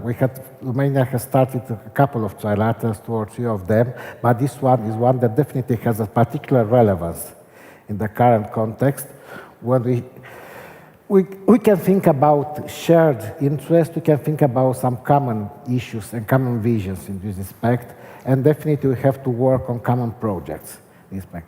Connectivity, as we started, is the key to this. Energy, it's extremely important, and definitely both, all three of our countries have a word to say, and definitely we have to work on this, but to be very careful, because Romania is going also to become a huge hub of energy in a few years, not only on internal production, but also bringing energy from Azerbaijan, for instance, to a gas pipeline and other hubs. So definitely we have to work this out in order to make this beneficial for all the region, and in order to get rid of all those dependencies that have been created that are not only geo-economic dependencies, but have been geopolitical dependencies for quite a while. So definitely there is room and scope for our cooperation in the future, and it would be really good that our people will start working together on this, on some more concrete proposals like to discuss, and to make this also beneficial for the Western Balkans, because this is also extremely important for us. We don't live in the vacuum here, so basically these are not only a market, but this should be our partners in this part of the Europe and on the European journey as well. Thank you. Thank you. Final words from you? Just maybe I would like to raise one point. It's a bit out of context, but we were also talking about Turkish cooperation with Turkey, and I think we have every reason, whether we like what happens in Turkey, whether we like the results of the first tour, doesn't matter. We have a strategic interest in cooperating with Turkey. We are observing the presidential campaign, and one aspect that plays a very big part is the question, what will happen with the millions of Syrian refugees that currently live in Turkey? And both candidates want to send parts of them home. And I'm not sure whether they would like to go back to Syria. They will probably look for another perspective for them, and that could be in Europe. And we must not have another migration crisis, because this time it could really destabilize our societies. And we can, of course, not say that's a Greek problem. It's a European problem. Greece will be the most vulnerable country, but we need cooperation, and of course Greece needs our solidarity and support in this context. And we better worry about what to do now before the crisis is there, and we are under time pressure and no longer have the time to develop concepts and strategies.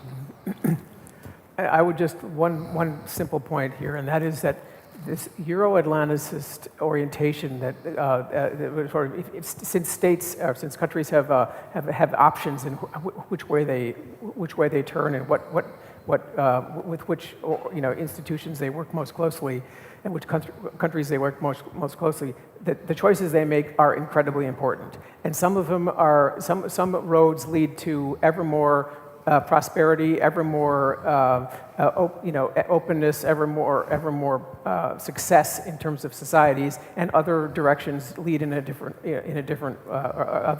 options lead in a different direction. And I would just hope that since we happen to be in Bulgaria, that crossing my fingers as a friend of Bulgaria, that this sort of decision works out well. But it also applies to Romania, because there are forces at work in terms of disinformation, the information operations by adversaries who shall remain nameless, but everyone knows who they are, that are muddying the waters, and then all sorts of people are getting confused and adopting narratives that are not Euro-Atlanticist.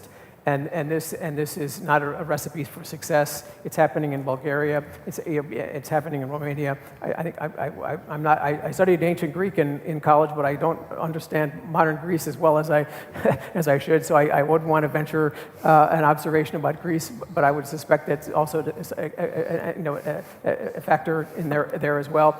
And so it's the Euro-Atlanticist orientation that leads to the best outcomes for the largest number of people, usually. Thank you very much. Thank you, everyone, for joining us. It was a pleasure for me. Thanks. Thank you. Благодаря много, Чава. This platform by Yes, I will. Thank you.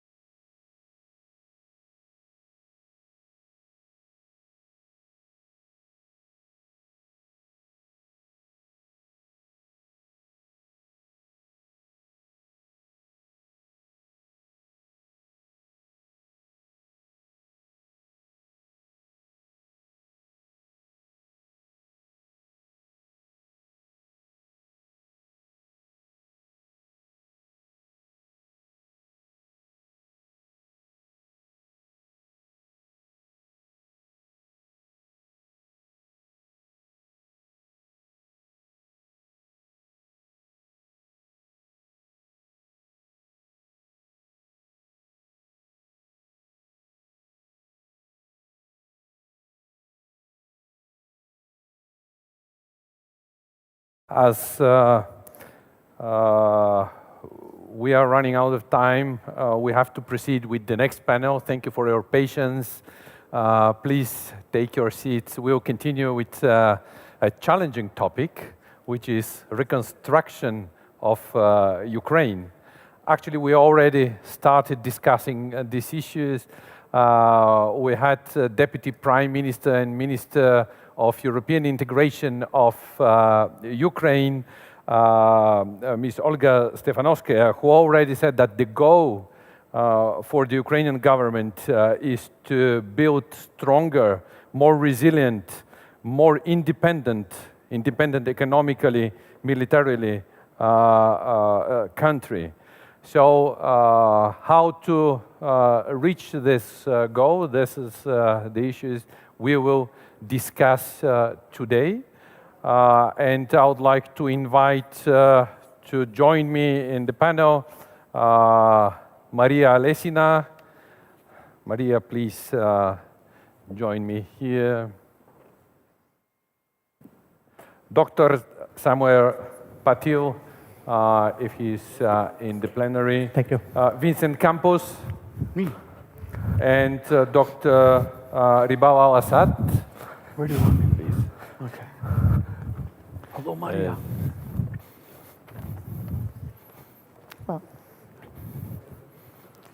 I hope that Ribal and Samir will join us soon. They're getting mic'd. Thank you. They're here. Yeah. We have another challenge actually in our panel. We have to finish in 40 to 45 minutes as we were instructed by the organizers. Ladies and gentlemen, today full-scale war is back on the continent of Europe. The war Russia is waging against Ukraine is a blow to the entire system of international relations. It shatters all efforts of the post-World War II period in seeing Europe peaceful and free. And this war brings suffering and destruction to Ukraine. And we pledge solidarity to Ukrainian people as they fight for democracy, for our common values. The democratic war is determined to assist Ukraine. NATO and EU are more united than ever and determined to provide political, economic, military, financial support as long as it takes. And the main goal currently is to help Ukraine to defend itself and protect its people. But we have to think also about the rebuilding Ukraine as an economically developed, democratic, and of course, militarily potent state. Last year, EU granted Ukraine candidate status, which is a clear signal that Ukraine will be part of the community of free and democratic world. This panel will discuss Ukraine reconstruction. I hope that we'll share our assessments and generate ideas about the reconstruction of the country, which is not merely rebuilding the damaged economy, damaged infrastructure, or destroyed houses. This is about full transformation of country. The reconstruction is an opportunity to bring Ukraine closer in its way to European integration, to build modern economy and resilient toward future challenges. Actually, the goal of reconstructing Ukraine came right after the Russian invasion was launched in February, and this became one of the priorities of the Ukrainian government. The Ukrainian government has established a National Council for Recovery, the first draft of an ambitious recovery plan amounting of up to $750 billion for the reconstruction and transformation in all spheres has already been presented. The EU presented its own paper on Ukraine's reconstruction. A special platform for discussion has been established to attract international support. We already had conferences in Lugano, in Berlin last year. This year, the conference will be held in United Kingdom. And there are several other international platforms to attract attention and to attract foreign support for the Ukraine reconstruction. I have no illusion that this process will be complex and challenging, and we have to find ways to support Ukraine, and very importantly, to sustain this support. There are important questions we'll try to answer during this panel. Some of these questions I'll mention briefly, like what lessons and recommendations can we draw from similar processes in the history? How to solve the dilemma security versus reconstruction? Kiev will probably have to make compromises between military and civilian needs, having in mind the ever-looming threat from Russia. Who directs reconstruction? What the labor sharing between the central power and local communities shall be? How to prioritize efforts? How to structure and lead the whole process? Of course, who pays for the reconstruction? How to match expectations of Ukrainian people and Ukrainian government? And of course, how to match expectations of Ukrainians with expectations of the international community. So to answer this and other questions, we have an excellent panel. We have Maria Alesina, Policy and Research Officer from the European Liberal Forum. We have Dr. Samir Patil, Senior Fellow, Observer Research Foundation. He came from India. Vicent Campos, former Foreign Service Officer with United States Department of State, current Senior Advisor in Energy Sector, NATO Security and Middle East Affairs. And we have, last but not least, Mr. Ribao Al-Assad, founder and director of the Organization for Democracy and Freedom in Syria. Unfortunately, we'll miss Mr. Bruno Lette from German Marshall Fund, who couldn't make it to come here, and it's, of course, very pity, because I intended to ask a general question about lessons learned from the Marshall Plan, of the reconstruction of Europe after the Second World War, and can we apply some of the lessons learned and mechanisms to the current situation? But nevertheless, I'll turn right now to Dr. Alesina and ask about Ukraine's way to European Union, what Ukraine needs, how to reconstruct and rebuild Ukraine in order to assist Ukrainian integration in Europe. And I know that you already, and European Liberal Forum already produced a very interesting study.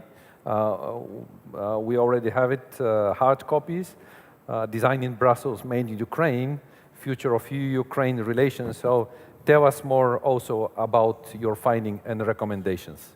Maria, thank you very much. Thank you very much. Indeed, as you said, the question of reconstruction of Ukraine is not only a question of rebuilding the country, it's, I would say, actually primarily a question of constructing a new one, because Ukrainians are now fighting not only against Russians and the Russian aggression, they're fighting also for their future, and this future is very closely related to the European dream, to the European Union. That's why the process of reconstructing the country, rebuilding the country, is actually summarized in can be summarized in the principle which is called building back better, which is lamented in the national strategy on rebuilding the country, and it is very much the idea which Ukrainians are sharing with the government. It is, so to say, social understanding of how the post-war recovery of the country should look like. At the same time, also for the European Union, it is also not only a question of rebuilding a neighboring country, it's a question of rebuilding a war-destroyed country, which is actually an official candidate, which makes it much more, a much different story. And so on both sides, rebuilding Ukraine is is closely linked to European integration of Ukraine. And these two processes should go in parallel, they should be mutually reinforcing, they should accelerate each other, and only in that way that can actually be, they can be seen as efficient. And this is also part of the driver of the publication by European Liberal Forum, which indeed has just came out, and you are the first people who actually see it in hard copy. Please feel free to take a look. We were looking into the ways how to make the process of reconstructing Ukraine and keeping it closer, bringing it closer to the EU as two sides of the same coin. We brought together experts from the EU and experts from Ukraine and gave them a platform to think, to brainstorm, to bring together new ideas, new perspective, new actors on how this can be done in the best possible way. Also provided policy recommendations for European policymakers, so to show them the way how they can assist Ukraine and also shape their own policies toward the country as part of a long-term strategy. And I would say that there are two overall umbrella recommendations or umbrella directions for Ukraine and for the EU. For Ukraine, I would rather start with the EU. For the EU, first of all, this should be seen as a great window of opportunity for applying conditionality mechanism, because of course Ukrainian government, it will be still the major actor in implementing reforms, in implementing pro-EU agenda on all possible levels, which of course implies tackling very, I would say, long overdue issues such as anti-corruption reform, as rule of law reforms. And now Ukrainian establishment is very perceptible to the international reaction, and it's a great moment for the EU to apply conditionality, to apply strict rules and really very strict scrutiny. On the other side, this scrutiny will be supported by Ukrainians themselves, because Ukrainian civil society, starting from 2014, when we had the revolution, and especially after February 2022, it became extremely fierce and very dedicated, very involved in all the matters of national interest. And of course, I think that will be a very interesting period when pressure coming from abroad and pressure coming from inside the country, bottom up, it will create a great momentum for really implementing reforms which otherwise would have taken much longer time. These are, and one more final thing which came up from analyzing the EU vision for rebuilding Ukraine and integrating Ukraine into the EU, and from Ukrainian vision itself, is the fact that Ukraine should take ownership of the reconstruction on Ukrainian side, even if it's funded by, of course, it will be funded by international partners, but still it should be Ukraine who is the driver of the process. On Ukrainian side, it takes the form of wishing to be, not even wishing, actually having a very strong intention of being an equal partner, being a contributor of the, not only of the post-war years of bilateral relations with the EU in the post-war years, but actually overall, in the long run, being a strong actor in Europe, security actor, but also a creative actor, economic actor, to realize Ukraine's vast social capital, economic capital, and all the aspects of which this vast country has to offer. And this is very much the idea which is often expressed by President Zelensky, which is very much supported and being resonated in the country. And this is something which we also try to show in the study which we produced, that there are multiple ways, multiple actors, multiple new domains in which Ukraine, with support of the EU partners, with support of the EU latest standards, best practices, also constant checking and actual collaboration, Ukraine can itself become an actor which is not only a recipient of help, but actually someone who the EU and Europe as a whole will be happy to have on board as a strong country. Excellent, excellent. Thank you very much. I'm tempted to ask you about the Ukrainian population. You said that there is a support from the society for reconstruction of Ukraine. But what ordinary people think about this reconstruction? How it should go on? What should be the stages? What ordinary Ukrainians means, particularly those who suffered and still continue suffering from Russian attacks? Do you think there might be discrepancies in the priorities of the society and the government? I see what you mean. Of course, for ordinary people, especially from the regions which are, I myself am from Kiev, but of course, Kiev is one of the luckiest regions in a way. We have regions which are much more destroyed, and people who are coming from there, the main priority is reconstructing the basic facility, the basic social services, and that is, of course, something which is on top of the agenda. But also the government is very well aware of this need, and international partners are very well aware of this need, because otherwise we will just have people leaving the country instead of coming back to the country. But at the same time, I think there is, again, a broad social consensus on the fact that this should be done in a way which is sustainable, which is, for example, if we speak about rebuilding the houses, it should be done in a way which corresponds to European standards, which is something which can serve the country in the long run. So I think the short-term and long-term priorities are not that much in conflict. Because people themselves, almost every Ukrainian family has someone who went to the front line, or someone who is somehow very closely touched by the war. So no one actually thinks this. I think there is an understanding that the only thing we can do as Ukrainians to make sure that these victims and this price was not in vain, which comes as a result of this is like we have to keep in mind our long-term priorities, which means European integration, which means building a prosperous country, less post-Soviet, more European, more resilient, more attractive for investor donors. So I think that even ordinary people who took all the burden of the war, they are pretty much aware of this long-term vision of society as a whole. And I liked very much that you mentioned anti-corruption, rule of law. I mean, it is long-term investment. It will require a lot of efforts from different layers of the society. How do you see this process? I mean, it shall start right now, or? It should start right now, because without it, basically, it will be very difficult for us to attract international support, international funding, which is indispensable, and that's why I think actually the establishment feels the pressure, because otherwise we will just not get the means which we need desperately.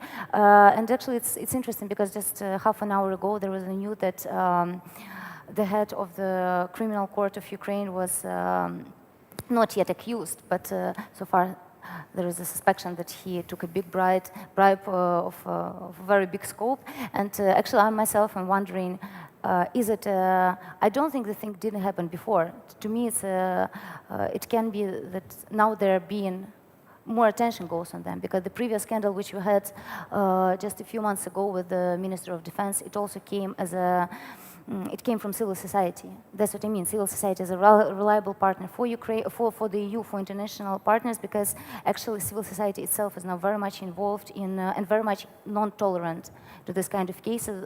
That's why I think this pressure coming from bottom up will have a very big effect on actually tackling this huge elephant in the room, which is, of course, the legacy of the entire post-Soviet space, and this is one of the biggest issues. But I hope that this is a window of opportunity created by war, by the dramatic events of the war, which actually gives a chance to tackle it in a more efficient way than in normal times, so to say.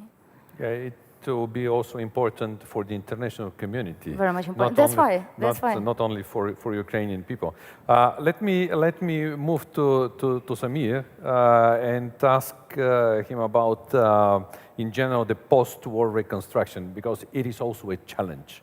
What would you have to say from your observation and analysis? Thank you so much, organizers, for such a warm welcome and inviting me to the forum. And thank you, Chair, for that question.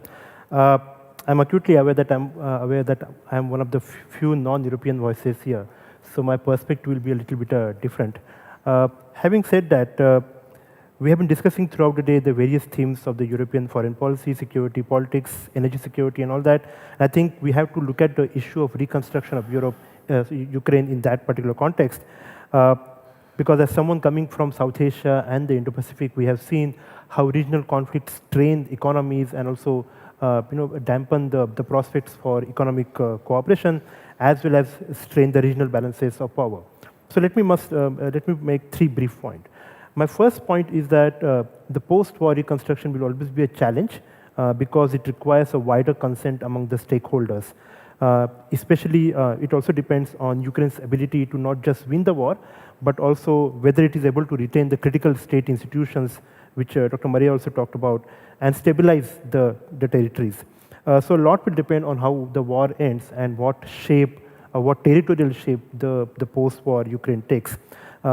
As the experience from Afghanistan has suggested, humanitarian assistance will be critical in the aftermath of the war because that will only enable the country to rebuild the critical infrastructure. And even though there are no parallels, the lessons from reconstruction of Afghanistan do suggest that rebuilding the country means not only reconstructing the infrastructure, but also ensuring a livelihood for the civilian population and establishing a secure state with democratic institutions, while also enhancing civil society and allowing the equal participation of various ethnic groups. It will also involve significant amounts of demining to ensure that the civilian populations can lead a normal, secure life.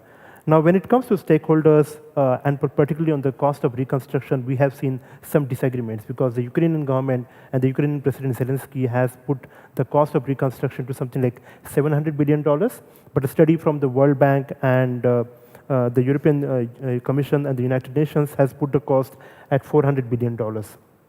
So there is some kind of divergence in those costs. But irrespective of what is the difference in terms of the cost, what will be important is the resource mobilization, because as the war gets dragged for a few more months, or maybe for years, or maybe 6 years, as what we heard in the morning, what remains to be seen is the European government's ability to retain their own enthusiasm, as well as ability to sustain the public opinion in the Euro-Atlantic region, which is already war-fatigued, and and as we have seen, there is also the cost of living are also increasing, so that is also going to cast a shadow on that. Again, as we have seen in the case of Afghanistan, it also critically depends on the security situation in the country, because there needs to be some kind of benefit also that the investors will have to see in the reconstruction, and also the benefits of reconstruction have to go beyond the oligarchs and the ruling elites. My second point is that this reconstruction depends a lot on how the issue of European security architecture itself is resolved in the long run. Of course, the Russian invasion has shaken to the core the post-Cold War European security order, but it has also made NATO attractive to many countries which had been sitting on the fence for many years. But fundamentally, the European policymakers have to determine the trajectory of continent's foreign and security policies, because when one looks from outside the continent, there is much appreciation for the European economic project in terms of bringing the growth and prosperity, but a similar kind of favorable outlook is not there on the issue of security, because we feel that the questions related to post-Cold War security architecture of Europe are still unresolved, what I may like to call as unfinished peace, as what one of the earlier speakers said. So the debates which happen within the European continent on security, for an outsider, they give an appearance that there is a fundamental divergence between those who argue for strategic autonomy of Europe and those who argue for the role of the United States in the continent's security affairs. So the question of reconstruction of Ukraine is critically linked to many of these debates, and therefore these issues too will also need a long-term resolution. And my final point is about the Chinese peace plan for Ukraine. If you look at the last point in that 12-point peace plan, it talks about promotion of post-conflict reconstruction of Ukraine. I mean, it is indeed ironic that a country which has trampled on a rules-based order in the Indo-Pacific and has caused instability through its aggressive and hostile actions in the region is talking about peace and reconstruction in Europe. Because democratic states in the Indo-Pacific have been at the receiving end of Chinese aggression and territorial grabs, as well as violations for decades together. We in India have seen the border standoff with China now for the last 3 years. where the People's Liberation Army has amassed several thousands of troops on the border to intimidate and coerce India. We have seen China intensifying its gray zone warfare tactics or the hybrid warfare tactics against not just our society, but many other democracies in the region. And yet, when the same country positions itself as a neutral peacemaker or broker, pick whichever term that you like, we in the Indo-Pacific can only be astonished that some European capitals and politicians take that claim seriously. So I'll stop here. Thank you. You mentioned two figures, 400 millions and 750 millions. Billions. Of course, it's going to be a very costly process. But to me, it's a different kind of estimation. What we calculate as a reconstruction, what we mean by reconstruction, whether it's simply rebuilding what has been damaged or destroyed, or more. And I think that Ukrainian plan is more ambitious than simply reconstructing, rebuilding. And of course, there are a lot of difficulties in this process which cannot be calculated on this stage. For example, you mentioned landmines, but also sea mines, pollution caused by war activities, destroyed fertile land. Of course, it's a white fires caused by war. It's very difficult to calculate. And this, of course, will require a lot of resources and time. But you mentioned China, and I would like to challenge you here. We know what China thinks, what China proposed, but what India thinks about the situation, about the war in Ukraine, how India sees the end of this war, and what can India do actually? So I know in the West there has been a lot of, what should I say, some kind of skepticism regarding India's position on the Ukraine conflict. But if you see fundamentally, India has advocated to the Russians saying this is not a time for war. And the fact is that India has talked about cessation of hostilities and a return to dialogue and negotiations. And India has taken that position quite openly in many of the multilateral forums. Of course, India has abstained at the United Nations Security Council when it comes to the various resolutions on Ukraine, but you have to look at India's own historical orientation of the foreign policy, where Russia or the Soviet Union has been one of the largest defense suppliers to the Indian military. But in the last few years, of course, India has also been diversifying from that. So India is now looking at France, Germany, as well as the United States in terms of defense supplies. But right now, still, we have more than 60 to 70% of the Indian military inventory, which is still of the Russian/Soviet origin. So in a sense, that is one of the reasons why India has taken the stand on the Ukraine crisis. The second, goes back to its own outlook towards China. Because we have seen one of the strongest relationships between Russia and China, India feels that a weakening of Russia, that's what President Biden has called, a weakening of Russia will essentially drive Russia towards China and strengthen the Chinese pole. And in that sense, India doesn't want that to happen, because even though, in a sense, it appears that Russia may be, in a sense, the most pertinent challenge right now, I think in the long term, it is China which is posing a challenge to not just the democratic societies, but to the entire rules-based order. So I would say, that is how India looks at the Ukraine conflict. But there is a perception that China has some leverages over Russia. Do you think India can leverage Russia to stop and to withdraw? So, I mean, again, if you see, the fact is that Prime Minister Narendra Modi of India, in his telephonic conversations with President Putin, has specifically talked about that this is not the time for war and you need to return to the diplomacy and dialogue. I think that itself, India is trying to use that as a leverage. And in a sense, whatever position that India has taken is with the aim not to lose that leverage, because India feels that if India takes an openly critical position of Russia, India will lose that leverage, and in a sense, Chinese will get that particular leverage, will in a sense fill up that vacuum. And also, if you see, in the last few years, how Pakistan has been trying to quoting Russia. So India also feels, that if it takes that kind of a position, again, it will open up that particular space to its adversaries to fill up that vacuum, and therefore India will lose that leverage. Okay, thank you. Let me turn to my right-hand co-panelists and ask Vincent, because you are working on many issues related to Ukraine reconstruction, and particularly in energy sector, which is very badly affected by this war. What you can tell us about reconstruction of Ukraine in general? What are the process challenges, and in particular, what will be the challenges in the energy sector? Well, thank you for the invitation, Jordan. And I think, similar to many people out there and us, we're all ready for the big bang. So we'll continue with our panel here, but because first we're going to do Ukraine. And as I promised, I've got my timer going, so we'll do this in less than 5 minutes. Recently, King Simeon II said something that really touched me. And it was actually very simple, if I can paraphrase, where he said, there's too much conflict in the world. And he said that with all sincerity, and you can tell that it really did affect him. And as I heard that, then I thought about today. And I was also thought about the last couple years. And as Europe was experiencing the full impact of the COVID pandemic, when we're all in the middle of that, then suddenly Russia invades Ukraine. A completely unjustified invasion, followed by or accompanied with the relentless destruction of Ukraine.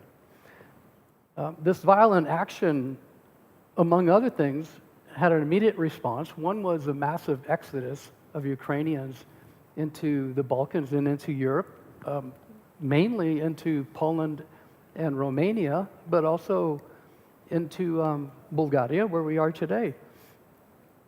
But it definitely had an impact on the Balkans.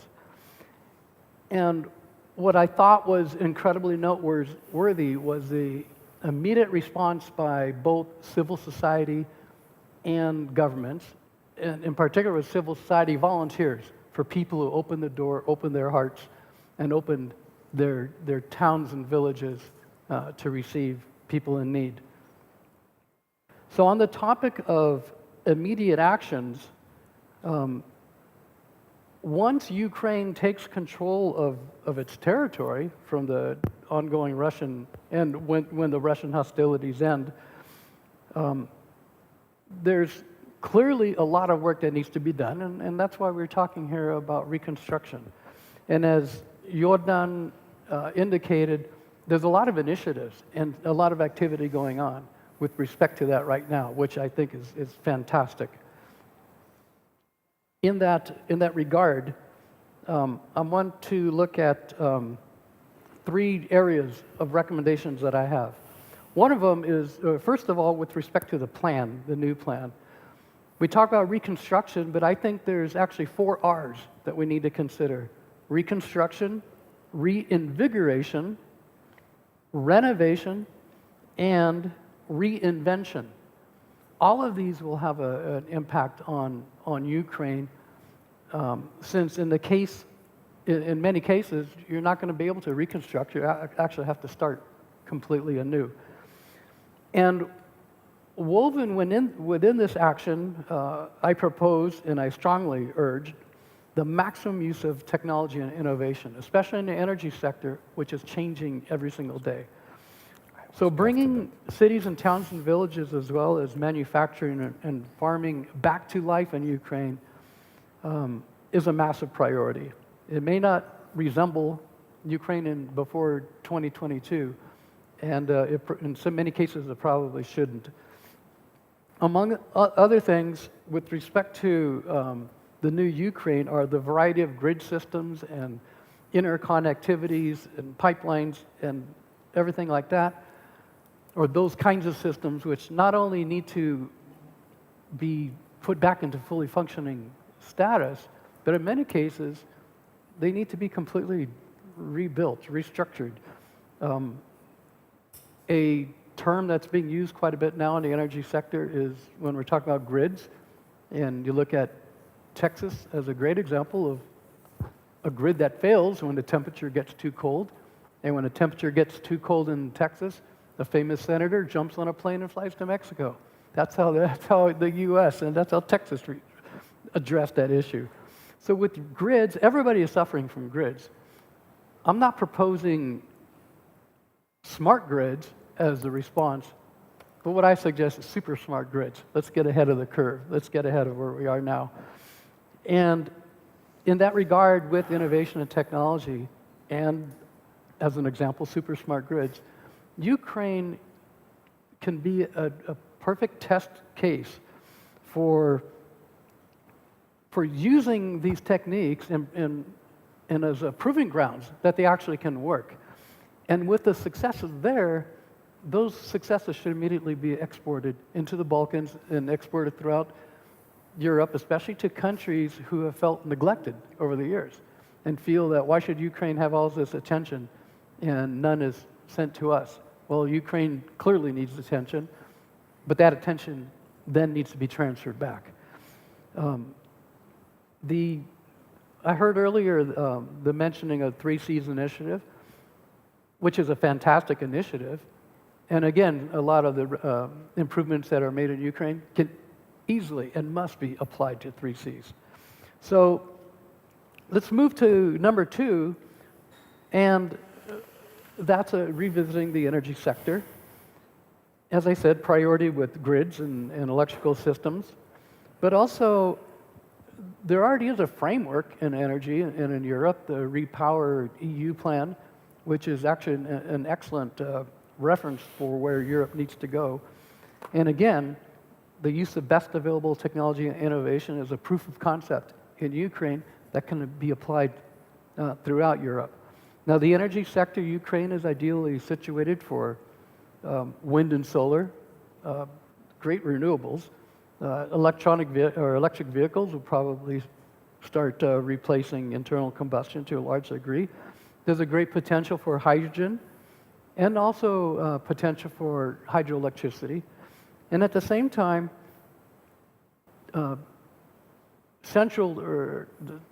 of the foundations for Ukrainian energy was nuclear, and we all know the story behind that. And once nuclear is put back online, that'll make a big difference.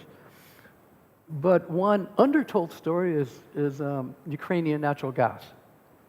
And Ukraine has probably the 3rd largest reserve of natural gas in all of Europe, I think behind Poland and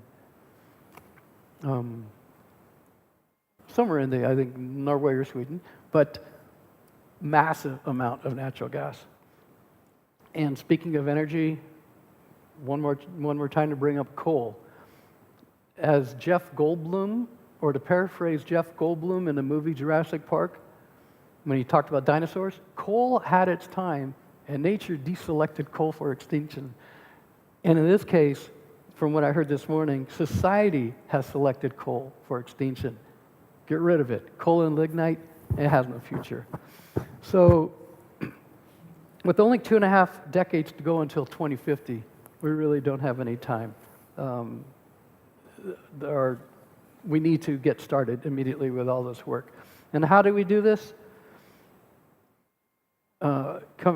Control, coordination, cooperation across the board on all sectors. And to answer or not answer, but to underscore the issue that Maria brought up, Ukraine must be in charge of their reconstruction. There's no question about it. At the same time, though, there's a transatlantic partnership which must take place. European partners, Balkan partners, they all have a stake and they all should be involved. But there's 3 components when we talk about, well, who really is involved in this effort. And those 3 components must include or do contain the government, private business, and civil society. Not civil society as an interested party, but civil society as an active participant across the way.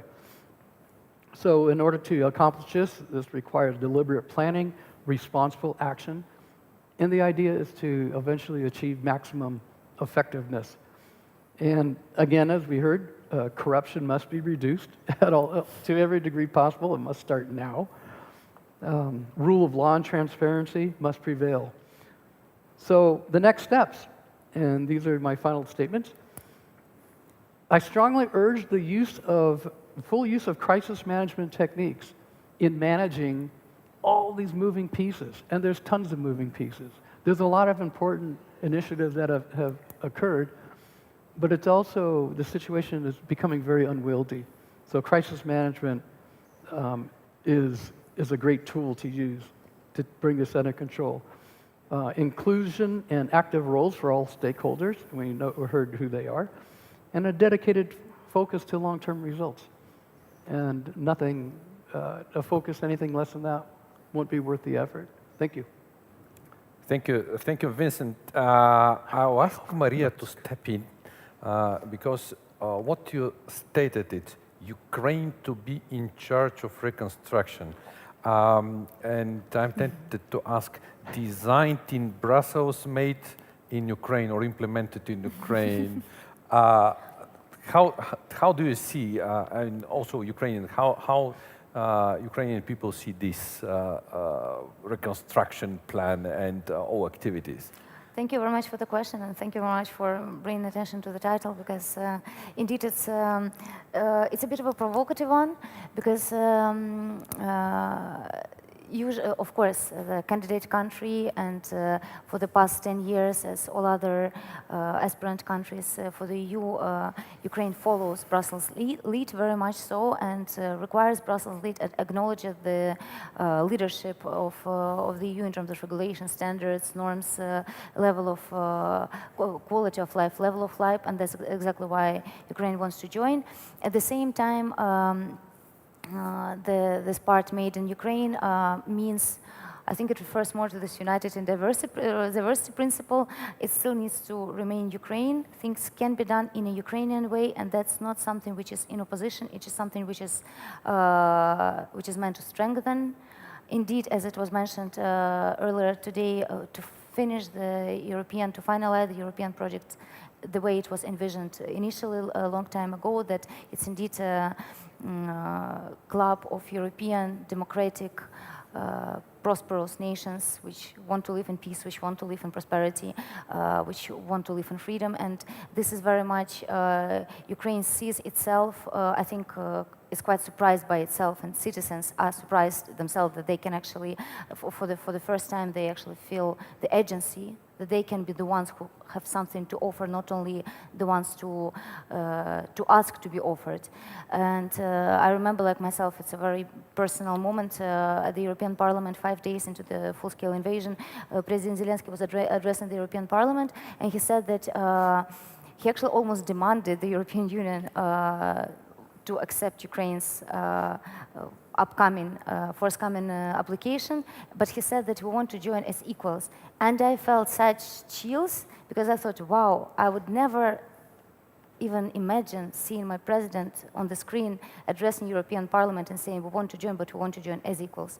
And this is something which is very much driving force behind this whole battle, which is not offensive, it's defensive, but of course it changes the national DNA. It's a very much a very important moment in national identity building, and I think really what Ukrainian society, Ukrainian government, which might change. It's not really, but I think it's very much, the fact that President Zelensky transmitted this idea, it's powerful because it's really supported in society. And I think if he changes the course, it will not be Zelensky anymore, but it will only be someone who will push for the same idea, that we want to contribute in whichever way we have. Indeed, we have natural resources, indeed, we have human resources, cultural capital, especially now after this year, Ukraine really became an actor, and it's impossible, even now when we talk about security and how international relations will look like, people still tend to exclude Ukraine as an active participant. It's more like it's something that's being decided between the EU, the US, Russia, China, but Turkey, it's not really the case. And I'm saying it not because I'm Ukrainian, but really indeed there is like an emerging new actor, and this actor wants to be part of the democratic union, and very much wants to contribute with whichever resources are there, and basically pay back in 5, 10, 15, 20 years for all the support, including the reconstruction. Thank you, Maria. Ribo, I'm glad that you are among us in this panel, because I'm pretty sure that you can add a lot of thoughts on the post-war reconstruction or rehabilitation of war-torn societies. What you can share with our audience? Thank you very much. The good and bad thing about being last is that you've already said everything. And I agree actually on most of the things that, all of the things that you've said. The only thing that, and I'm sure Ukrainians will be able to achieve all of that, and because I have many Ukrainian friends, I've been to Ukraine many times. Ukrainian people are very highly educated. You know, they are highly patriotic, unlike other countries, and they were able, with great resolve and unity, to stand up to, you know, one of the most powerful countries in the world, you know, and you know, even though at a great cost. But it saddens me for where I come from, my home country, Syria, that it has been 12 years and we were not able to reach or have such effort, you know, a process, at least to restart reconstruction in my own country. We have a lot of similarities, you know, between us. We have, you know, between Ukraine and Syria, we have around 16 million refugees and 16 million internally displaced. The difference, again, is that we have a lot of infighting, you know, based on ethnic background, religious background, sectarian backgrounds, and this has led to, you know, like we can call it disintegration in a way of you know, of the country. And today, as I'm sure a lot of you have heard in the media, it's that a great country that was once called the cradle of civilization has turned into a narcotic state, you know. And it's, I wanted to be able, I've tried my best for the past 12 years, even before the Arab Spring actually started, to be able to find a solution, a political solution where we could move towards a genuine representative democracy. Unfortunately, we have not found that effort or international effort where everyone came together and tried to put a process, a genuine democratic process, bringing together all those who believe in equality of all citizens under the rule of law, regardless of sect, religion, ethnic group, and gender. That would have solved the issue from the start, and that would have shown the majority of Syrian people that there would be an alternative to the actual regime. This has not happened, and we are at the 12th year. And again, I'm happy, of course, that we are here discussing, you know, the future of Ukraine and the reconstruction of Ukraine, as again, both of our countries have suffered a lot on a huge devastation on our infrastructure system, bridges, power stations, airports, roads, rail. You know, we don't have railway system, but yours have been severely affected. And you know, instead of moving towards any of that, we have seen the international community just giving up on Syria, and other countries filling the void. Instead of finding a political solution today, they're trying to, you know, accommodate the actual regime. And as you know, Mr. Vince here, who was in U.S. State Department, he knows that I believe, you know, there was, of course, the U.S. could have done more. The European Union could have done more to help Syria. And instead of just backing a certain opposition that they have believed or they have made to believe by allies such as Turkey and Qatar, that the genuine alternative to the Syrian regime are the Islamists or the Muslim Brotherhood, calling them moderate. I think this was the big mistake that you know, instead of, I'm sure a lot of you here know Syrians. I've met a lot of Syrians, even here in Bulgaria, where there are thousands of people who are originally from Syria. Syrians are very highly educated people. You cannot tell me that the alternative to the regime are, you know, Zarqawi or whatever, Baghdadi, and names of people that, you know, that, you know, make us think back of, you know, the Jahiliyyah, you know, like hundreds of years ago in Islam.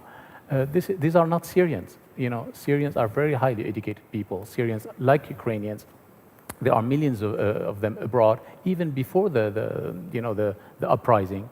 And these are the people that we should have brought, to find a genuine, democratic, opposition, a genuine democratic alternative that we could have had. And by that time, we would have already started the reconstruction of our country, and all those millions of refugees would have been back, and those millions of displaced people would have already been back, into their homes. Thank you very much. Yeah, thank you, Ribal. Just a short question. We see conflict in many countries. Do you think that there might be a competition for, let's say, donors, private investments, how to manage this globally? I mean, do you think that the current international system is fit for managing such complex issues, not only stopping wars, preventing people from suffering, but also reconstruction, development, addressing new challenges like climate change, migration, etc. I think yes. In the Western today, we have to see the world as it is. So we have the Western worlds, democratic worlds such as again Europe and the United States, who I think are very much capable. Of course, apart from their inside politics, if they put their differences aside, they have all the capacity to work on reconstruction of a country like Ukraine. They've helped Ukraine so far to withstand, as I said, like attacks coming from one of the the second military power in the world, and they have achieved for what people believed, with the limited manpower that Ukraine had, it was able to push back and and hold back the invasion of Russian forces. So I'm sure they'll be able to do similar and even more for the reconstruction. There's a lot that they could help Ukraine with, and the Ukrainian people are ready to, because they are, as I said, they're highly educated, they're very innovative, they will be able to rebuild their country and become a leading, in many aspects in this region. As I say, in technology, agriculture, renewable energy, and I'm certain of that. Regarding to the other part of the world where you see now, where countries such as the Gulf countries and others are seeing, the U.S. withdrawing, from the region, and again they look at, as Vincent said, the 2050. As many of the European countries and even the U.S. will start, looking towards renewable energy and fossil fuel free. So they can see that, they don't have time to move from oil-based economy to an alternative economy. They need a steady, they need the price of oil, for example, to stay at a certain level for those 20, 30 years. They cannot afford for it to drop, even though that some countries like the U.S. would, of course, like it to go below, for example, $80 and $70. But if it goes down, as you know, they have huge projects now, such as in Saudi Arabia or other countries, and those projects or this moving towards alternative economy would require, as I said, for the next 20 or more years, the price of dollars to stay at the same level. And so they think that the U.S. is withdrawing, is leaving them, on their own. There's a lot of goals, as you know, they learned from the Arab Spring for democratization, which again is not really in favor of those, regimes in general in the Middle East,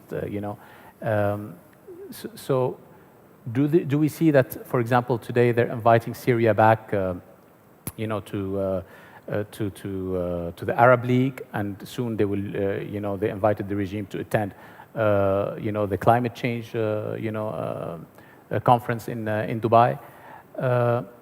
So they are trying their best to stand together as one, in face of these changes. And for oil-producing countries, such as, today they look at themselves more as a club, so a lot of people ask me, what is this latest rapprochement between Iran and Saudi Arabia?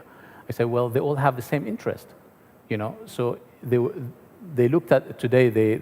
Someone came like Russia and said, guys, we are here, the club, the oil club producing, nations. We have to stand together, leave our differences aside, because, as I said, we have to work together to keep the prices of oil together and to stand against any orange revolution or whatever that could come in the way. Thank you. Thank you. Thank you, Ribao, for bringing this perspective to the conversation of reconstruction of Ukraine. We are convinced that there is no alternative to this process, and it should, of course, include rebuilding the destroyed economy, infrastructure, houses, hospitals, but it should be also about modernization of the country. Changing the country in order to meet requirements for the future, how shall I put it, move towards EU and NATO to meet criteria for that. And of course, this includes respect of rule of law. It includes creation of capacities, administrative capacities at local, at central level. So it's a long discussion. I would like to ask you to join me and thank our excellent speakers. And on that, I'll conclude our panel. Thank you very much. Thank you very much. And now, as far as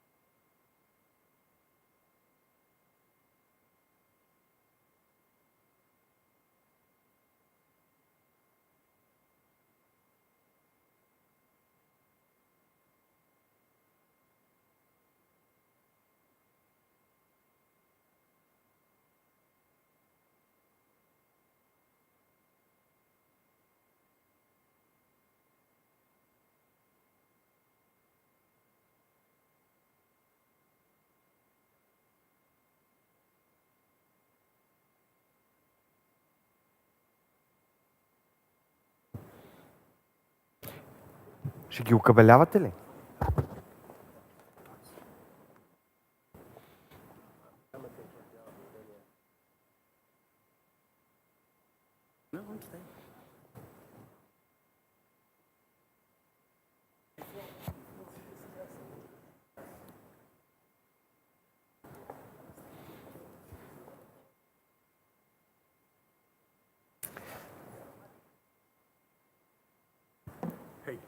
Hi, I'm Svetoslav. Pleasure to meet you. How are you? Yeah, it would be the best one. I'm absolutely sure.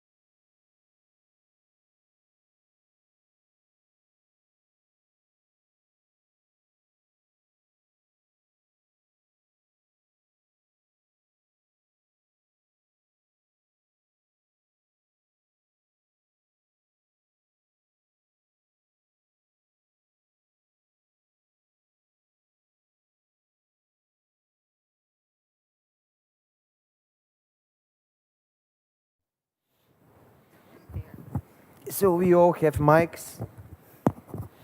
The last one. I just say a few words in Bulgarian. Благодаря на всички, които останаха. Това е последния панел. Thank you everybody who stayed. This will be the last panel. I'm very pleased to be here. Is with the panel, which isn't only a panel. It is a ministerial reunion. As every reunion, all of the participants have their role. At the time of the Big Bang, NATO enlargement, maybe many memories, many interesting stories. It was a dynamic time, very important time for the history of Europe, because it was time that Big Bang diplomacy led to 7 new member states of NATO. They joined in 2004, but the benefits have gone far beyond the alliance itself. The benefits goes alongside the enlargement of the European Union. It has contributed to erasing the past of the Cold War. So I'm really glad to present you Alessandro Minotto-Rizzo. He was NATO Deputy Secretary General at that time from 2001 to 2007. High pleasure. Antanas Valionis, Minister of Foreign Affairs of Republic of Lithuania, 2000-2006. Thank you for joining us. Dr. Ioan Mircea Pascu, Vice President of the European Parliament, till 2000. And Minister of Defense, of course. Pleasure to meet you. And Kristina Ojuland, Minister of Foreign Affairs of the Republic of Estonia from 2002 to 2005. Mr. Kychukov, Lyubomir Kychukov, he was Deputy Minister of Foreign Affairs of the Republic of Bulgaria from 2005 to 2009. And I have an idea, Mr. Pasi, we all know him. We can talk about a Big Bang and, without him, actually on the stage, so could you join us? Someone. Thank you. I will join first with 2 technical announcements. Number 1 is that the hall is not as empty, as full as in the beginning, but we have numerous live auditorium online. I don't know how many thousands, but we have them. This is number 1. And number 2 is that all of you are witnessing a unique political moment in Bulgaria. Yeah. Absolutely unique. Until late yesterday, we were almost sure we would have government after 2 years without parliamentary government.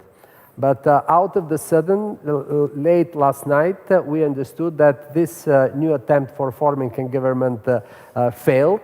And now the political parties who were here were calling off their leadership for urgent meetings on what to do with the new government. So we are in a unique momentum of the history of Bulgaria, which explains why the hall is such and the plenary is such.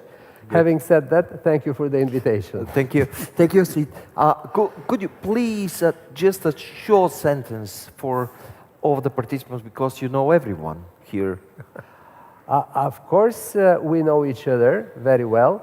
The first thing that I want to say was that we had a name. This was the Vilnius 7. Oh, good. The Vilnius 7, and from, your place. From this point of view, he was our boss, coming from Vilnius. The second thing is, which I want to say will be step by step for Ioan Mircea Pașcu, who was the defense minister.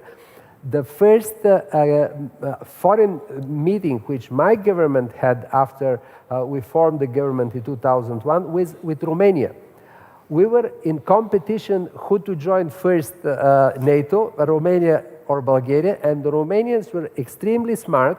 They came to us and told us, look, we need not to compete, much better to cooperate, which was immediately bought by the then Prime Minister of Bulgaria, the King, so we formed a tandem. Good. With Christina Oiland, I have an unforgettable moment when the two flags of the 7 flags were raised over NATO headquarters.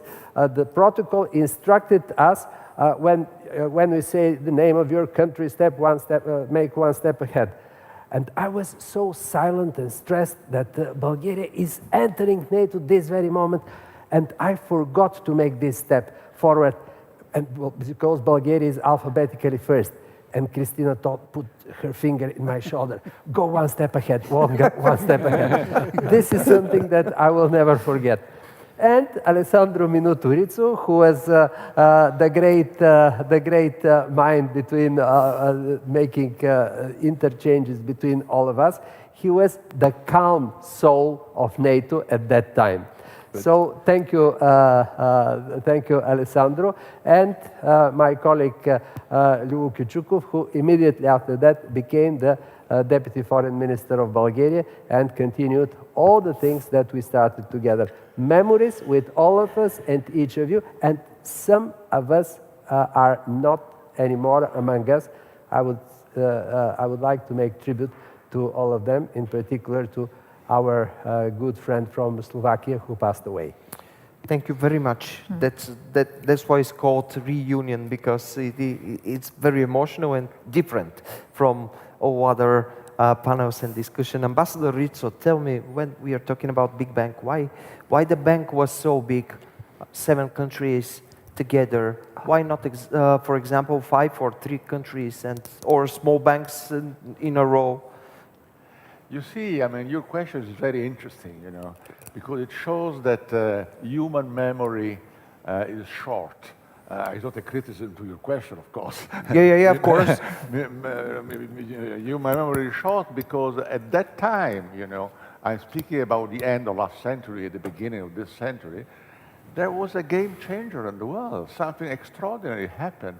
It was the fall of the Berlin Wall, the dissolution of the Soviet Union, the end of communism, the end of the Warsaw Pact, the end of Comecon, a completely new world. And so, you know, it is obvious that the players in that tragedy in one hand, from a certain point of view, and the great victory on the other, wanted to find a new place in the world, to be on the scene, the players, your country and the others. And so, you know, you wanted to be recognized as European partners, as members of a Euro-Atlantic community, as it was called at the time, perhaps even today, and to forget about the past, which was there just because you were occupied in the Second World War. And, you know, I'm not criticizing history, it's history, you know, but it is normal that from the point of view of NATO and the European Union as well, I mean, it's not only NATO, the European Union, it is obvious that we had a big pressure from your countries to become members because you wanted to become, you know, members of a Serie A, you would say in Italian, the first group, you know. You want to be security providers of the world, not somebody who is controlled by another country. And it was impossible to make, give grades, Estonia, X, Y, no. Of course, you all qualified at the same time. There was a certain process, of course, which was a technical process also, which was called MAP, if I remember correctly, multi-year process or something like that. And in the end, the decision was taken to admit all of you in NATO. And it was something which was discussed from many points of view, because there were some people, even in America, even in the Congress, who said, well, NATO was born under a certain, condition in the world. Now, what are those countries giving in terms of added value to the alliance? Are they really giving an added value? And there was a discussion. In the end, the conclusion was that you could not evade the political request of such a magnitude, And so it has been a success story. And something that I want to underline, and I think is also important for you, is that this section was not meant to be anti-Russian at all. It had nothing to do with Russia. Russia had its own dynamic, which was a sorry dynamic. The relations were very different. Absolutely, yes. And there was a dissolution of the Soviet Union. So, but from our point of view, we wanted to have you in, and you wanted to be in, but not against Russia, just to be security providers, players of the world. That's a different thing. Got it. That's a very interesting point that you made. And I ask Mr. Valionis, because someone mentioned Vilnius 7. You were the host, the boss of the group. How was the how would you describe the relations in Russia back then in 2004? Repeat the question. How would you describe the relations with Russia? With back Russia? then in 2004. All the time it was a very serious problem for all Baltics, but especially for Lithuania because of Kaliningrad transit, military transit, people transit, and so on. And coming back to this Vilnius 7, it started like Vilnius 9, later was extended like Vilnius 10 when Croatia joined this, and at the very end, 7 countries, including Bulgaria and Lithuania, entered NATO at the same time. It was very complicated. What was mentioned by Solomon, it was quite right. Understanding that Baltic countries, we had additional red lines. And was raised idea by Zbigniew Brzezinski, at least one Baltic first. And we started the same competition between who this first Baltic would be. And of course, Lithuania thought that we are, because at the very end, with the consultations with some American foundations, with our friends in European structures and so on, we decided that it is enough place for all ready candidates to join NATO. And that's why early spring 2002, about half a year before George Bush president was elected, we met in Vilnius and established this Vilnius 9, format, which started together fighting for our membership. And we had even leaders. Vilnius was mentioned, but I wasn't leader very often. One in any meeting we had Americans, all ministers from Vilnius 10 at that moment, elected one who had to speak with the State Secretary of the United States. At the very beginning with Colin Powell, later with Condoleezza Rice, which finalized our membership supporting our decision. That was very, very interesting. And how, the last sentence, now when we look back, because we were invited in 2002 in Prague summit and became members in 2004 in April. So looking back, we in Lithuania all the time stress that Lithuania in whole his history never had better security and prosperity situation. Even now, with remembering about all those events in Ukraine, I can repeat the same thesis. Having said that, a question for you, Ms. Oyewant. Have you been surprised when you saw it was December 2021, I think, when Russia sent conditions request to NATO for withdrawal of military infrastructure for Eastern Europe, for example, from the positions prior 1999? You said 2021? Yeah. Well, actually, I was coming here to speak more about Ukraine and the current war, of course, in it was 2 years before, two months before yes, the war. Yes, yeah. with Russia, indeed. But before I answer your question, I would like to make a comment on one of these previous panels here. What I don't really share, I cannot agree with this view that that at this stage of the war, that means that Ukraine should start any kind of negotiations, diplomatic negotiations with Russia. I don't see any option, any possibility, any reason there. And if you even compare with the Second World War, would anyone sitting to the table with Hitler in that time? It is impossible. There is a war going on. And this kind of diplomatic negotiations is very, very wrong direction. Ukraine must win this war.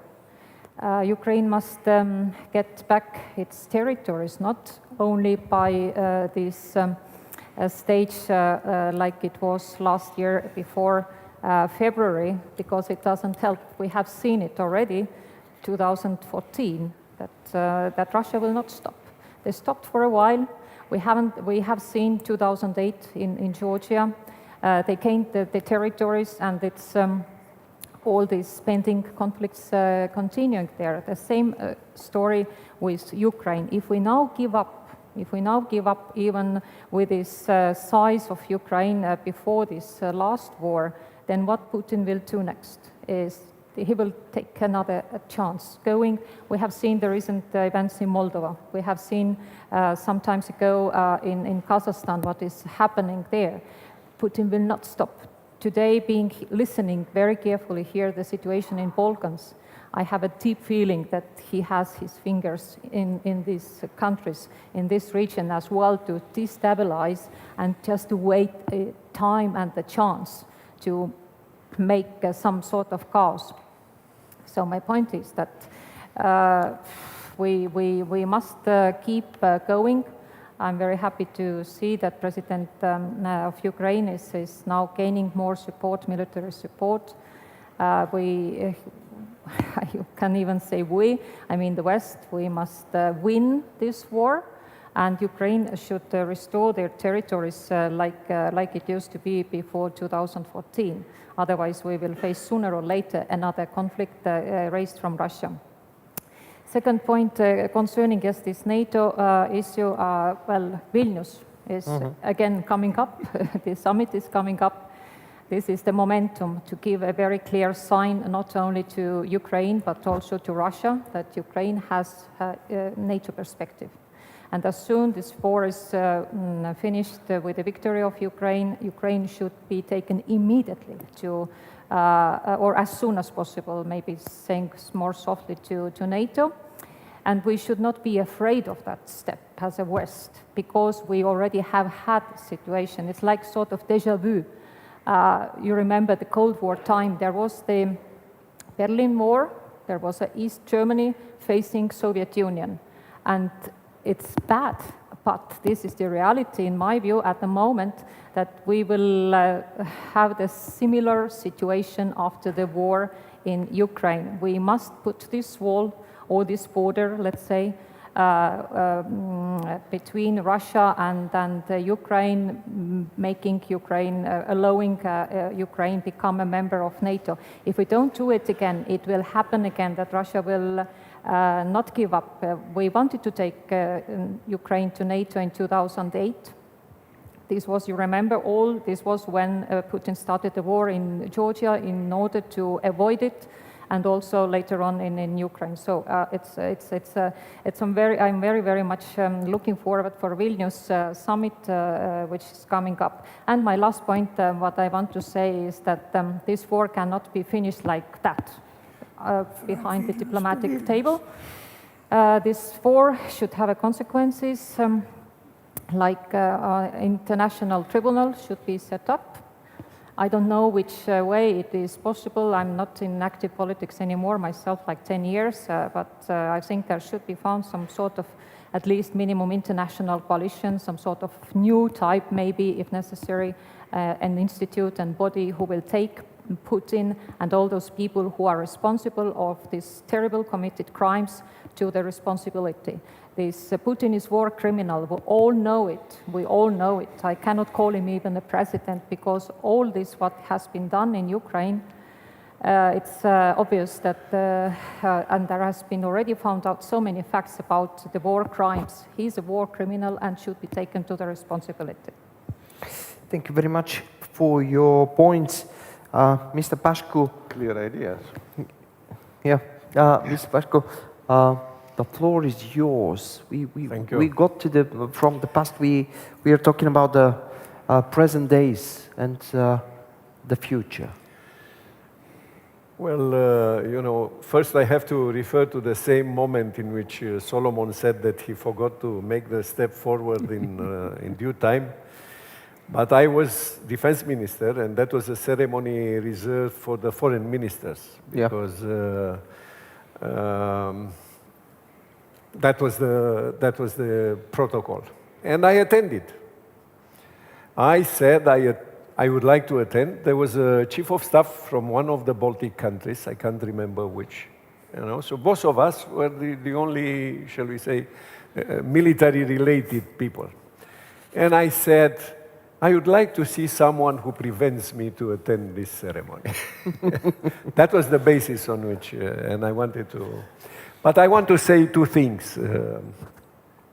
First thing was, you know, that every student of Russian history would see that Russia is in flux and reflux. It happened, you know, twice in the 20th century. It happens now. So at that moment, we perceived, you know, that Russia was in a moment of reflux. And therefore, we said this is a window of opportunity. By the time Russia will mend its fences and will become again, you know, powerful and demanding of what had lost, we should be on the safe side of the street. That was the thinking in the very beginning. And see today that it is warranted. I mean, unfortunately, it's warranted. So that was the mindset at the time. A second thing which I would like to say was that among the arguments which we brought when we tried to convince the Western countries that we deserve to be accepted into NATO was that if Romania and Bulgaria and Romania are accepted into NATO, coupled with Hungary, which was already a member of NATO, Austria, which was already a member of NATO, Italy, which was already a member of NATO, Greece, which was already a member of NATO, the whole problems of Western Balkans, as we call them now, would be somehow in a territory in which NATO can really manage it, NATO and the European Union. So access to that area would be controlled, you know, by these NATO walls around the area. Now, in retrospect, I said, I think, you know, that this is, it has been good because it has provided time for those countries which were confronted with greater problems than we were confronted due to the war and consequences of the war, to try to sort to solve them and then, you know, start applying reforms and so on and so forth. But at the same time, it has a negative effect. Now, today, I see this, not at the time. At the time, we were concerned only to bring Romania and Bulgaria into NATO. But the negative side has been that this strategy removed the sense of urgency to address the problems of the Western Balkans. You see? And those who wanted to say, no, no, we don't need them, said, no, no, no, you have time, you have to do the reforms, you have to... And we were all witnessing the game which took place afterwards. I'm very glad that today we have stepped further and we are closer with some of the countries, you know, to be accepted into the European Union. They are members of NATO. So from this point of view, in the end, it went okay. It's not settled yet, but I wanted to share with you this because it was a post-factum reflection just these days when I got an invitation to come here, I started to reflect, and that was my conclusion.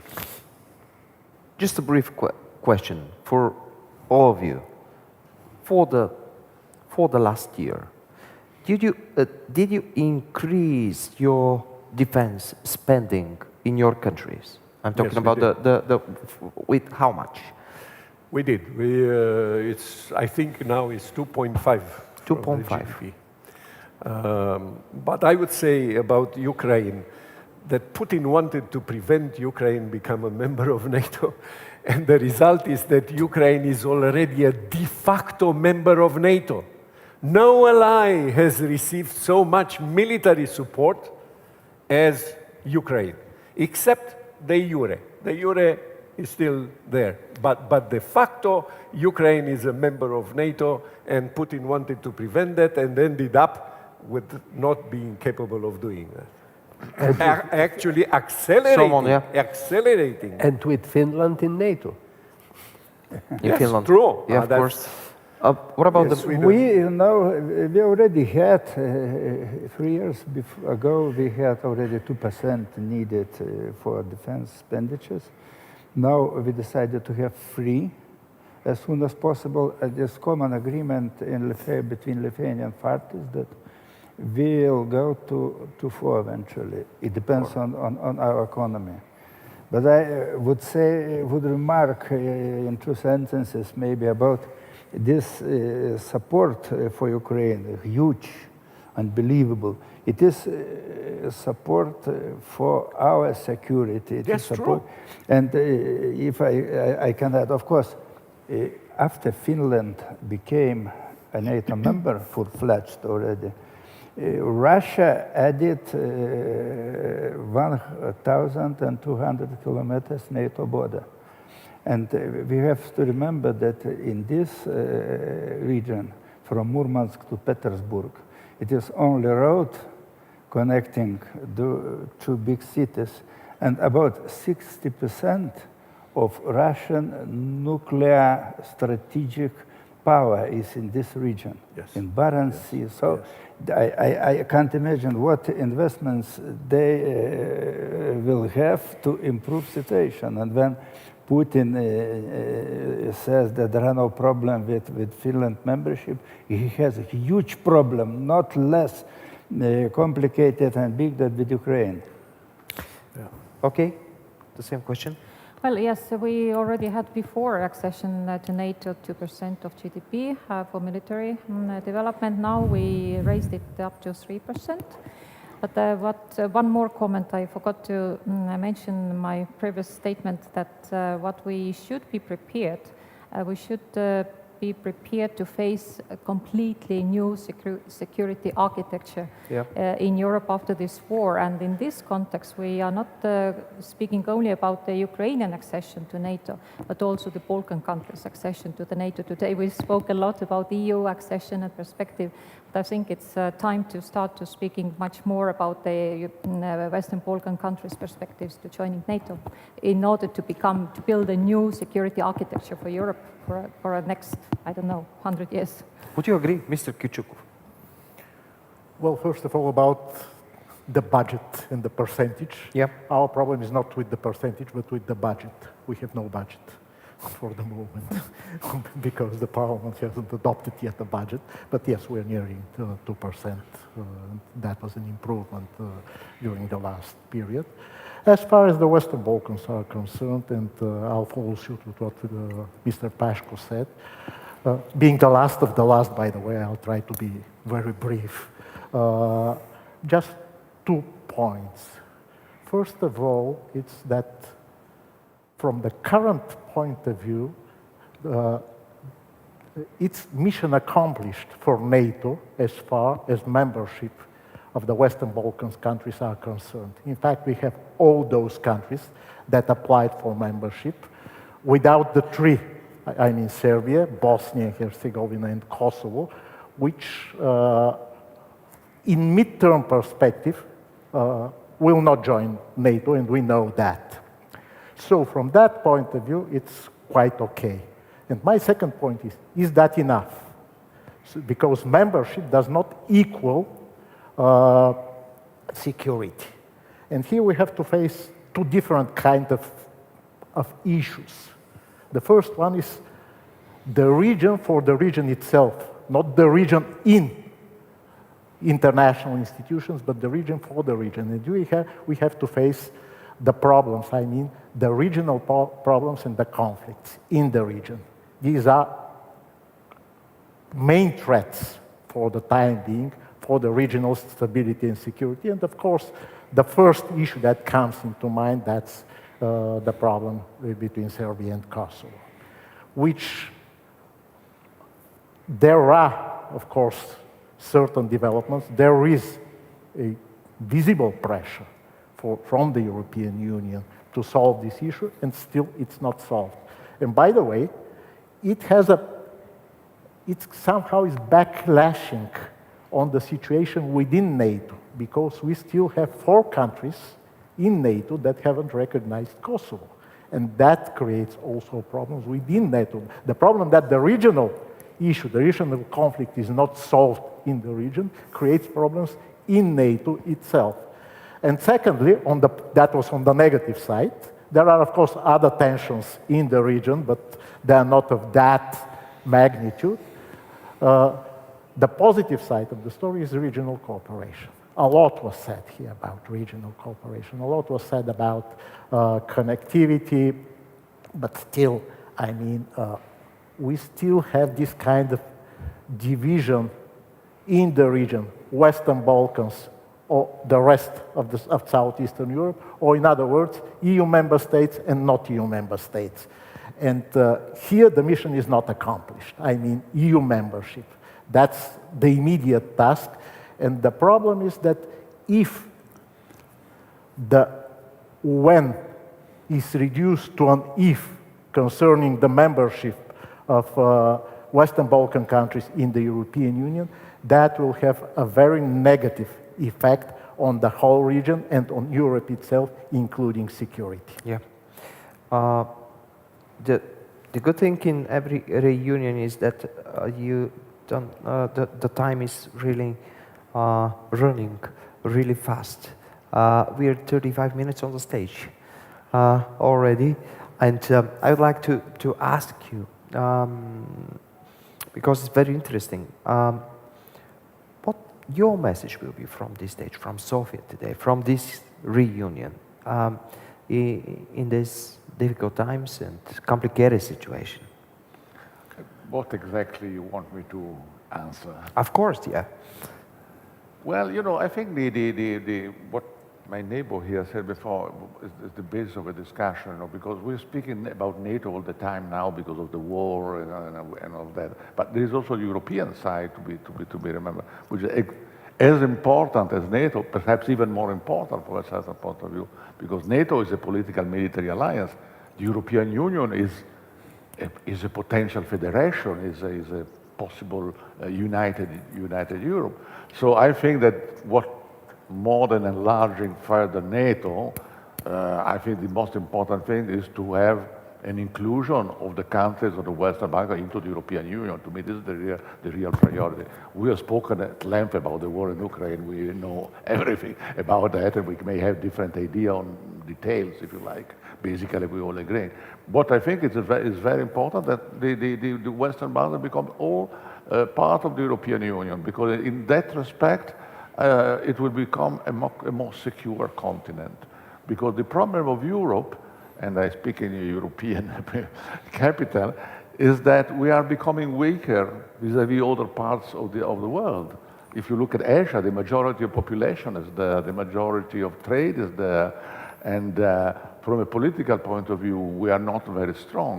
In the case of Ukraine, there is an extraordinary union, which was unexpected by everybody, including Mr. Putin, but I don't know if it can be repeated again. So we really need to reinforce the union. This, I think, the union and the European Union, this is really the big message.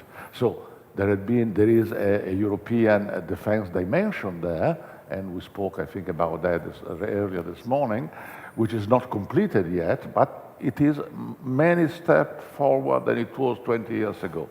And you have always to remember, because we want to have a quick fix, you know, in everything. But history has no quick fix, you know. Armies, flags, national aims, identities are the basis of human species, the basis of Europe. You cannot cancel that in 10 years or in 20 years. But there is another. And then I think, again, I mean, to complete this the intervention about the architecture, I think that European Union and NATO should stay together much more than has been in the past. There must be much more cooperation. Unfortunately, there is not enough cooperation, which is also due to technical things that the public opinion doesn't know. Because you have the secretariats meeting all the time. You have Madame von der Leyen, Mr. Stoltenberg, but the countries are not really speaking to each other in a formal way. This is the next thing that has to be done. Because, you know, I don't think that, you know, we can in Europe work as if, you know, the Americans are always supporting us. No, we need a certain kind of autonomy, but it has to be done in a clever way, together with the Americans and the Canadians. Thank you very much, Ambassador Rizzo. Your perspective. Oh, well, yes. I don't want to speak much about the European Union on several reasons, because it's always like a very... you can look at this in very different corners, and I'm, for example, I'm anti-federalist. I don't believe in federal Europe like many others, and this kind of federalistic unity like we can see in the United States, I simply cannot see it happening in Europe anytime, even taking into account the situation in Balkan countries, in the small countries, which cannot find the unity between themselves so far as we would like to see it. Simply, we are all national countries with our national interests so far, which many times are much higher than EU interests, and this all avoids really European Union to become a federation. Then second point is, for me, it's all this over-regulation in the European Union. It's simply killing our economies, our competitiveness in the world, and so on, so on. So, and this is why I also, in context of Ukraine, for example, I would say that NATO is first and most important priority for Ukraine. European perspective, maybe yes, maybe not. This is upon Ukrainian people to decide. And in Estonia, always, NATO has been always the first one, the most important one. Thank you very much. Mr. Pașcu. Well, I think you know that in terms of security, the European Union is already starting to pay more attention to security and defense. Yeah. I regret that I'm not any longer there to enjoy these moments, because you know sometimes there was quite an uphill battle to convince colleagues in the parliament, you know, that these are important matters. But it happens. And that's because, you know, the name of the game now in Europe is military, is defense, is not any longer economic and social, for the time being. So therefore, Europe has to, if it wants to participate, has to be significant, meaningful in this respect, and they will do that. Plus the security. In terms of security system, after what is happening now in Ukraine will end, I think we will have a sort of similar situation existing in the Cold War, with a clear dividing line, which would be moved eastwards on the borders of the Russian Federation. I think you know that Ukraine would be clearly on this side of the... And the fact that we are members of the European Union, behind that dividing line, and members of NATO, this gives us a different situation than the one existing during the Cold War. I would certainly hope, you know, that we will find a security regime for the Black Sea, because it's fundamental. Some people have said in Asia, you want to come here in Indo-Pacific to help us to do things here, and you cannot manage the situation in the Black Sea. How can you think, you know, of coming here? So Black Sea should somehow be part of a regime, a security regime. I would make a parallel with the end of the Crimean War.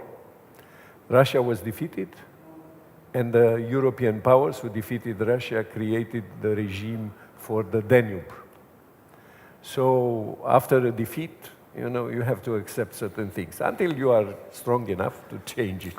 But that would be for future generations. Thank you very much. I rather am optimistic, because I would say some suggestions concerning European military capabilities. After Finland and Sweden join NATO, all talks about NATO brain death and so on are very far away. That question is closed. Second positive question is closed. Germany already made choice. Third thing which we have to mention, we have strong solidarity, excluding such as Orban, for example, but rest are in very... And concerning Ukraine, it was very clear said when this early spring, President Zelensky visited first the United States, later Paris, meeting with Scholz and Macron, that Ukraine will decide on the end of the war and when to start negotiations. And that is my point, that it was clear that Zelensky declared at least a few times that they rather want to come back to the 2014 situation. They say 1991 borders, and they will not go further. So Russia will stay without, because the end of the war is very different. First World War was ended when it was no military people on German soil. No, it was the Nordic Finland finished morally winning war, but losing part of territories. Yep. So Russia, or it will stay as a big country and a future problem for us, or will be destroyed by internal processes. And the very last thing what we have to do, strengthen our support, close, strengthen economic sanctions and close possible exclusions, because Russia still have, and assist till the very end of the Ukrainian victory. Thank you.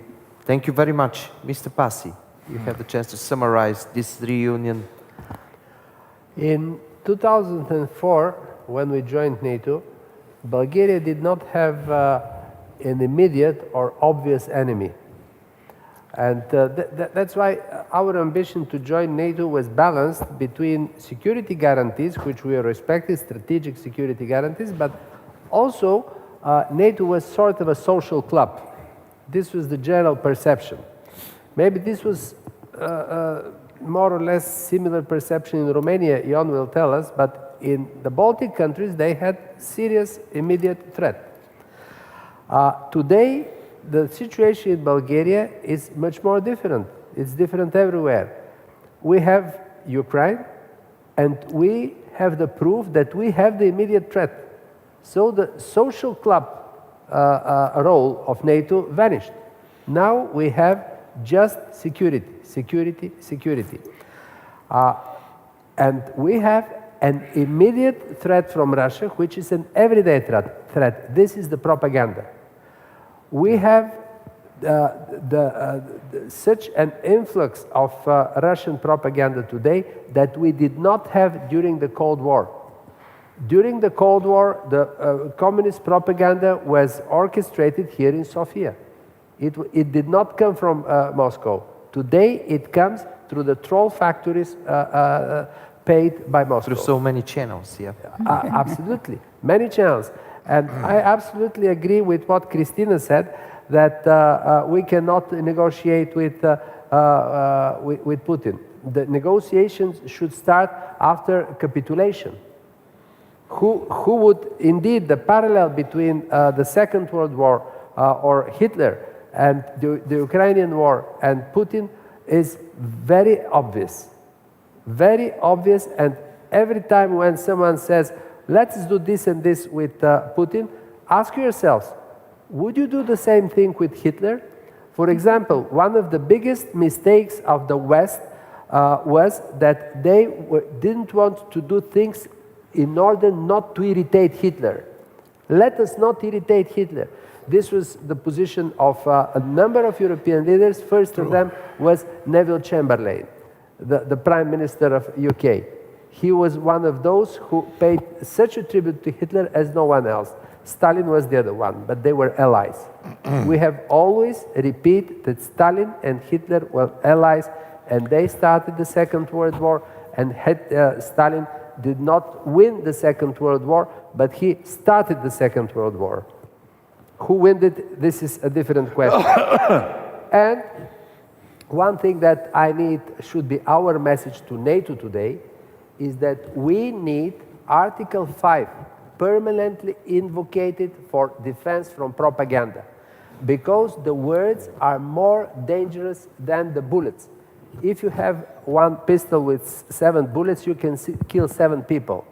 But if you stay in the cinema and cry, fire, fire, fire, the crowd could rush out and kill 20 people, 25 people with only 2 words, fire, fire.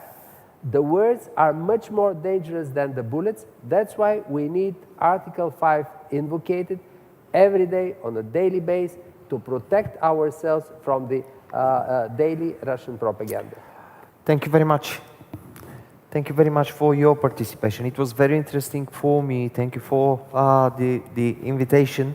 I know that your reunion will continue in more informal atmosphere. So, thank you, ladies and gentlemen. Thank you. With success and pleasant stay in Sofia. Thank you. Thank you.